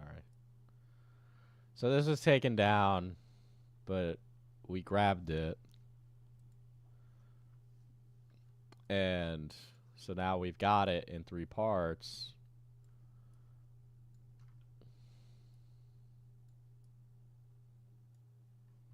Ay, ay, ay. Chusty. Chucky is showing us his chussy. His chussy. All right. So we're going to get started on this. Sorry, my brain's all over the place. You see all how right. I'm like shaking. Who is Leighton? Leighton is a former artist for SuperMega. He smokes weed a lot, has BPD, and he's gay. And you might be wondering, Diesel, why are you mentioning it that in that order? That's very strange. Well, it'll be a reason. Um, hold on, I'm trying to figure out where this would go in the grand scheme of things. There we go. So, why is my camera out of focus? Okay, so let's just. Sorry for looking at the camera. I'm just gonna get into it. So like, to try to like put it the most honest to everybody, I found SuperMega in college. I was 3 weeks older than Matt. I was so inspired by the stupid shit that these boys were doing. And I felt like, I don't know, like I was inspired. My entire career got started in 2017 by H3H3. And that, all I've ever wanted to do is YouTube. Making content, making clothing, making like. Oh, it's gonna be a rough one, isn't it? This is gonna be a rough one. Yeah. I have it up all the way. That's the thing. Hold on. It's gonna blow my ears out. Like producing videos, doing content has been the only thing I've ever wanted to do, and SuperMega was the first channel that I fully interacted with in person. That like wanted to put me in things and wanted to like shout me out more than like others. I've had a lot of people that I've worked for credit me. I think really if I truly think about it, you know, like obviously Ethan and Hila, they were the first. They put me on the map. They literally gave me my career. Eddie Burback. Hey chat, So if Mana Pot sells 20 bags Eddie in the was the next first 10 person. minutes, I will shave my head. Give me a bone. Make sure to use code D10 at checkout. Cat, do not. He was so good. Cat, to do me. not. Like, I had really, really good people. But SuperMega did better than all of that for me because, you know, Can I pause with the pit? I Okay. not only was I inspired by these guys, but these guys, like I said, they wanted to put me in content. They wanted to like give me an opportunity to do more than what I had been given elsewhere, and that meant everything to me. And so the sound is really quiet. Am I better now, you guys? Sorry. I'm freaking out. How's my mic now? Okay. So Hey chat, if Mana Pot does 20 bags in the next 10 minutes, I will shave my head. Cat, Make sure to use code D10. no, do not shave your head. Do not. I know. Come on. But you should buy Mana Potion Coffee at manapotioncoffee.com. Use D10 at checkout to get 10% off your order. I don't know. I just sorry to like kind of like start over with that, but SuperMega was a dream job for me. When I say that I loved my job, I meant it. It was everything. But so here's the beginning. He's crying. Why is he crying? Well, the argument presented by the anti-Super Mega camp is that he has BPD. And that is not a great excuse. Come on, Diesel. He's an adult. He can do what he wants. I started working for SuperMega a couple years ago, and in January of 2021, I went to the Plex for the first time. I met Jackson, I met Matt, I met Ryan. It was the coolest day. You know, these guys connected with me. They told me all of my ideas were incredible. So they just gassed you up for no reason? Was he S8 or why is he crying more than the others? I don't know. I don't know what to tell you. It's just who he is. I felt like I fit in. You know, like it was amazing. I was so fucking happy. It was like literally like I went home and told my boyfriend like I couldn't believe that like I had this opportunity. And so like I began production. I started the Super Mega Mart for them. And starting from then, it went from like once a week to every few days to every day I was in the office. I went to the office every day. I was there before everybody. I was there after everybody. I wasn't an employee. I was a contract artist. and I loved my fucking job. I loved what I got to do. I wasn't an employee. I was a contract artist. Okay. So that should tell you who Don was, who many of these people that work with SuperMega are, right? Employees get different rights than contract artists, right? Those guys. I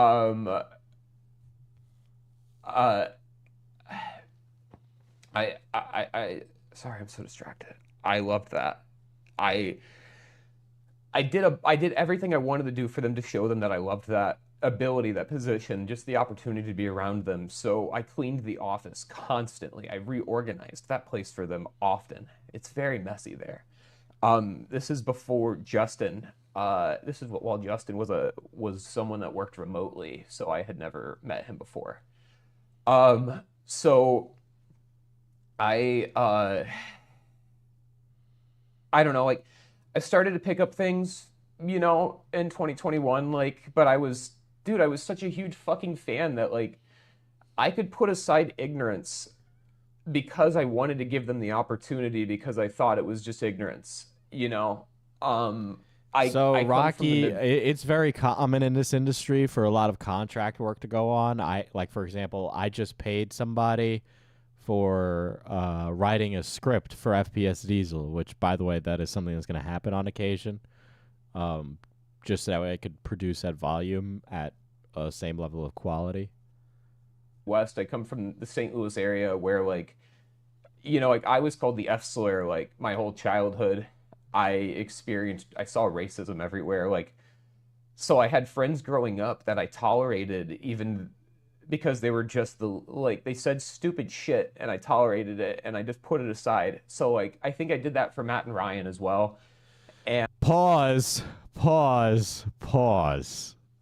Leighton, we got a bit of a fucking problem. All right, bud. All right, please direct your attention, chat, towards the stream. Hold on. Let's close that. And there we go. Let's check this.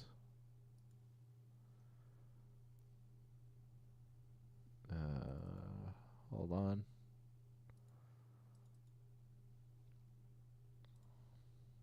Some of this I don't even know if I can show. Oh, this one I can show. Let's start. It's not every day that a homosexual throuple comes into the studio. Wow, yeah, sure, I guess, on the second day of Pride Month, and you call yourself gay. Okay, I've thought long and hard on this, and I've decided I'm going to say something. This photo is fake, and I'm a bit disgusted by it. A lame attempt to ruin my gay name. Oh, he's with Chick-fil-A.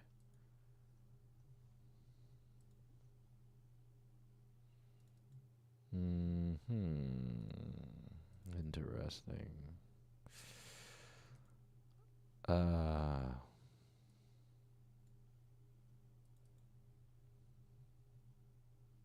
This one's really fucked up. It's gonna make him look super bad. Hold on. Idaho cops confessing blah blah blah blah blah blah blah blah blah. 31 F slurs. Every 24 hours, I host a memorial as I come on my stomach and watch millions of my sperm die. F slurs. Am I right? That was actually not. That was funny. That was funny. That was funny. It was to the quartering too. So that was funny.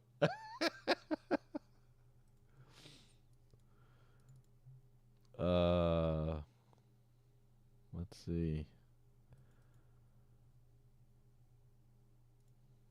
But he did say he loved his job.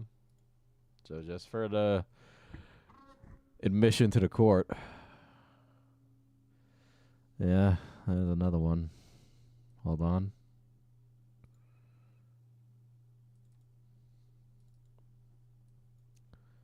Is this the clip where we got to talk to you guys about something? Shows his dick. Oh, smoked a little. Oh, okay. So just hold on. Let's see. Okay, there's Leighton.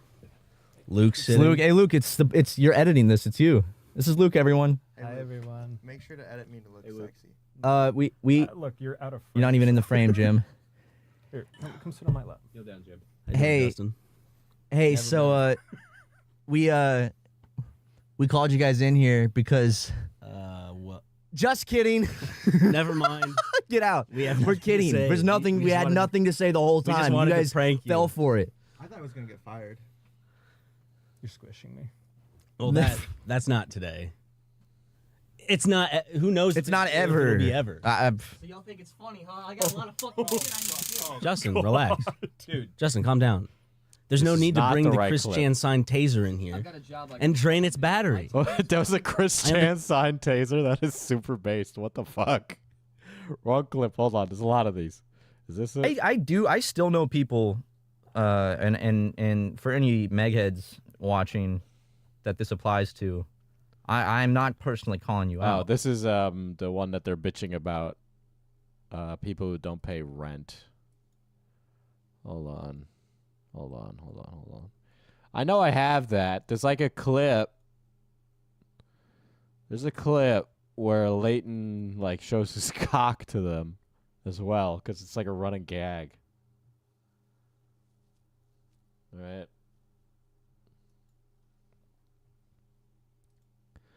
But we'll just I've made my point, and I've told you that Leighton makes jokes like that all the time, right? He does it all the time. The office every day. I was there before everybody. I was there after Sent the everybody. screenshot. I wasn't.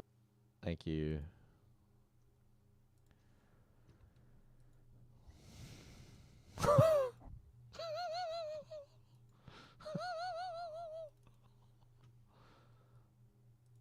Oh my god.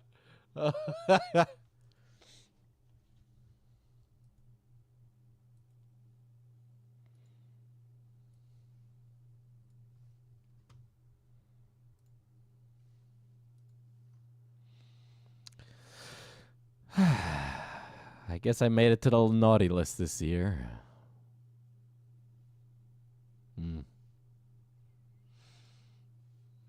All right. Well, let's get back to it. An employee. I was a contract artist, and I loved my fucking job. I loved what I got to do. I need to with those speed this guys. up. Sorry, I'm so distracted. I love that.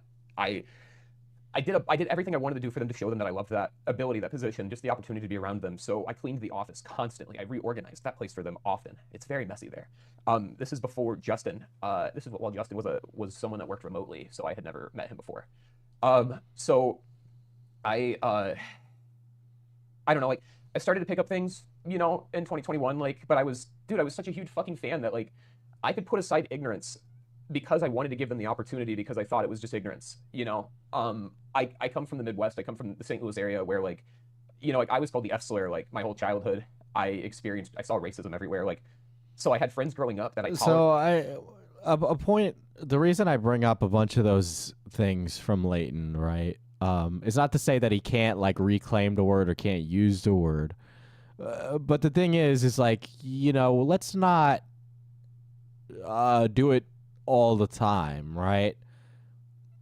There's no commonly used vernacular for Hispanic people that really rolls off the tongue for it to be reclaimed. You're really not going to see that coming out of the Hispanic community, right?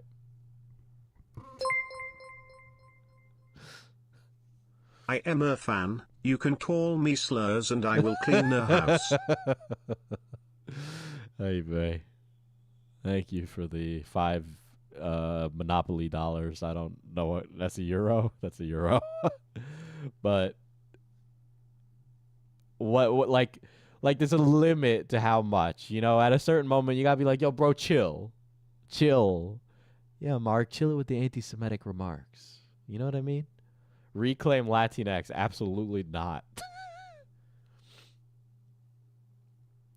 Oh, this is a dude who claimed on Twitter to be the disgruntled former employee. Yes. But there's a limit. You can't do it all the time. It comes off as inappropriate or a little tone deaf after a while, right? Even There's not a Hispanic slur that I use nor that I want to be used. Yeah, that's where I'm at. because they were just like they said stupid shit and I tolerated it and I just put it aside. So like I think I did that for Matt and Ryan as well. But there are things that I never did tolerate. Right, I did that for Matt and Ryan as well. Well, you also participated in that same exact behavior. You know, you didn't like sit there and go, guys, that's not cool. You know, you were participatory in it. So,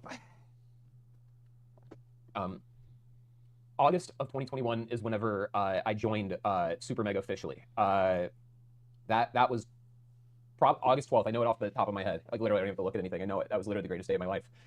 I was so fucking happy. So the thing is though, is there's shit that happened on my first day of work that my stupid ass just like I put it behind me because I was so happy. And so the first thing that happened, fuck.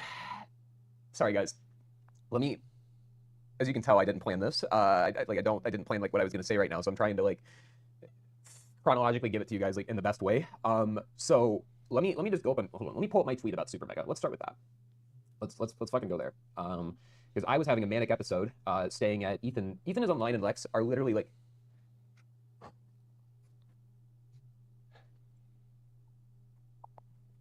You have no idea how much those two people mean to me. Oh my god. Oh my god. This is bad. This is a really bad. Holy shit. I do want to say this is the first time that Ethan is online has been brought up in the discussion publicly. Right? However, Ethan was making his position known on Twitter.com from the very beginning. As you guys know, Ethan is in a relationship with Lex. All right? Like, I manically tweeted out something that I shouldn't have said. I talked about that a few weeks ago. I tried to kill myself. Those two were with me for 24 hours, basically, after that. And, like...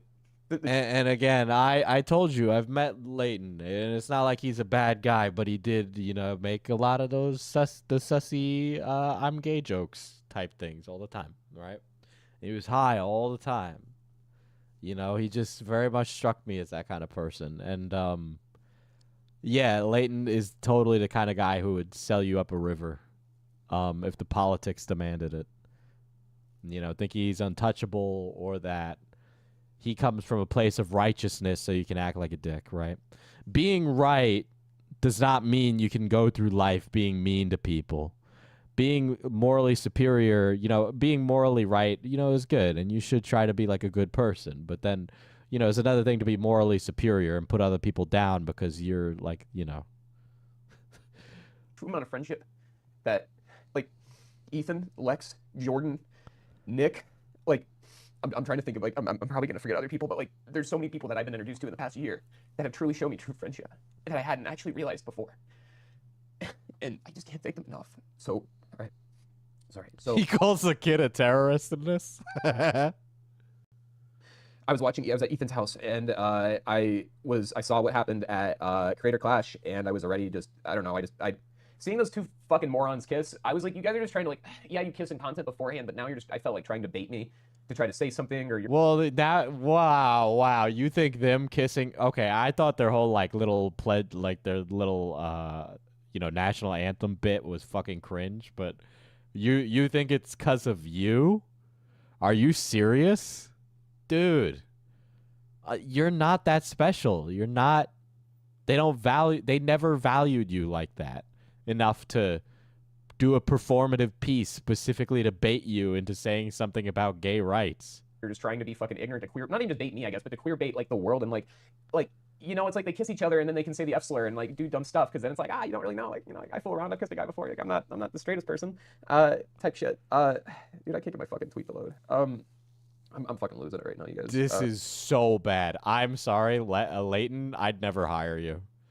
You're never gonna work in this industry again. You're done. I wouldn't want to work with somebody like you. You'll work with your homies. I'm certain you will. But I wouldn't. Nope, not professionally. Nope. Okay. Sorry, I'm just gonna scroll through my Twitter. I gotta find it. I'm trying to find my own tweet. So, as you all know, I haven't been online that much. being told to go kill myself for the past few months has been pretty tough. Oh shit! Ay Dios, you fucking being a drama channel, you get really thick skin. It's really hard to be like sympathetic towards people getting told mean things on the internet. I'm really really easy to mute and block. Okay, so I tweeted out my stupid ass.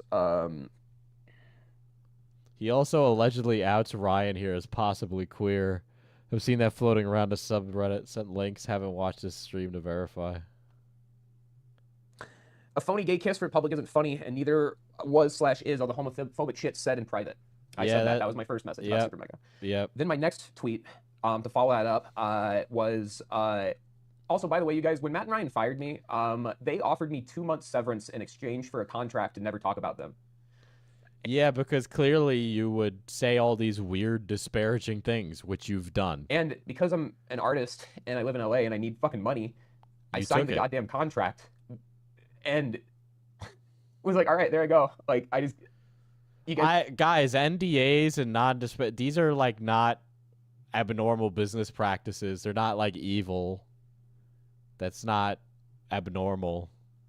And it's clear that you seem to have a problem not sharing things, so you need some legal oversight to ensure your compliance.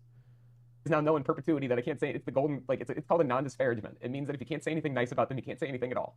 And yeah, what? Hello, that's not weird. I am so fucking terrified that these guys are gonna sue me because I can't afford. They're gonna sue you. They're gonna sue you. They're gonna sue you, Leighton. There's no way. I'd sue you. I don't care how bad I'd look. I'd sue you. Present myself, and that's why he is in breach of contract. This would breach the contract. I'm so fucking scared to talk about these guys. Like, well, of course you're not supposed to talk about them. You signed a non-disparagement agreement, brother. Like, I'm trying to like pay rent. Like, what is it? Fucking Linus Tech Tips has something similar. He has a similar contract. I'm not trying to like get in a fucking lawsuit. I don't want drama. Like, yeah, okay, a lawsuit, drama, the same thing, right? Okay. So basically, that's what Too Mad thinks. It's not working well for him. Tweeted in a manic state. My last tweet was I tweeted in a manic state. My brother. Fucking delete it off your phone, please. And I honestly should have thought it out before posting it. Very true. I'm honestly terrified to talk about my experience. A lot of my experience was not positive. I was used as an excuse to make homophobic jokes with no consequences. I felt pressure to go along with it because I wanted to be liked, even though I knew the jokes weren't acceptable. The day I realized things were beyond. Okay, guys, fucking please have some fucking spine. Again, we gotta like, if you take anything away from this stuff, chat. If you're a young person, a young professional, take self-advocacy, right? You know, you don't want to be that guy who lets a boss walk all over you. Like, you got a problem with it, speak up. Be an advocate for yourself, you know? Inappropriate. I tried to get a book signed for a young fan that attempted suicide. I'm losing my place. Because he was being bullied because he was gay. Instead of taking it serious, the kid was made fun of in front of me because the jokes weren't sure if he was. Basically, Matt and Ryan weren't sure if he was a fan or not. Sorry, I'm gonna make sure I read word for word. Numerous jokes were made, but the worst thing said was, "Sorry you tried to kill yourself. Here's a book." I broke down crying and explained that I had been in the same position at his age, but still, it was a joke to them. The jokes only stopped once I raised my voice, and all that was said was a simple "I'm sorry," while my other boss, Ryan McGee, walked out of the room without saying anything. I'm completely terrified talking about this publicly. My mental health hasn't been good in a good place in a long time. I was a massive fan for years, so joining the channel was a huge achievement for me. And on top of that, I've had such a positive experience with the fan base. Going public about this has been the scariest thing I've ever done. I really don't want to cancel anyone, and I don't want to create drama. I just feel it's incredibly important to stand up for the gay community and call it homophobia. I 100% stand by what I said. That, like, literally, I couldn't say it better. All of that is completely fucking true. This is really bad, chat. This is really bad. Known that was the only thing I could say. Like, no one really, like, it's like I couldn't say any more because I was at that point. Matt and Ryan had already had their attorney warn me that they will sue me 2 times. They've warned me twice now that they will fucking sue me. They've warned you twice that they're gonna sue you? Yeah, I wonder why. They're being nice that they gave you 2 warnings and not a court date, bro. What the fuck? I helped them get the attorney that they have, and... Oh, I helped them get the attorney they have. So what, they shouldn't sue you? Because of fucking Jackson. And so I know that they have the fucking real deal. Like, they have, like, their attorney is so good that, like, if the guy wants to, he can ruin my fucking life. And all they have to do is just tell him go for it, because, you know, obviously the brother wants to get paid. So, so that's what I said. I made that tweet. And when I made that tweet, I was given so much love. I was given, for maybe an hour, I felt so good and respected, and I felt like people were trusting me, and I felt like I did the right thing to come forward. But then SuperMega tweeted. And then it went from me being proud of myself to me wanting to kill myself because I felt like I ruined my career by talking about what they did to me. You did. You can't even articulate it at all, dude. Oh, God, this is so bad. Because they fucking lied.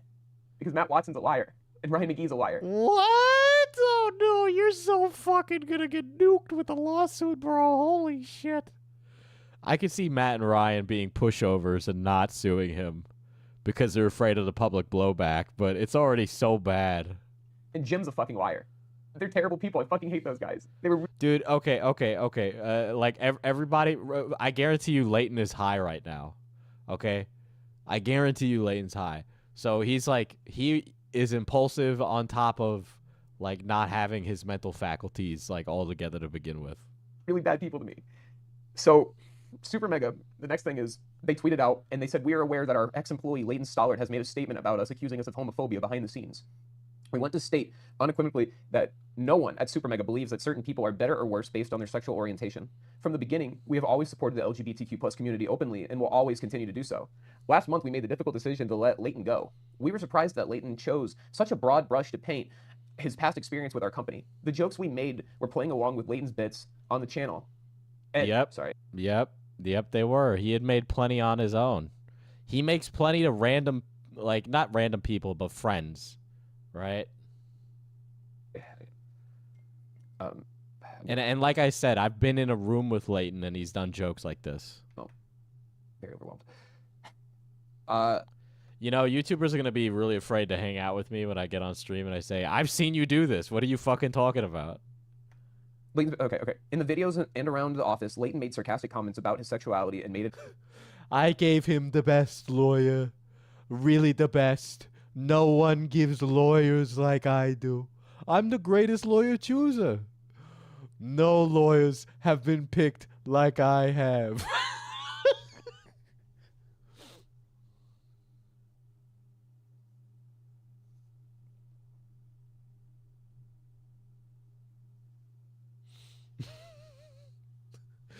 I give the best lawyers the best. the staple of his character. All the jokes How often does he get high? He's like wake and bake Andy, bro. we made were within the boundaries he set. I don't know if he's still like that. You know, it was a hot minute. We've had many meetings to discuss communication and feelings with Leighton, most notably 2 separate meetings within the last 6 months. Sorry, I just keep looking at chat to make sure that you guys can hear me, and that this is okay. Is my audio fine, everyone, before I keep going? We can hear you. Okay, thank you. Where was I at? Okay, let me just start that one over. Sorry, I'm not gonna stop moving forward. I want to fully read SuperMega's statement. We've had many meetings to discuss communication and feelings with Leighton, most notably 2 separate meetings within the last 6 months to make sure we were not crossing any boundaries and that he felt comfortable around the office. On both occasions, Leighton assured us that he had no problem with the jokes and that we were all on the same page in terms of the satirical nature of the bits. We stressed time and time again that if any joke ever made him feel uncomfortable, we would, of course, stop making them and apologize. As well as professionally, we also reached out to Leighton privately many times through his employment at SuperMega and received the same response. He didn't mind.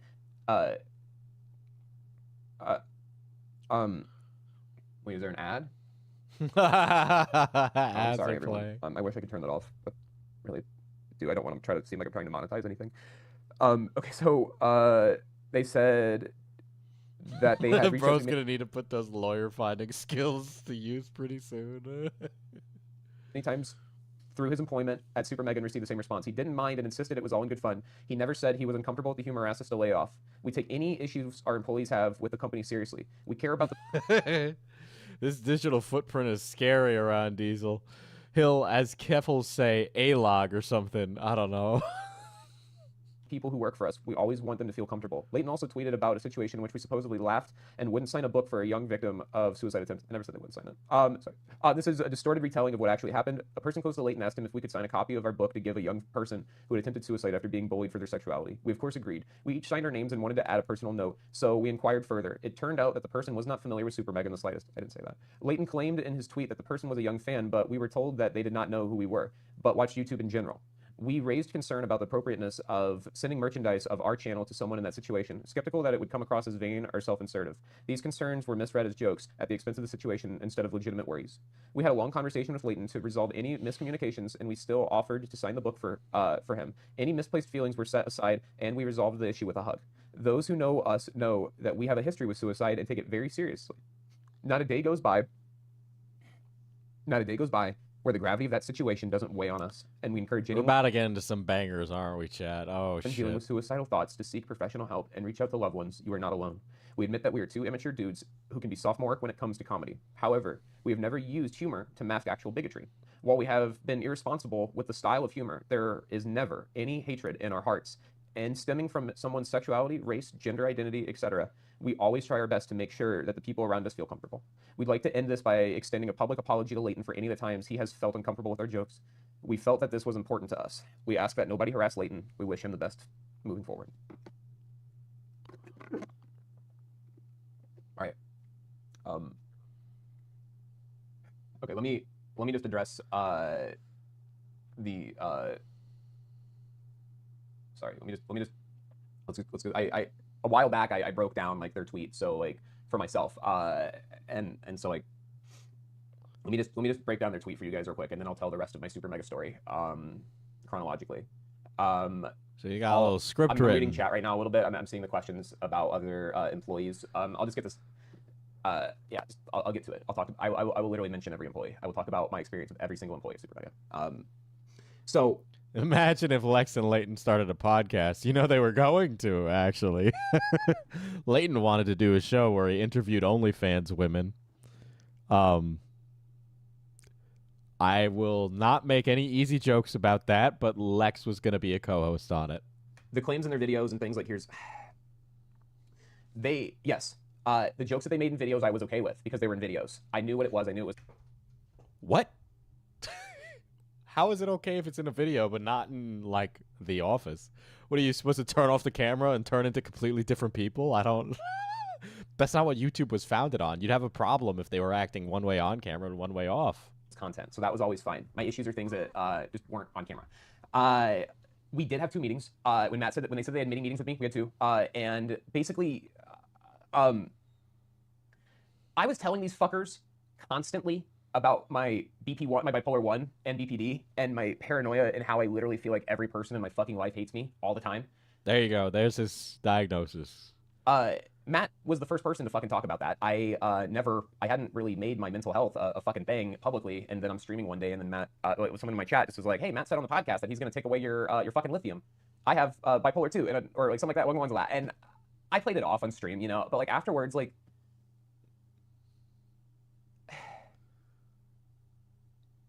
you know, like it was fucking weird. Why? When I was fired, fucking Jim blamed my BPD on why I hate him. This is fucking so fucking unhinged. What the fuck? That was like a billion things at once.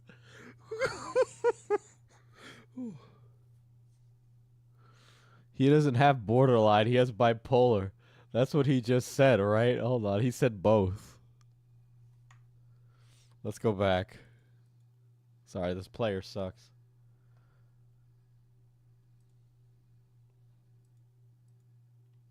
No. Don't fall. There we go. I'm reading chat right now a little bit. I'm seeing the questions about other employees. I'll just get this.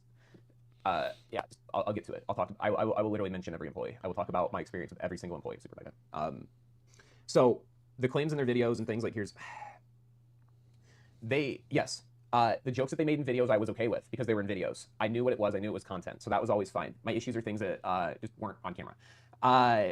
We did have two meetings. When they said they had meetings with me, we had two. And basically, I was telling these fuckers constantly about my BP1, my bipolar 1 and BPD, Bipolar 1 and BPD. and my paranoia and how I literally feel like every person in my fucking life hates me. all the time. Paranoia. Well, the weed is definitely not going to help that. Matt was the first person to fucking talk about that. I hadn't really made my mental health a fucking bang publicly, and then I'm streaming one day, and then Matt, someone in my chat just was like, "Hey, Matt said on the podcast that he's gonna take away your fucking lithium. I have bipolar 2, or like something like that. One one's that, and He's going to take your lithium because he has bipolar as well, or is this the person in the chat saying it? I played it off on stream, you know, but like afterwards, like,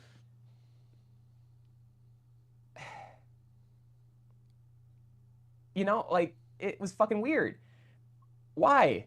When I was fired, fucking Jim blamed my BPD on why I hate him. I hate Jim is like, I don't know why you hate me, but he took a guess and he was like, it was the BPD.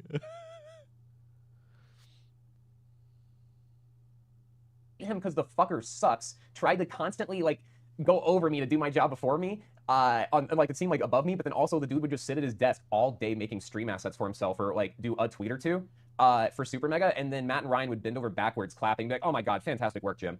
And then like, I don't know, but sorry, that's So he just like hates Jim. It just sounds like he just dislikes Jim because Jim put in less work than him and still got his ass kissed while you're here busting your ass. Yeah, God forbid the workplace have. It just sounds like he's mad that he got like no kudos from his boss for work, while the lazy guy at work got all the kudos. that's the point. I'm just rambling. I just think it's so fucking pathetic that Jim, instead of taking accountability for being a fucking asshole around the office to not just me, to Justin as well for many months, that dude was on such a high horse where he annoyed the absolute fucking shit out of Justin and I. Like, literally, you could be talking and this fucker would just speak over you. He literally just doesn't like Jim. That's it. He just doesn't like Jim. He doesn't like Jim's vibe, his talk, his nothing. Poor Jim is just running this job, and here this crazy psycho is fucking ripping him a new one. As possible until you would shut the fuck up and would repeat another idea to make it seem like it was his idea, or like the dude just had like the cringiest behavior of just having to be the loudest in the room, the funniest in the room, and always having What if Jim was just good at his job and it looked like no effort? Matt and Ryan's attention. It fucking sucked. I hated Jackson because I did Jackson's job for him for fucking months before I was ever like, I was never paid for it. Oh, you hate Jackson too? Who the fuck? I was never given a pay raise for it. Like, I was given a pay raise with SuperMega, but that was because we agreed on me getting paid after This is incredible. This stream is incredible. a certain amount of time, closer to what my previous salary was. But it's like when Jackson was fired, they literally just offloaded all of his responsibilities onto me with Yeah, that happens when somebody loses their job. Yeah. like, and just like was like, all right, Leighton, that's it. You know, you just keep doing Jackson shit for him. So you know, Jim was just like the opposite of Jackson, where instead of like not doing shit at all, the dude just like he tried so hard to seem like he was doing everything while also not really doing shit. Kind of like you, Leighton. What? Oh my god, dude, you're just like airing every single dirty office laundry physically possible. Like besides, you know, again, sending emails and putting out some tweets, which is clearly hard work. Like really, really hard work. It's hard to do that. So sorry, I'm being petty. So sorry, let me see what other notes I had. So one thing to kind of tell you guys about the way that the environment at the office would be, since last year, like last summer, anytime I would come into the office 5 days a week, pretty much here's how the operation would work. If I come into a room where everybody's in, they're laughing, they're joking, if I join the conversation, if I sit in and I listen, I'm fine. But if I start talking and I actually involve myself, either the group circles in closer, so I'm not in the actual physical circle, someone will talk over me until I shut up, someone will say a joke like, you're gay, or, you know, stuff like that, because it's funny, but I would get downplayed or ignored or talked over, or just I was given this like petty treatment, and then I'm sitting there thinking these guys clearly fucking hate me because they're doing this to me every day. And then I ask them why they hate me and if they have issues, and they're like, we're good with our issues. We just need to communicate more. But yet they keep fucking doing this shit to me. They kept literally these people in front of me would like imagine like the people who you think are your best friends. Now imagine all of them in front of you making plans to hang out with each other after work all the fucking time and not. Yeah, because you were the annoying guy at work who hated Jim and Jackson and all these other fuckers. Yeah, I'm sure everybody wanted to hang out with you, even though you were mauling about the other employees. Yeah, you sounds like you would be great to hang out with after work, but Inviting you, and it's not like I felt entitled, like I had to be involved, but it literally. Yes, you did. You did feel entitled. It felt like petty shit that they were making plans in front of me because they all knew that they were my only friends at the time. Like, Bro, fucking get friends outside of work. I don't.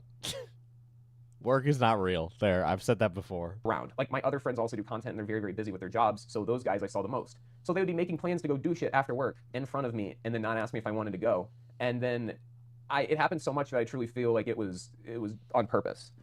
I'm like, I could wring my fucking shirt out. I'm like, it's so gross.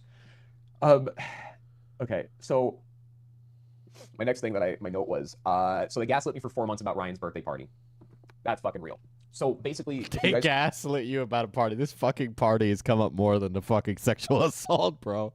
This fucking party is like the crux. It's where the universe shifted, okay? It's where Thanos got the Infinity Stones. saw Lex's video, which I should have said this earlier. Please, please, please, please, please, please. How long have I been streaming? I feel like I've been going for like 2 hours, like literally. What, 28 minutes? Are you fucking kidding me? Okay, if you guys are willing to listen to me, please, I swear to God, please go watch Lex's full video. The courage that it took for her to come out and say everything is insane. It is so vulnerable, and I'm so proud of her. So please, like, please, if you're willing to listen to me, or anyone else, please go watch Lex's video after this. This video hits very differently right after watching Lex's video, because I have ran out of sympathy points to give to Lex outside of the SA being bad, because Lex comes off as an entitled jackass, and so do you. And you'll really get so much context. But basically, I got less context. You all seem like fucking psychos. last summer, for Ryan's birthday, I was trying to involve myself because I thought he was one of my best friends, and it was his birthday, and I didn't want my friend to be alone on his birthday, but he kept telling me he was going to do nothing that night. And then I hear from Lex and Rav, one of them accidentally said that they had a party that night to go to, and I thought that was fucking weird. And so, again, my paranoia is going, but then I'm telling myself, no, it's just bipolar, because the people that I think are my friends are telling me that nothing's wrong. They're telling me that they're my friends, and they don't hate me. But what I think I'm seeing and what I think I'm watching is these people are alienating me on purpose. And I think Ryan has a birthday party that's pre-planned, because I'm pretty positive every fucking person I know has plans tonight. And also, oddly enough, why are none of my friends that are all content creators not posting on social media? Everybody uses their Instagram stories all the fucking time, but that night, nothing. I thought that was just fucking weird. So yeah, I go, but like you can not post on social media. I don't post when I go to visit YouTuber friends, and I like what? home that night, and I'm like on my couch, just literally like in my head the whole time, just thinking something's up. I really just was like, something is just fucking up right now. And I was just telling my boyfriend, and he, encouraged me to take my medication to help ease my paranoia. His boyfriend said to take his meds. Oh shit, that's brutal.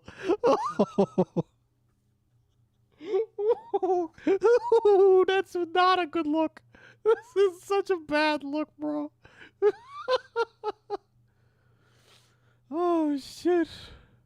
Call me down because I thought it was me. And then late that night, I get a text, and it's like, hey, really fucking random. Everyone has just miraculously showed up to Matt's house for a little quick get-together for Ryan McGee for his birthday party. But it's not a party, super casual hangout, come over, not a party type shit. Like, it was just I was just told how vague, like, I'm sorry, it was just very obviously laid out that it was such a chill, last minute, no expectations. If you can't make it, don't worry about it. Not a birthday party, chill vibe. I guarantee, guys, that he was not taking his meds, and he was on that, like, I'm self-medicating with the weed. I guarantee you. I'm making a judgment call, but I think I'm right. So I'm given that, but it didn't put me at ease because I'm just like, that made me feel more odd. So I booked an Uber and I go over to Matt's house, and I get there and everyone just fucking stares at me. And have you guys ever showed up to a party or shown up to your friends' houses and you could tell that they've been vibing for hours because people have been drinking, and you can tell that you've just absolutely missed out on the peak of the night? That is exactly. Oh my god. God forbid. I missed when the vibes were immaculate at this fucking party. Exactly what that was. I was the fucking weird kid that showed up that everyone stared at. I knew I was uninvited. It was odd. So I go and spend the whole night out on the patio smoking with Lex and Rav because they were the only fucking people that were nice to me ever around that office. Like, okay, Matt and Ryan were so fucking good to me up until last summer. That's when things just got shit. So I loved my job until last summer. Creator Clash last year was the peak. It hit. I had the greatest fucking time. I come back from Creator Clash. Everything is weird. Everything was fucking weird instantly. So that party bothered the absolute shit out of me. I knew it was a party. I don't know how else to explain it, but like I knew it was a party, and I could tell. What is this? What is this, dude? Who cares? Yeah, they did message him inviting him over.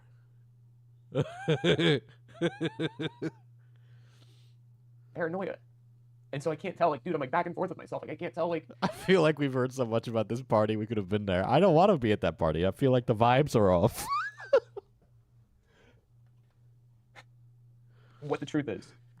I said this last stream. Creator Clash is like the Horcrux of influencer drama. And then I can't fucking pry Lex and Rav because they're the only good people to me, and I know that in my heart that they were going to that party that night.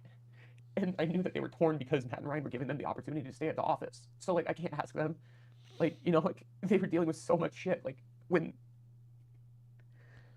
Dude, like, I made the mistake... Like, I'm not innocent. I made this mistake last year of giving Lex and Rav way too much space because I was so overwhelmed with my own life that when I would... You're not everybody's therapist. Everybody is not everybody's therapist. What? Get home from work, I wasn't checking in on them. Why are you checking in on them all the time? You don't need to check in on all of them all the time. Even though I wasn't, like, we would check in on each other at work. You know, like, because I was the first one in, like, first one out at the office every day. So I saw Lex and Rav every fucking day. Every day. Always. We hugged each other when I got there. They were always so welcoming. We would just smoke, just chill. And they were the sweetest Sniffy tugboat, so based. It's okay if people don't like you. That just means less relationships to maintain and more opportunities to make new ones. people. It's Lex, like Lex and Rav are the people that, like, when you're hanging out with them, they're always the ones contributing all the week. They're the ones that are ordering Uber Eats, and then they pass you their phone, and you're like, no, I'm not really hungry. I don't want to get anything. Like, I can't afford it right now. And then they're like, so Lex was ordering Uber Eats to the office, and Lex was getting the fucking weed. Oh, okay. Now we know where Lex's money went. Into those delivery fees, into the fucking plug. Yeah, okay. instantly they look at you like you're fucking stupid for assuming that you have to pay them back. Like, they would just be like, no, like, we're boys. Oh, and then Lex would say, oh, don't pay me back. Oh, okay. No wonder Lex was so fucking broke, because she was extending her kindness to other fucking random fuckos who were crashing on the SuperMega couch. So, like, I'm upset I wasn't invited to the birthday party either. I know. I hope in the future I get invited to a SuperMega party, so that way I can have a hissy fit in the corner. yeah. But sorry, I'm losing myself here. I hope you guys understand. Like, the amount of drill. I've been in Zion National Park all fucking week. I got 6 hours of sleep for 3 days. Yesterday, again 6 hours of sleep. So, but like throughout the whole week, and so a fucking tarantula chased me out of my tent. And so yesterday, the night before last, I didn't sleep in my fucking tent because of these tarantulas. And so I sleep in my car without AC, and I'm dying in that bitch. And like, I get like 10 minutes of sleep. I wake up, me and my best friend go do the most beautiful hike ever yesterday. And all this information drops while I'm on a fucking hike. And casually in and out, I was getting reception. So I was like trying to like check in on it. When I should have been like really focusing on my time with my best friend. That I feel really bad. He's literally just waiting on me right now, and I feel terrible. But so which one of you pieces of shit? This guy is fucking... oh my god, he is gone. I don't want to call him crazy, because then that feels mean, right? Because he's been very candid about his mental state, but... like... this is so bad. Like, crazy, I was crazy once. They locked me in a room. A rubber room with rats. Whoever just did that, your mom's a hoe. Please do not make it a... Please don't distract me. Okay, I'm sorry, I love you, whoever did that. I didn't mean that. Okay, okay. So, I was talking about Ryan's birthday party. Sorry, I'm looking at I made a couple bullet points to make sure I could stay on track in case I got off. But basically, like, anytime I would talk to these guys about my issues with them, they always would give me some sort of reason. The vibes are off in this stream. Like a vague reason that I had done something to bother them. Plus, they feel that because of my BPD and bipolar 1 that I'm an emotional person. And so for them, it was the easiest for them to avoid talking to me about things because they didn't want to get me emotional. And I would be like, but then I think you guys are hiding. I'm not even towards Nick yet. I will get to Nick later. I'm going in chronological order. Shit. It was like... So, like, basically, every time I would talk to them to tell them my issues, they would almost make me feel like it was my fucking fault. And it beat me down to the point where I just decided, moving forward, when these guys say, "Are our jokes okay?" Did you have a party with the rats? Yeah, and I didn't invite Leighton. Or like it'd be like they'd be checking in for themselves, but not actually really checking in. And so I didn't care. I was just like, "Yep, you guys are all set." Because at the end of the day, I'm a person that has a medical condition that I'm going to take pills for and see a doctor for the rest of my fucking life. And I'm a single guy living in Los Angeles, taking care of my boyfriend, putting him through school while I don't know he's cheating on me. Like, I financially ruined myself taking care of this guy. And while I'm being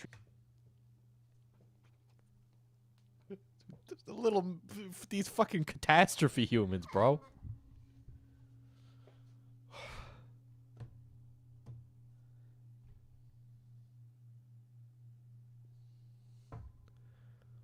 Now I know why none of the drama channels have spoken about this, because this is this is what? treat like shit at work. And like everybody knows what was going on in my life, but yet those guys get piling on shit and just lying in my fucking face.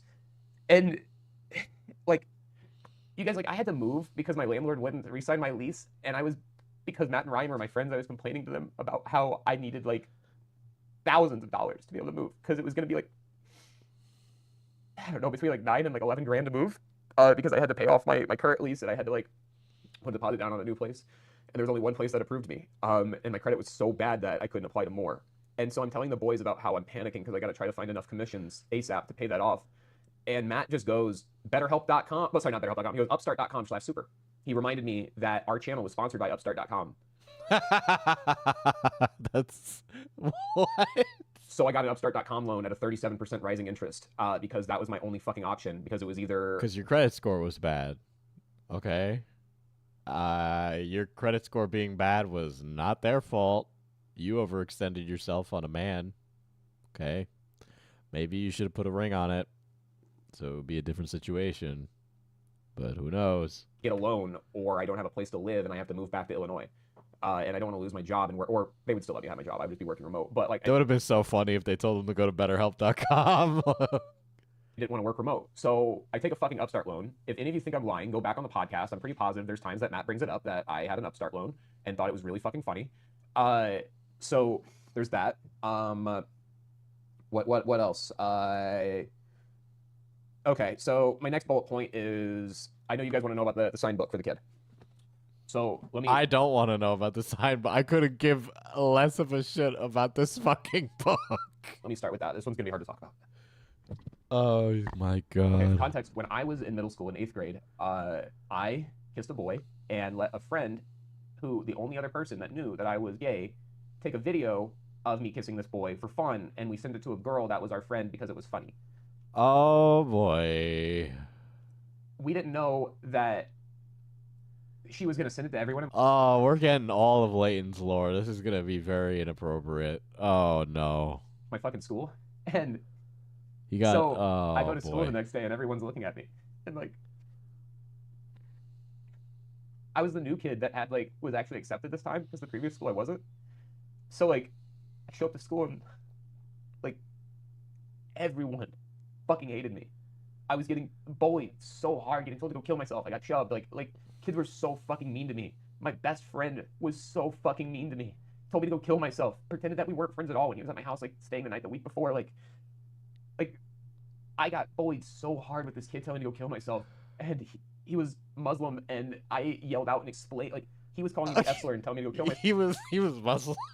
That was, well, you know, I didn't expect that. Okay. Oh shit. Oh shit. Oh shit. This is, oh boy.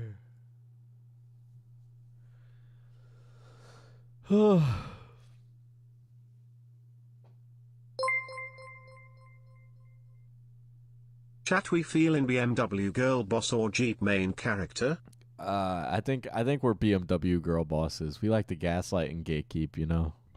And like calling me all these slurs and things, and I was like, dude, I was like, imagine if like right now I was calling you, like doing what like Southern people do and call anyone Middle Eastern or anything, like, you know, they call someone say an N-word. Don't say it, Leighton.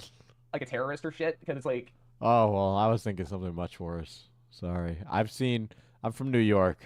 Right after 9/11, it was bad. the mid 2000s, I tried to get on his fucking level and tell him that, like, you don't see me saying that shit to you, just spewing hate speech. And my school Yeah, the 8th grade Leighton was very enlightened, guys. Okay. took that and said, oh, you called this kid a terrorist. Sorry. You definitely deserve all that bullying you just got. So no one's getting suspended. You're in trouble, buddy. And so from that moment, I started skipping school because I knew that my school didn't care about me. And then I got held back. And my principal told me that he couldn't help me. His name was, well, I'm going to drop this old bitch's name, but this man looked me in the eyes as a 14-year-old and told me, I can't help you for things that you choose to do. And he was talking about me being gay. And that was the first time I ever tried to kill myself that day. Instead of going back to class, because I lived a few blocks away from school, I ran home and I tried to kill myself. And then I hid it from my mom. So, like, that's the worst fucking time of my life.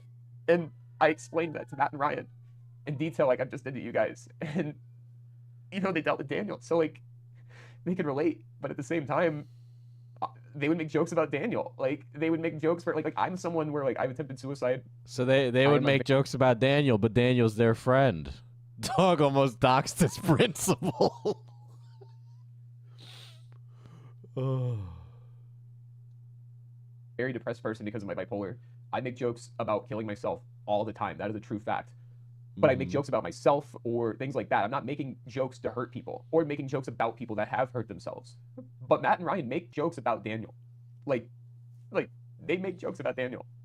They make comments like, you know, like, I'm gonna go kill my, you know, like if someone makes a comment about someone dying or something being dead or anything like that, like, you know, like, I can't give you an exact, like, example, but, you know, like, one of the guys would just, like, yell off in the back and be like, oh, like Daniel, or, like, you know, like, such a clear fucking put down on something so sensitive, and they did it. And when they would do it, I would say wow, or I would make a comment because it made me uncomfortable. And I feel like they stopped making a lot of their worst comments around me because they started to feel towards the end that I would be someone that would maybe someday talk about them. This sounds so fucking stupid. I like the whole everybody every time they bring up the friend who killed themselves. This is like super inappropriate, bro. Like, bruh, you came into their workspace. All right. Yeah, I know he's jealous of Daniel now. Like, Daniel's their friend that they're mourning. You know, they're gonna make jokes about it. You know, like, you didn't. Like, this is so fucking inappropriate to cry about, but like, they used to make comments at the office because they knew how bad their jokes were. That they would make comments that someday I was gonna come into the office and shoot up the place. And You're not really the shining example of mental stability, Leighton. God. It fucking hurt. Like, and so, like, I put up with it. Like, I wanted them to like me so bad. Like, you wanted them to like you I just so wanted bad. them to like me. Like, I let the jokes go. I let everything slide because I consistently am trying to understand, but my brain cannot because this is going all over the place. I literally don't remember when this was about an essay allegation, and that we spent more time talking about the party and Daniel. Thank you for the 5. I appreciate it. Very poggers. I wanted these guys to fucking like me. And I go to them because my mom calls me one day. Sorry, I'm back on the story about the kid. They know about my past with me trying to kill myself and being held back and being bullied when I was a kid. So my mom calls me one day last fall, and she tells me, hey, my friend at work, her young son just got exposed for being gay, and he was bullied, and he tried to kill himself. And right now he's in the hospital. And she explained that his family was working on, like, redoing his room and doing, like, a care package and all this shit for him to, like, show him how loved he was and accepted. When I came out, I wasn't accepted at home. I wasn't accepted anywhere. Like, I was so fucking alone. Like, my I'll say it, fuck it. My dad told me he'd kill me if I ever turned out to be gay. It's like, so, like, it's hard for me to handle that. Well, So I feel like when there's parents that do stuff like that, like, I don't want a kid who's gay. Or like, I don't want a trans kid. It's like the monkey paw curls, and all of a sudden they end up with one. You know? Tells me that this kid had this happen. It just put me back in that situation, and I wanted to help. She said that his family knew that he loved YouTube comedy, but they couldn't confirm if he was a fan of SuperMega that they just didn't know, but they knew he liked YouTube comedy. So my mom just, you know, my mom has the best fucking heart.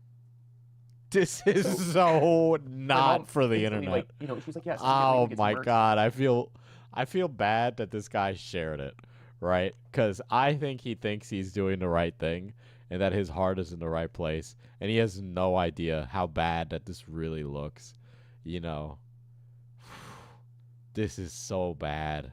Get him a book. Like, we have to help him. For side context, the reason why it's so sensitive for my mom is because two of her siblings have killed themselves, and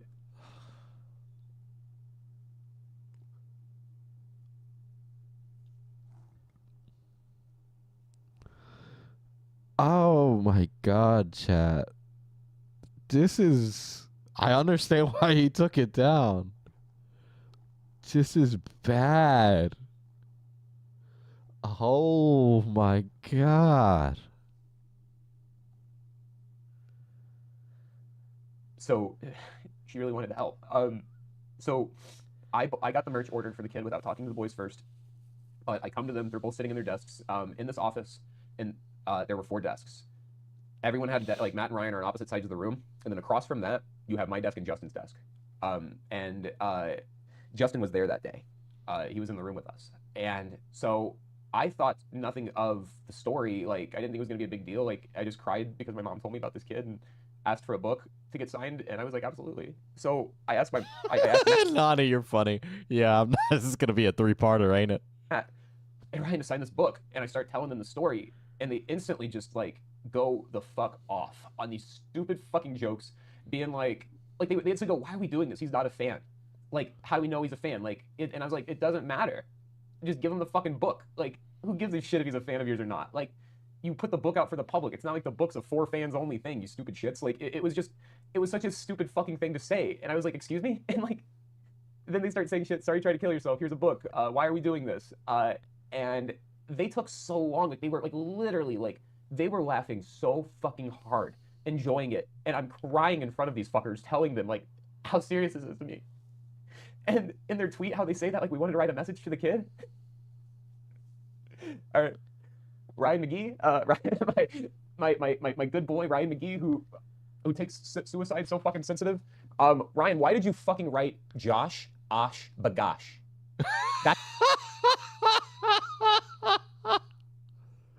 That's your fucking note to a kid who just tried to kill himself, and he's getting a book from a YouTuber. Instead of being said, hey, there's struggles, you're gonna get through this, you're supported, you're loved, like, we support you. They didn't make fun of him, and like, and then they tweet out and say that they didn't, and then I'm a liar. Later, CJ. I get it. If anybody needs to like take a fucking break on this stream, I totally get it. I get it.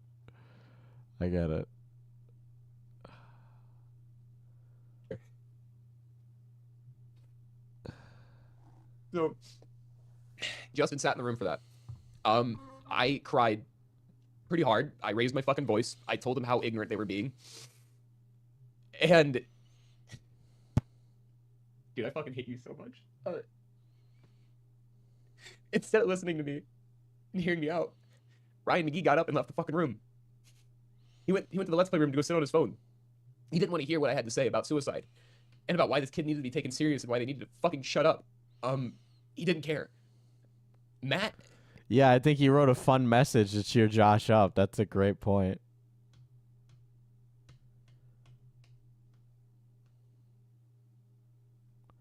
Yeah, I don't know. It's like on one hand, like if the kid has no idea who they are, it's going to be super fucking weird. But, you know, I guess, I don't know. Pay it forward type energy you want to take towards that, right? Even if the kid doesn't know who you are. Do something kind for someone.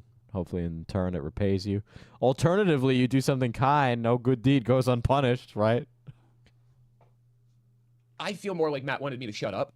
And he was like in my eyes, the way that I felt like Matt was treating it was like a parent where he's like, fuck, my kid's emotional. I gotta tell them everything's okay and like nurse them down like from this. So, you know, they're giving me this blanket I'm fucking sorry shit that I know they don't mean, and they just want me to stop crying and they want me to shut up. And so Matt comes over while I'm sitting in my chair and, like, puts his hand on my shoulder and he's like, I'm sorry, man. He's like, can I hug you? Why is it straight to he doesn't care and not you made them uncomfortable trauma dumping on them about something that has nothing to do with them? And Matt and Justin both hugged me and both told me that everything was okay and that I was loved and that they felt really bad for that situation. After that day, I never fucking wanted to talk to them about anything again. I felt so fucking weak. Like if I can't, like, I couldn't trust them for anything. Like,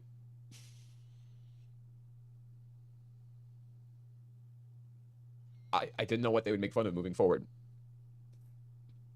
Let me finish the rest of my bullet points and then I'm gonna tell the rest of my story in order.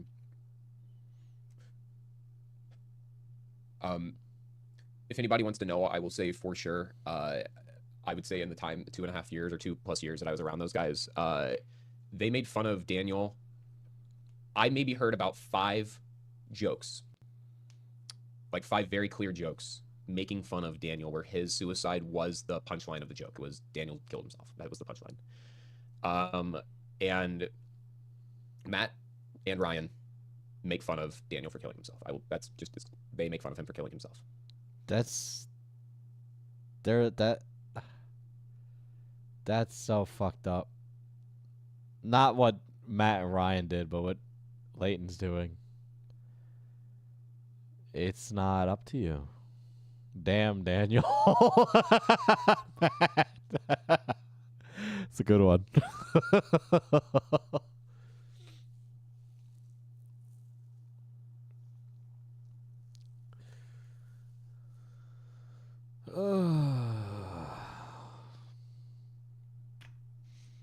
This is rough. So, holy shit. The next thing I had bulleted down was quoting Matt and Ryan where they, so Matt and Ryan said in their tweet, "We admit that we are 2 immature dudes who can be sophomoric when it comes to comedy. However, we have never used humor to mask actual bigotry."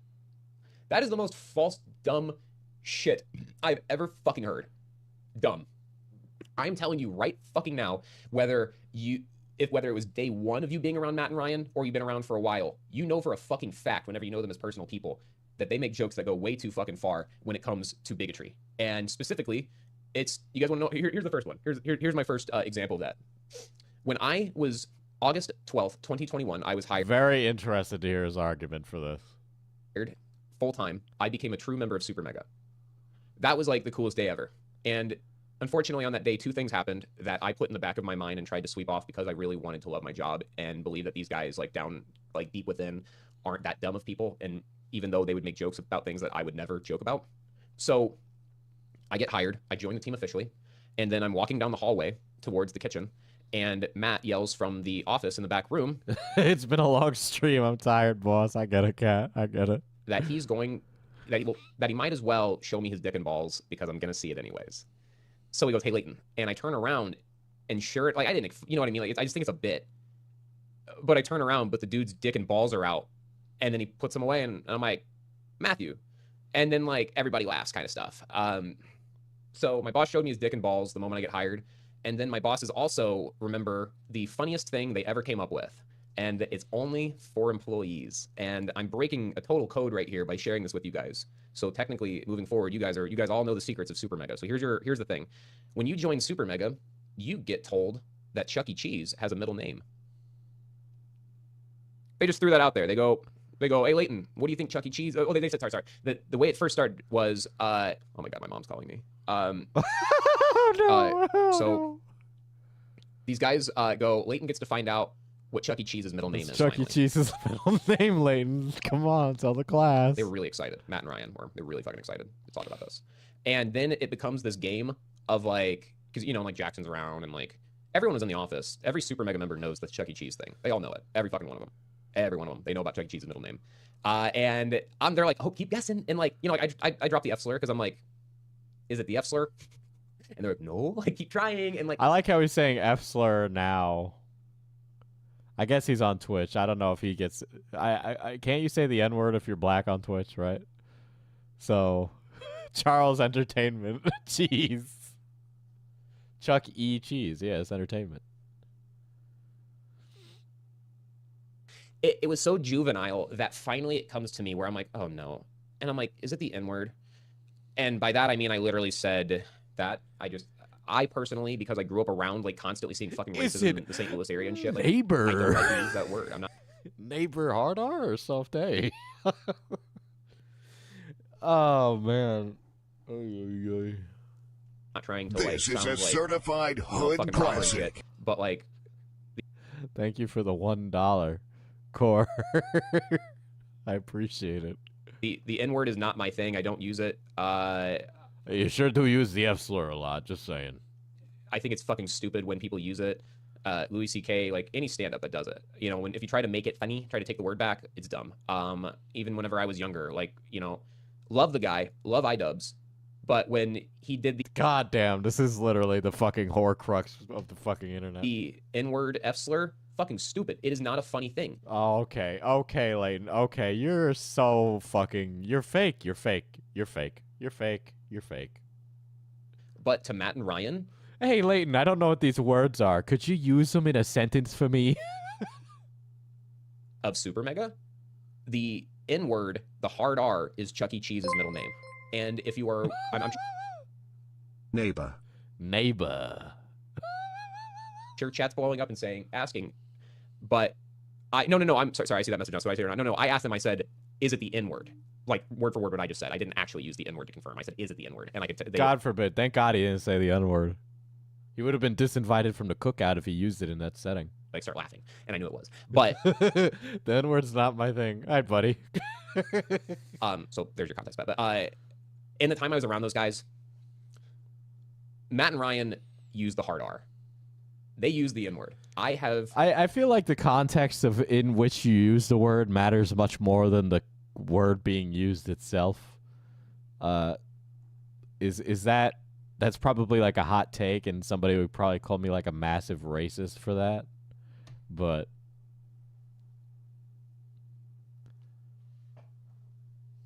Charles Entertainment Cheese. That's the hard R. The hard R is an entertainment. Not just when they hint at it and call it Chuck E. Cheese's middle name and give it a new name. Because like it's not like they're pointing to like a black guy in the room and going, look, it's Charles Neighbor Cheese.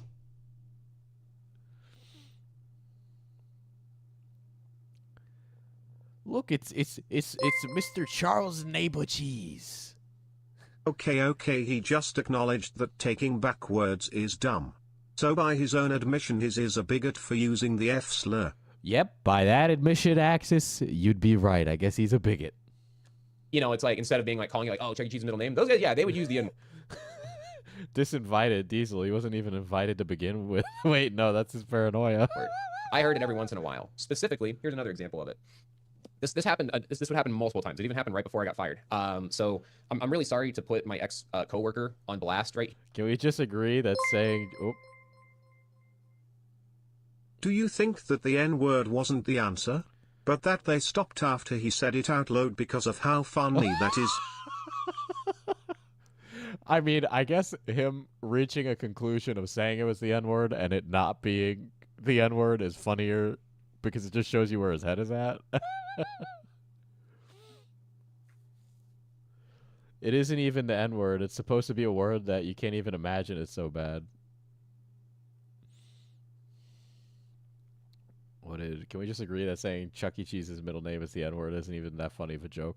Well, it's not funny if you know what it is. I think it's what Fantastic said, right?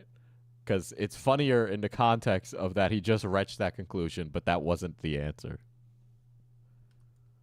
Here, because I'm going to say his name, and he's going to get asked a lot about this, and he's going to have to confirm it.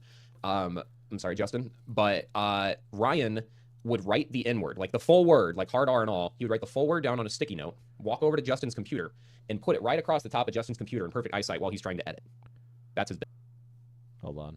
All right, that's the end of part 1. Let me pull it up. And then when Justin would see it and be like completely shocked that he just has that in front of his eyes, you know, Justin would obviously make like an awkward, like, oh my God, like, you know, like he'd make a response like that. And then Ryan would get he got what he wanted from it. but every fucking time Ryan would look at me to see if I caught Yeah, he's riding on and he Justin would really always hard. grab the Like sticky, he's just dragging Justin into it. wad it up really quick, and he always got rid of it. They never stuck around. They always got rid of their evidence because they knew that the jokes were fucking stupid, but yet they chose to still do it. Like Matt and Ryan just were totally cool with just using the N-word as a bit, and it was stupid. Very fucking stupid and ignorant, and they do it. I'm sorry, like, even when I'm talking about it right now, like, I had to separate it into 3 parts to download the whole thing. Feels like there's supposed to be more substance to Chuck E. Cheese's middle name, but there fucking isn't. It's literally just these. I don't know. And again, like I said, I think it matters about how you use it. But yeah, I want. Where is the little black box that's filled with the little black book of slurs? It's a little black book of slurs that SuperMega has. 2 fucking moron, goofball, dipshit bozos. Sorry, I sound like Moist Critical here. These fucking idiots though. That's just like, that's Matt and Ryan's level of humor, where it is like a scale where anything immature humor is funny to them. I had to watch these fuckers compare. Like, okay, if you guys remember the Can you start selling slur post-it notes as merch? Absolutely not. the Mario Kart, the drunk Mario video. Those, I don't drink alcohol much. I only drink when other people are drinking, and yeah, we made those drinks way too fucking strong, and that's my mistake. But we, at the same time, that game was only formatted for those guys to play the first 4 maps, and we did all 8, and so they doubled the alcohol content that they were supposed to have. At one point in the recording, if you guys remember the full extended cut, this is slander against Charles Entertainment Cheese. His lawyers will be in contact. That went to Patreon. There's shit that's still cut. That there's stuff that happened in that was so bad that it even couldn't go to Patreon. At one point, the boys decide in front of me while, like, by the way, the fucking the Let's Play room is tiny. It's a really little room. These guys in front of me decide, and our cinematographer Tucker, they decide that they want to compare their assholes to each other. So requesting that Diesel write a slur on the next mana potion receipt, on my next mana potion receipt. No. Oh, one at a time. Matt and Ryan decide to just pull their pants down right next to me while I just have to be sitting there on camera. And show they're literally like faces in each other's assholes, making notes, like because they're trying to do bits. Like they were pretending that, I think like Matt made a bit pretending that Ryan had like toilet paper on his ass. Like it. They just did that, and I was so fucking uncomfortable that night because of that. Like it just was weird to me. Yeah. What does any of this have to do with anything? Who fucking? This is like what are we talking about, dude? But again, I only have a few friends that live in LA. These people are my bosses. They pay my rent. They pay my insurance for me for free. Diesel, So pull up the I can naked see a Leighton tweet again.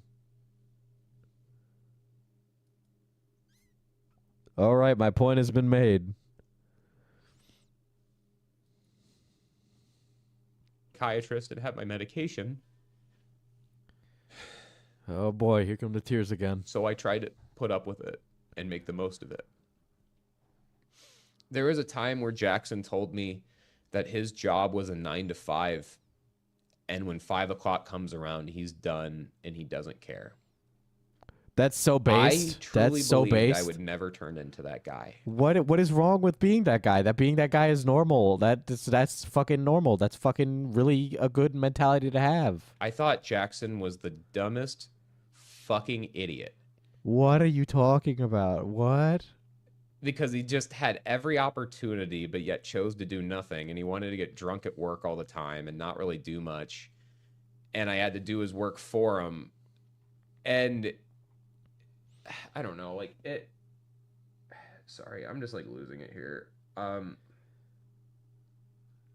Yeah. Those guys, I used to say to my friends, oh my God, these guys are the funniest and they're the coolest because they're just Have like these people even had jobs? What the fuck? No. That's part of the problem. You're famous young and now you're like a dysfunctional adult with baby teen mentality. they are on camera. That's how I would always say it. These guys are, hold on, my brother's calling me. Yeah, he's going to be like, get the fuck off stream.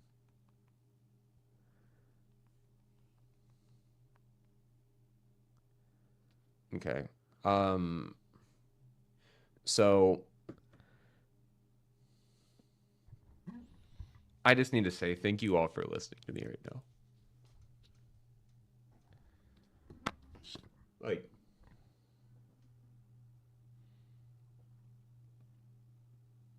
there's 3,300 people in here. Yeah, because everybody's fucking drama hungry. This is not a good thing, Leighton. He could have also worked remotely if he was not vibing with the environment. They even offered him later when he was having the rent issue. Like, I know, he's literally getting contacted by his brother and his mother. For listening to me. This has been the hardest fucking past year of my life. Oh, but it could get worse, Leighton. I used to think that too. 2020 sucked. And then 2021 got a lot worse. I didn't think I'd ever be able to talk about this stuff. I told my personal friends what Matt and Ryan did to me after I got fired, and I can't even vent about it to my personal friends because it got back to Matt and Ryan. So they tell their attorney to fucking threaten me about the contract I signed. So their attorney tells me that I can't even talk about Matt and Ryan in private. No shit. That's kind of what a fucking non-disparagement agreement would entitle. Like, bruh.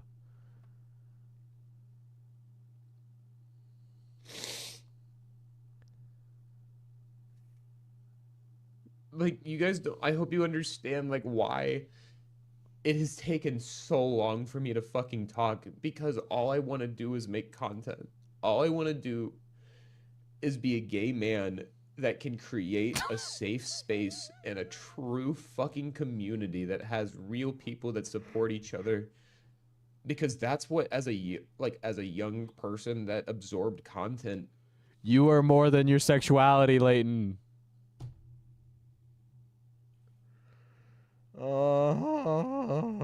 Guys, imagine if I started every sentence by saying, as a young Puerto Rican.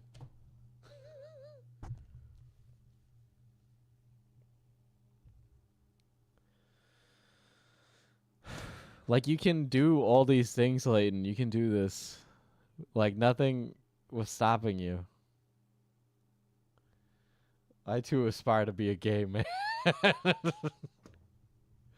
These people, I don't want to say it like that, but there's, like, a level of obscene privilege from the position that everybody in this drama has spoken with that absolutely infuriates the ever-living shit out of me with how they've been acting.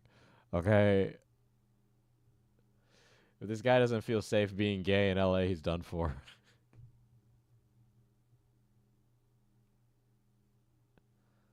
Like,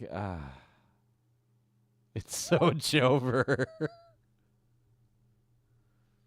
Yeah, I don't know if he can do this now. That's what I needed as a kid that I didn't get, or as a young adult. Like, I think that's great, Leighton, but you need to be more than that. You need to be functional. You need to be a good role model for these people. Like, I fucking work out. I fucking make sure I'm, like, all put together. I don't fucking... I don't go on gigantic rants like this without having my faculties in check. Didn't have that type of community that I feel like I really could have benefited from. And This gave me flashbacks to Lily Singh as a bisexual woman of color. I want to use my platform to help prevent young people from trying to take their fucking lives because it's... Back it up, Leighton. Back it up. Let's recognize something, okay?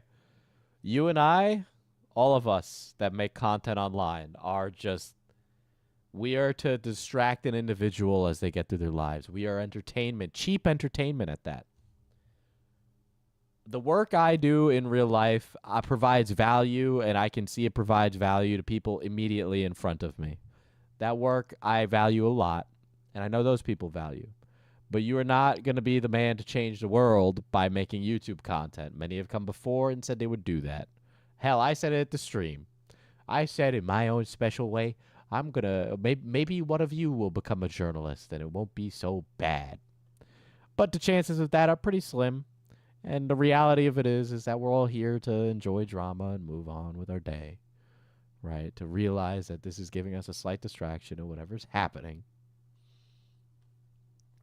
But it's a very big ask, Leighton. You know, don't do that to yourself. Common. Like cheap. I already spent $7 on super chats. Well, there's no barrier to entry. 50% of people with bipolar try to kill themselves, and then like 20% of people with bipolar 1, like, I think are fucking successful with it. And that's so fucking sad. And I will change the world with my autism. we have all these like That's so based. like gay content creators out there that, like, you know, don't do enough to like talk about mental health as well. Like, a lot do. What do you mean? There's so many that do. A lot of them really do. But there's more that could be done, and there's harder conversations that need to be addressed, and I want to do that with my career. I want to, like... Then go in activism or social work. I mean, I don't want to, like, go into activism or social work. Like, this is, we need more people there, because that makes a huge difference to these young people.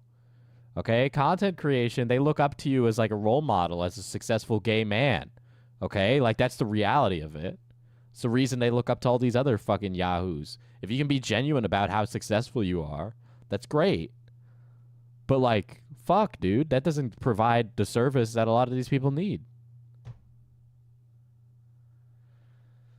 I have to live with what I have, and I want to make them, you know, like, but I want to do the most that I can for a queer community. He's going off on, like, just to this be told huge for the rant. past few months by queer fans that think I'm a liar was like... It does kind of look like you've been lying in this, but now you're just venting about anything and everything. I'm confused. The original allegation was about SA, right? Why is he talking about it? He's not the victim. Is he witness to alleged events in question? He has barely a relation.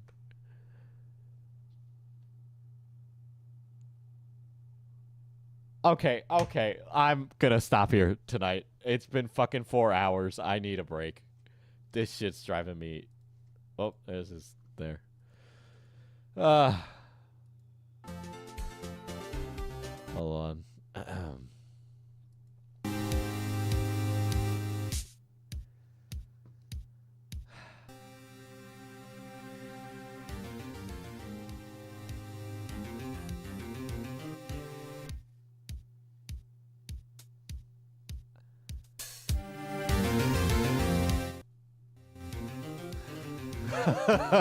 We got a part 3, guys. We'll probably go to part 4.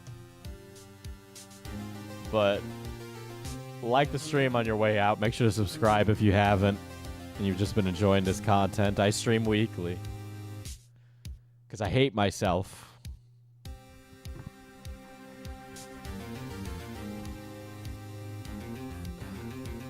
Anybody who watches Nick is Not Green's video tonight, just download it just in case it gets nuked. Diesel will see himself out now. Court is adjourned.